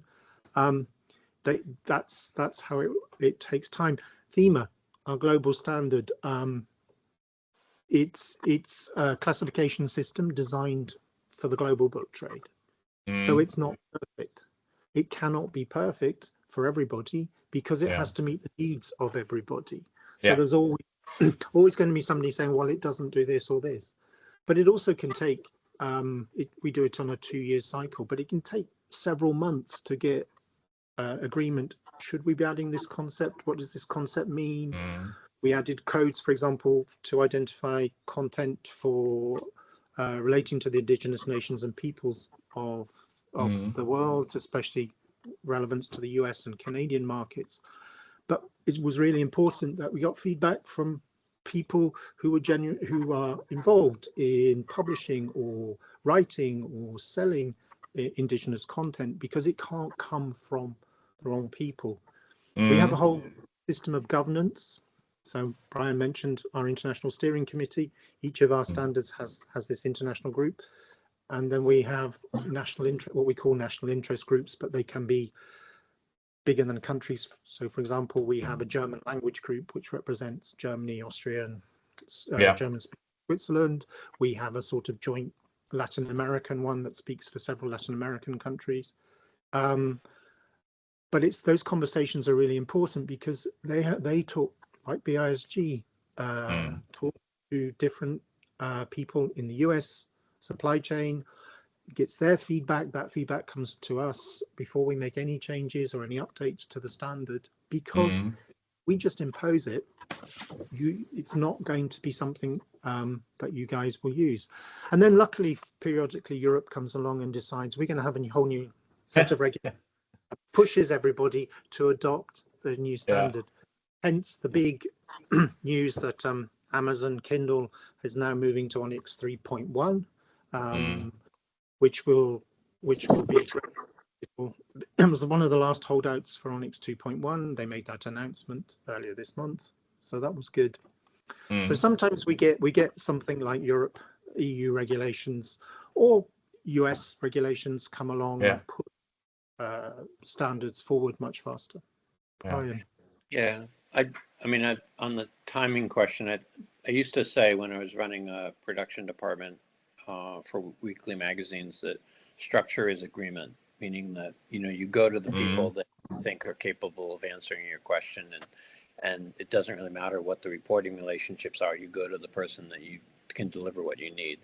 And I think I would say today standards are agreement, in that it's effectively you're looking for consensus on what this means, how it's going to be expressed, and then what tools you're going to use to maintain it. And I'd say that you know, Onyx is our default for the complex standard, but I would also contend that it doesn't take a long time. Onyx gets the code list get updated 3 times a year, sometimes a little bit more often. And the code lists are relatively simple to implement. You're not changing tech, any of the tech. You're changing the expression of the code lists, and then machines on both sides need to be able to interpret that. But particularly on the receiving side. The thema as an example, so I don't know the exact amount of, it was really a year, perhaps a year and a half of development of the initial version of thema in 2012 until 2013. So relatively fast to spin up a subject code schema. And then it's been updated on average every other year since then. So BISAC itself, the process that Chris described, results in an update every December. You know, that we're pretty responsive to what the marketplace asks. You know, somebody sends in at BISG, somebody sends in a suggestion. We look at it the next month. If it's a really busy month, maybe it's 2 months down the road. But it's considered in that code cycle.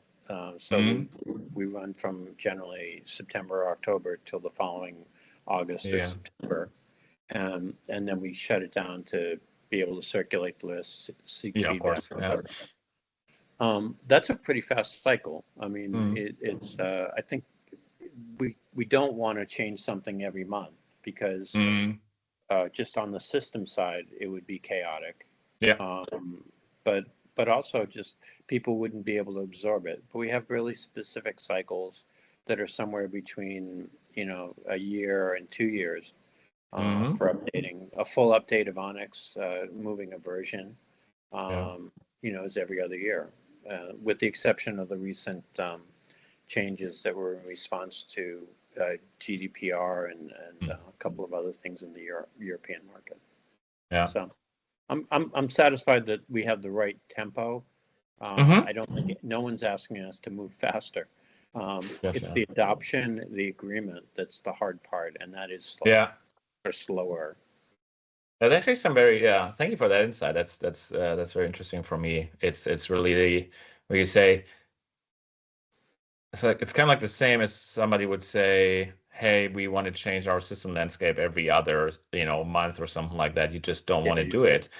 Yeah, exactly, right. So that's really, really helpful.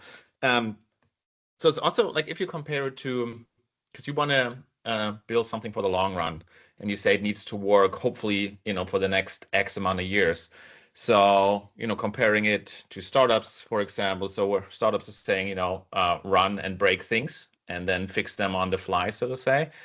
You're more on the governmental side where you say, no, this just has to work. And therefore, we have to proactively think about the future and what could come our way so that we keep that in mind as well, so that our standard is hopefully consistent for the next X amount of years, and it's not going to be a win for anybody, is it, if it's just for, reflecting the current status quo and then may not last half a year or something like that, and then you would have to adapt it then. Is that a fair comparison? Yeah, I mean, I think first, you're echoing the theme of our annual meeting coming up next month. Move fast and fix things. Yeah. Which is the BISG, and I think the editor mantra, which is Yeah. to come up with a solution but one that sticks. Yeah. A good example, Onyx 3 was introduced in its original version 3.0 in I think 2009. Mhm. And until 2024, so 15 years, it was fully backwards compatible. It had gone through, I think it went to 3.0.8, which is about every other year of a numbered update. Mhm. But 15 years of backwards compatibility, and the only thing that changed last year were deprecation of a handful of elements, a handful of codes, and that you could take out and become 3.1, and that was that's a pretty good stability in a lot of ways. For sure. So that. And I think that reflects editors' commitment and our support for editors' commitment, that it does not get ahead of the industry, but it does anticipate issues. A positive example of a ahead of the curve development I keep coming back to, in 2015, editor introduced functionality and then later an application note around how to describe open access works using Onyx metadata. Well, no one doing open access work was even thinking about Onyx in 2015. But editor looked at it and said, "Yeah, we're going to need to figure this out because price is a core component of the bibliographic and commercial communications," and they did. So those kinds of things, I think, are examples of both thinking long term and planning long term, but not moving so precipitously that people have to always catch up. Yeah. And it's really important what Brian was saying about the backward compatibility, because the reason, Onyx 3 has had additions. We've made additions only, and we made the change in numbering to 3.1 uniquely because there were some elements that were deprecated right at the beginning. They realized that when they did 3, they weren't necessary, and we've kept them going all this time, and now we thought, right, let's get rid of them. And as we remove some, it means we need a new number. But we always try and make it so that we can add things to reflect new business needs, but you don't have to use them. That you can take your time to implement them, because there's the cost thing and there's the development side. So with Thema, unlike BISAC can be slightly more reactive than Thema, because Thema has to work internationally and has to be translated. So I always have to consider the fact that the poor German translator and the poor Spanish translator, if we had to, they've got all these codes to translate, so 3 years cycle. So that can be something as well. You've got to allow for an international standard time for everybody to catch up and to plan. So you need to be able to plan. Okay, there's editor works on its 2-year cycles. If there's going to be anything, we know we need to program that in the 2027 budget kind of thing. We also need to be aware of that kind of thing.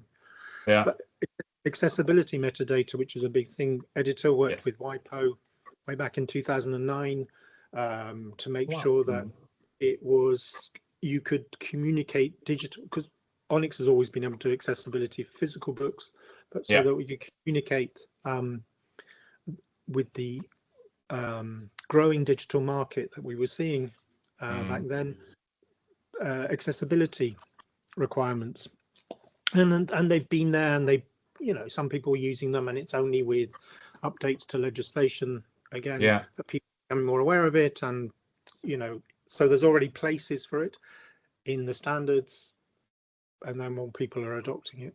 So I was going to add that George's agenda, I think, had us down for about 55 minutes. And when he first told us, he says, it may run short. And I go, oh, no, that's not going to happen. So we're going to keep talking until you make us stop. You have to tell us to stop. I think we're still good on time, so. No, we're definitely good on Yeah. time. It's just Chris has 17 more things to talk about. Yeah, it's because we can never talk about these kind of things at cocktail parties. So That's probably what it is. Yeah, maybe we should do our own cocktail party and only invite people from the standard industry, and then this cocktail party goes 24 hours or something like that. Yeah, that's what we call the BISG annual meeting. But so what we just learned, party, sorry, Chris. I was going to say that cocktail party analogy is really important, because with standards, it's the conversations, it's the communication that is really important, because adoption of standards. So the people here on this call are really interested because they've joined the call and they want to hear what we have to say. But often it's how do you get that message to the person who's going to make decisions about budget? Yes. How do you explain to them the importance of it? If you've done an editorial and that's the way you've gone up, and you don't have an awareness of standards, it can make it hard. You use the analogy of a startup breaking things, but the startup still needs electricity. So we have things in the background. We're blissfully unaware of the people who work behind the scenes, keeping the energy coming to us, the norms that they need so that we can all plug things in. So that startup may come up and be looking at breaking something, but it still needs the basics. And that's often what the standards are. They're the basics. They're the things that keep it going.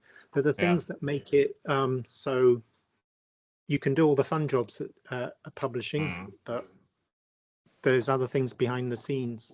I mean, it's quite interesting when you see presentations of publishing, how the sort of people who do all the work to keep systems going, the people who look at, warehousing, production, there's lots of bits that are forgotten because they don't seem so, but they keep the publishing industry going. Yeah. And sometimes they're very visible. I mean, the other analogy I use when I'm at the cocktail party that no one invited me to was, you walk into a bookstore and you look at the categories of books, and in the U.S. market, those are predominantly BISAC categories. And I said, we set those categories. We use them. It's a mechanism for publishers to talk to retailers about the content of the books without having to read every book. That was actually the growth of large format retail kind of made that the BISAC codes necessary. But there are also standards that are not seen. So you're going back to the rights work that Chris is leading. If you talk to rights professionals and you talk about the problems that they're trying to solve, it resonates really quickly, but it will require investments. I mean, one of the major arguments we've made is that growth in book publishing in the US market will largely come from growth in the exploitation of rights over the next 20 years. It's not that product sales invert, but we think there's a real opportunity in rights. But to be able to scale rights, you have to have much more efficient systems. So we're doing our part to try and create that communication.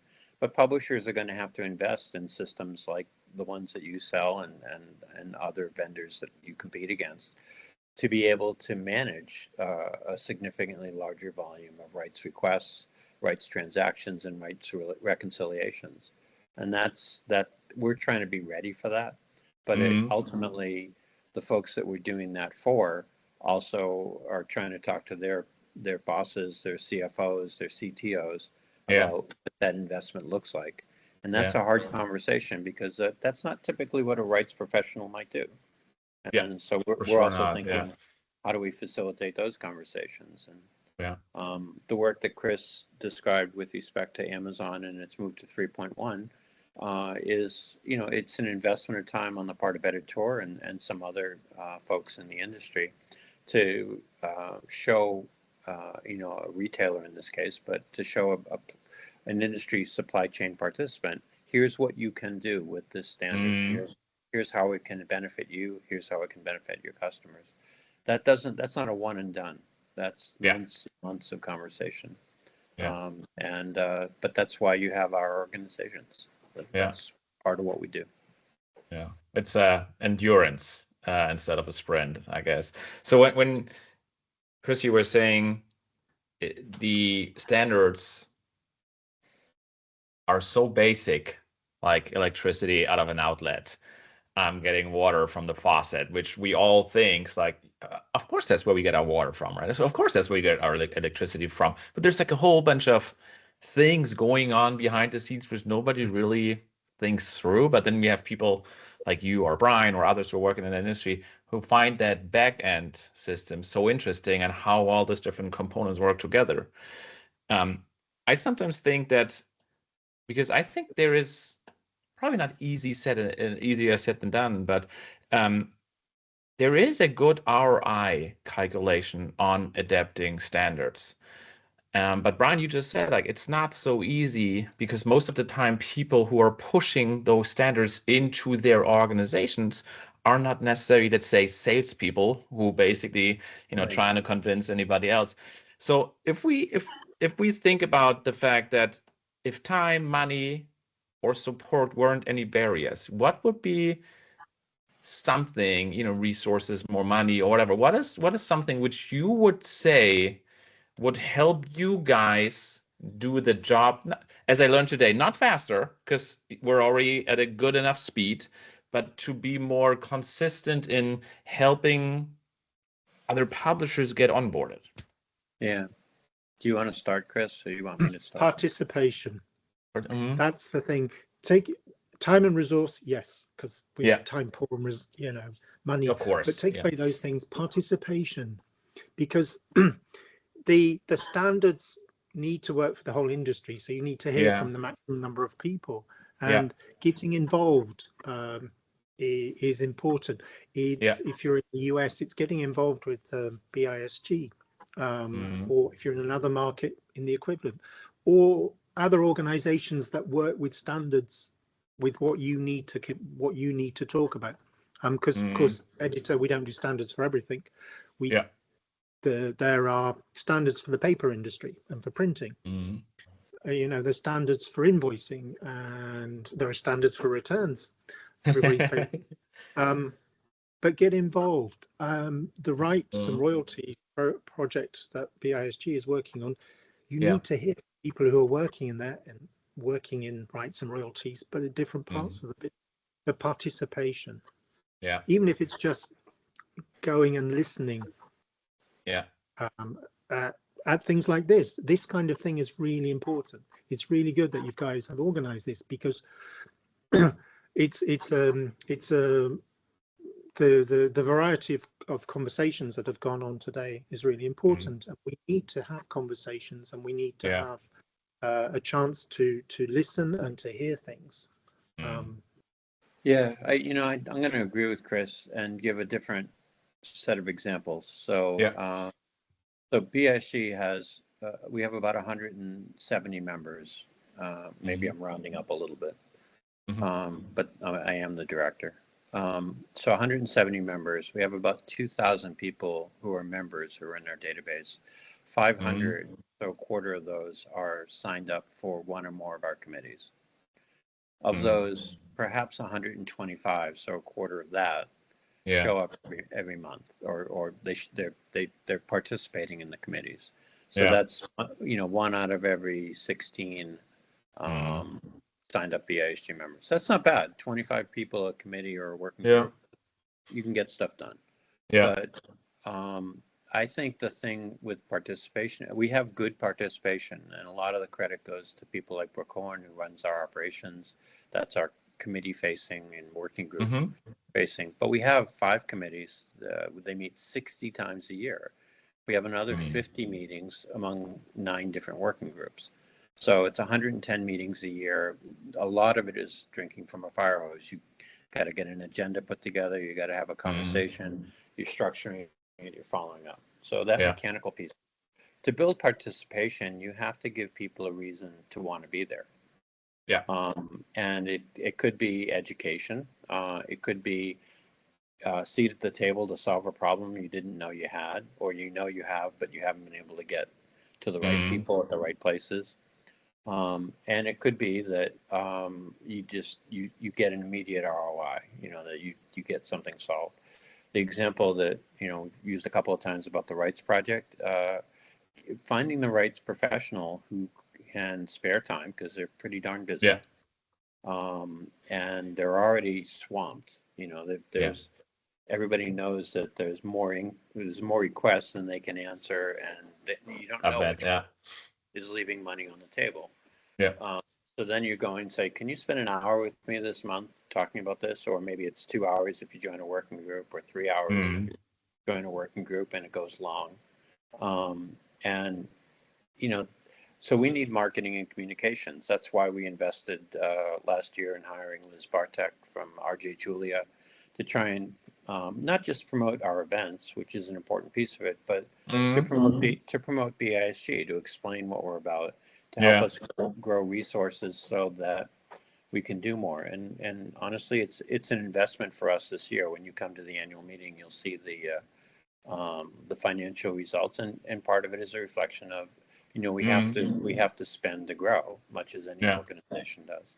But when we're always hand to mouth, as fundamentally BISG and Editor are, it's very hard to grow participation. And we're hoping we're breaking that cycle. But we go to editor events periodically throughout the year, and I try to be helpful. I just start to say, I know somebody there, I can ask them. And I have a mixed track record about following up. So. But that is the thing. The more people who participate, if you come to a BISG call, you get it, right? Or you don't. I mean, if it's not for you, then you put it back and you say, this isn't for me. But I think if you go to 3 meetings in a row and you get to know who the players are, and it's in an area that you care about, you're going to start to say, hey, this could be helpful, or have you ever thought about? And that's that moment when the standards become real to you. Yeah. So. Yeah, as you both pointed out, because if you're in the meeting, you also have the opinion, the option to actually actively engage and make the next revision of the standards, a little bit more friendly to you or covering your needs, for example. So essentially what I'm hearing are 2 things, not only participation, but also the potential lack of management awareness on the publishing side of things, where if the management would be informed better about what standards are doing for them, then I guess the adoption rate would be either quicker or more thorough throughout the industry. I think so. I wouldn't limit it to publisher. I think retailers and distributors play a significant role in that regard, particularly when it comes to investments and standards and systems. But I think if I had one thing I would change in my calendar for 2020, the next year, I'd love to be able to have enough time to go see senior people at all of our membership, just to say, here's what we're working on, and here's why we think it's important to you. But not to talk to the folks in committee, but to talk to the people that they work for. That would be helpful. I think it would be helpful for us, and I hope it would be helpful for the members. Yeah, I mean, 100%, I would say. You probably have your cheat sheet with you about ROIs and stuff like that, because with those people, you usually have to talk differently too, because they're just interested in the numbers, right? So we're be prepared to be like. The other thing too, when it comes to standards, is, and I have the advantage, as does Chris, we have multiple years now working together in this organization. But there's no topic that when it comes to supply chain issues, and that cuts across a lot of different areas, there's no topic where BISG isn't either doing something or ready to do something that a member needs. And so to me, it's not like I go in and I get beat up. I go in and I say, what problems do you have? And then we try to figure out how we can be responsive. And Chris operates in the same way. Yeah. And even supply chain, everybody is receptive to this topic at the given moment in time, right? I mean, supply chain has been a mess. It's gotten a little bit better, but it's still very chaotic. So, that's probably a topic where you get open ears from everybody, from the management to, the folks running the warehouse and so on. I think we're running a little bit out of time, so I may just going to skip my last question, but I still want to put this one question out there because I think it's very interesting. Chris, Brian, you guys were talking about standards in a way of long-term standards.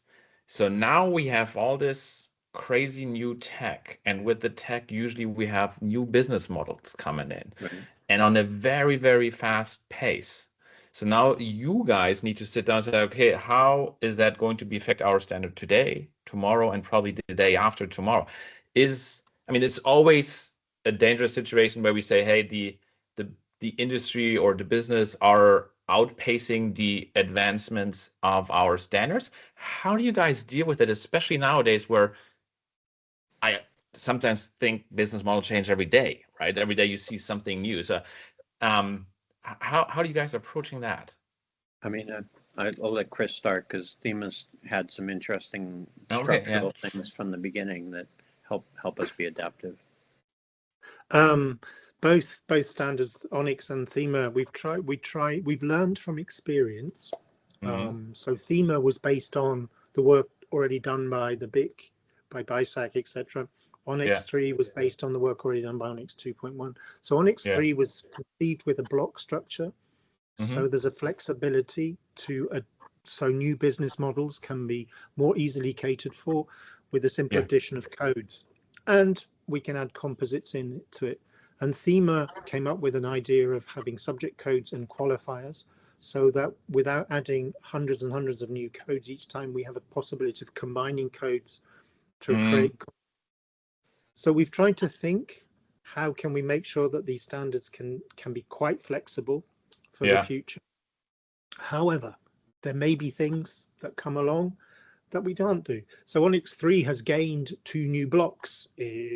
So block 7 and block 8. Block 7 was to deal with events.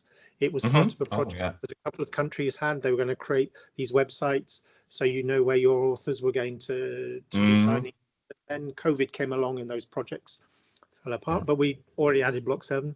And block 8 was added to meet the needs of the growing, so you could, instead of sending sidecar files for creating audiobooks, creating digital books or print on demand, there was a way of sending the information. And that was a new requirement, which we could do by adding a new structure, but taking advantage of what's already there in Onyx, because you've got all the bibliographical. So we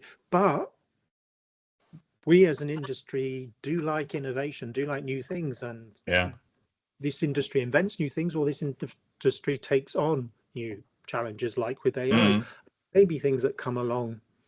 But as I said earlier, if you create a standard too quickly, is it going to work? Is it just going to be an extra cost for, is it worth me investing in that for something that was created by these 2 players?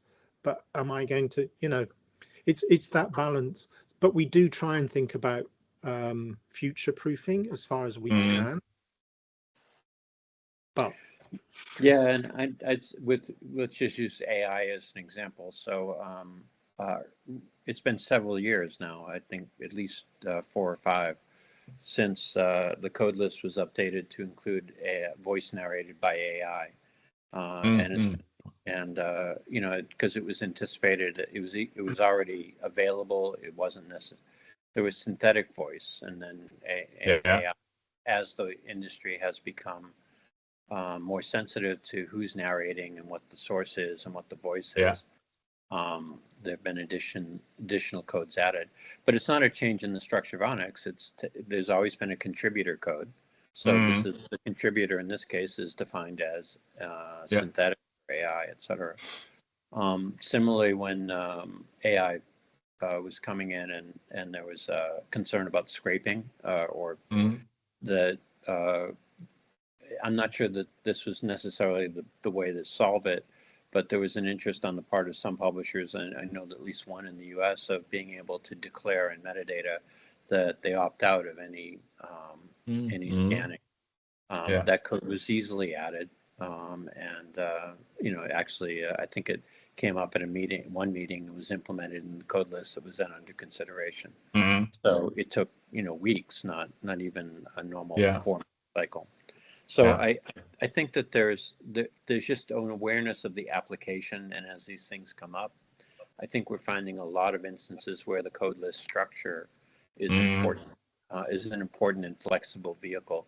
You're not rewriting Onyx, you're adding codes to existing lists, and that makes it extremely responsive and pretty useful.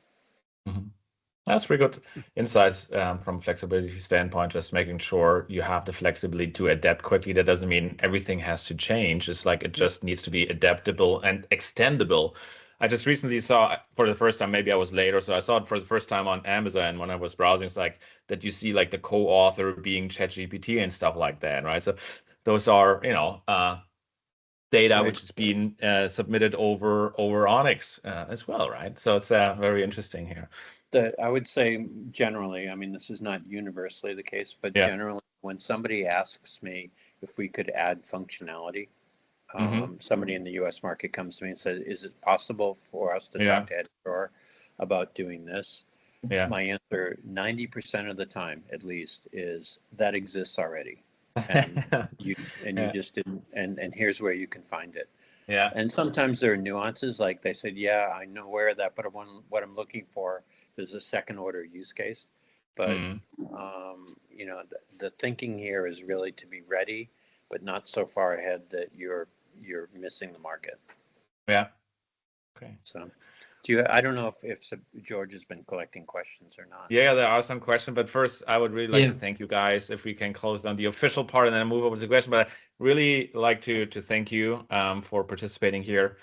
I think one of the things I was really eager to understand is that you made it very clear that the biggest help for you as organizations who are developing and maintaining standards is the help in a way of the more people are participating in the development of standards or talking about standards, the more efficient or the more helpful it would be for you guys. I think that's, to me at least, one of the key elements that we try to say, even if it's just happening in the back end, but standards are, Chris, you said it's going to be the electricity delivery to your publishing house or, water from the faucet. So even though it's happening in the back end, it's tremendously important as a basis for operating not only within the publishing industry, but the standards we were talking about were certainly, aimed towards the publishing industry. So that's it's essential to have standards there to make everything run on a cost-efficient way. And if somebody wants to help from a standard perspective, the best thing to do would basically to interact with you guys, to engage, and to reach out to you directly. We still have quite a lot of people on the call here, so if anybody of you guys are interested in helping out in the standards, I think both Chris and Brian would be more than happy to talk to you and showcase what they're doing. And I think with that, George, feel free to jump in with the questions. Yes. Yep. Wealth of information. Great job, everyone. Yes, 2 questions, actually. So first one from Kevette. All right. What are the current prevailing standards for paperweight and finished standards for trade books, mass market, and premium hardcover publishing? I'll ask the follow-up question to that one. So I'll repeat it. What are the current prevailing standards for paperweight and finished standards for trade books, mass market, and premium hardcover publishing? Chris wants that one. I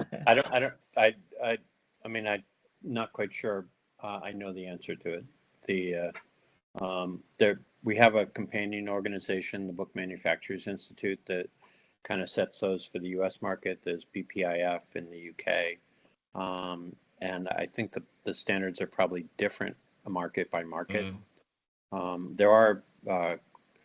There's the ability within the Onyx metadata standard to convey physical specifications to a fairly wide degree. But I don't know that we actually have a webinar coming up in 2 weeks, on 2 weeks from yesterday. Is today Wednesday? Today is Wednesday. So two weeks from yesterday, specifically on standards, and I'll make sure that we're ready to talk about that if you're interested in that webinar. If not, it'll be recorded and posted. Nice. Little bonus. Okay. Second part of the question. Also, how are publishers and printers navigating fluctuations in paper availability and cost, especially with supply chain disruptions seen in recent years? Yeah. Well, some of them are over-ordering paper, and there's a cost to that. Others are switching their sourcing strategies. It's certainly been thrown into disarray, at least with the threat of tariffs from Canada, because the tariffs would apply to pulp and paper products, and Canada is still a fairly large paper supplier to the U.S. and other markets. So those things are playing a significant role. I think publishers are looking at sourcing strategies that put the final production of work closer to the end use. So if you're distributing a fair amount of inventory to Europe, they're looking at printing in Europe so that they're not as subject to as many disruptions. In addition to over-ordering paper, there are also sometimes, particularly for publishers that are ordering from overseas, over-ordering printed books so that they're at least protected. That also has its costs. We've done a lot of work, and if you go to the BISG website, there are a number of forecasting related webinars and conversations that we've hosted. They're all available for free download. If you just look up forecasting, demand planning, supply planning as terms, and you'll see a lot of our thinking in that regard. Okay. Chris, do you have anything to add? Otherwise, I was going to go to the next question. No, Okay. that's a good. Okay. All right. Next question from Oliver. In regards to returns, which I know is a fun subject in publishing, what would it ever take to dump the whole notion of the contractual right to returns? Well, it's a business model rather than a standards question. There's no problem with doing it on a standards front, but and there are markets where, and even in the U.S. market, there are instances where stock is sold non-returnable. I think that it would probably be it may be changes in business terms, so the discount might need to be deeper. Publishers would have to get used to order quantities that are smaller and maybe more frequent. So rather than taking a big laydown, retailers might hedge their bets a bit and then see how the book does and get better. So I think the publishers would need to be more effective at order fulfillment and rapid replenishment. Some distributors have invested in that capability, and I think it's served them well, but it's an investment because it's your systems and your ability to respond quickly. If you're processing orders on a slower basis, even a couple of days, and that's the case every time, rapid replenishment gets really complicated. But I also think it's just the book business has fewer outlets now for reviews. You hosted a really nice conversation earlier about the importance of social media. Things can blow up, and then sometimes they don't work at all. So there's a lot of risk inherent in the system right now, and I think returns are part of the way that we try to manage that. So that business model would need to evolve.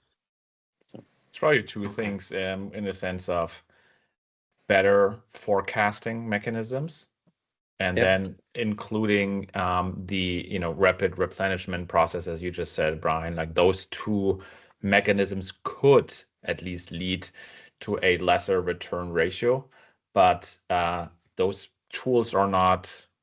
I mean, we're just learning how to use them at the moment, and they're not radically available. So I think the industry could develop in that direction, but we're definitely not at the point yet where we could make this work, because you just said it, like a trend comes so fast in publishing and they're gone so fast. If you miss the opportunity to have a bestseller title in stock for the Christmas sales, or you don't have it for the Christmas sale, you can't just say, I'm just going to reprint, it's going to be hitting the market next month. Then Christmas is gone. That the title may not perform at all after Christmas anymore. So I think this is why, we're still having to, like, publishers are overproducing to especially where they have the hunch that it may be a bestseller, because it's so tough to replenish at the moment with the supply chain we have and the local capabilities and costs associated to local printing, basically.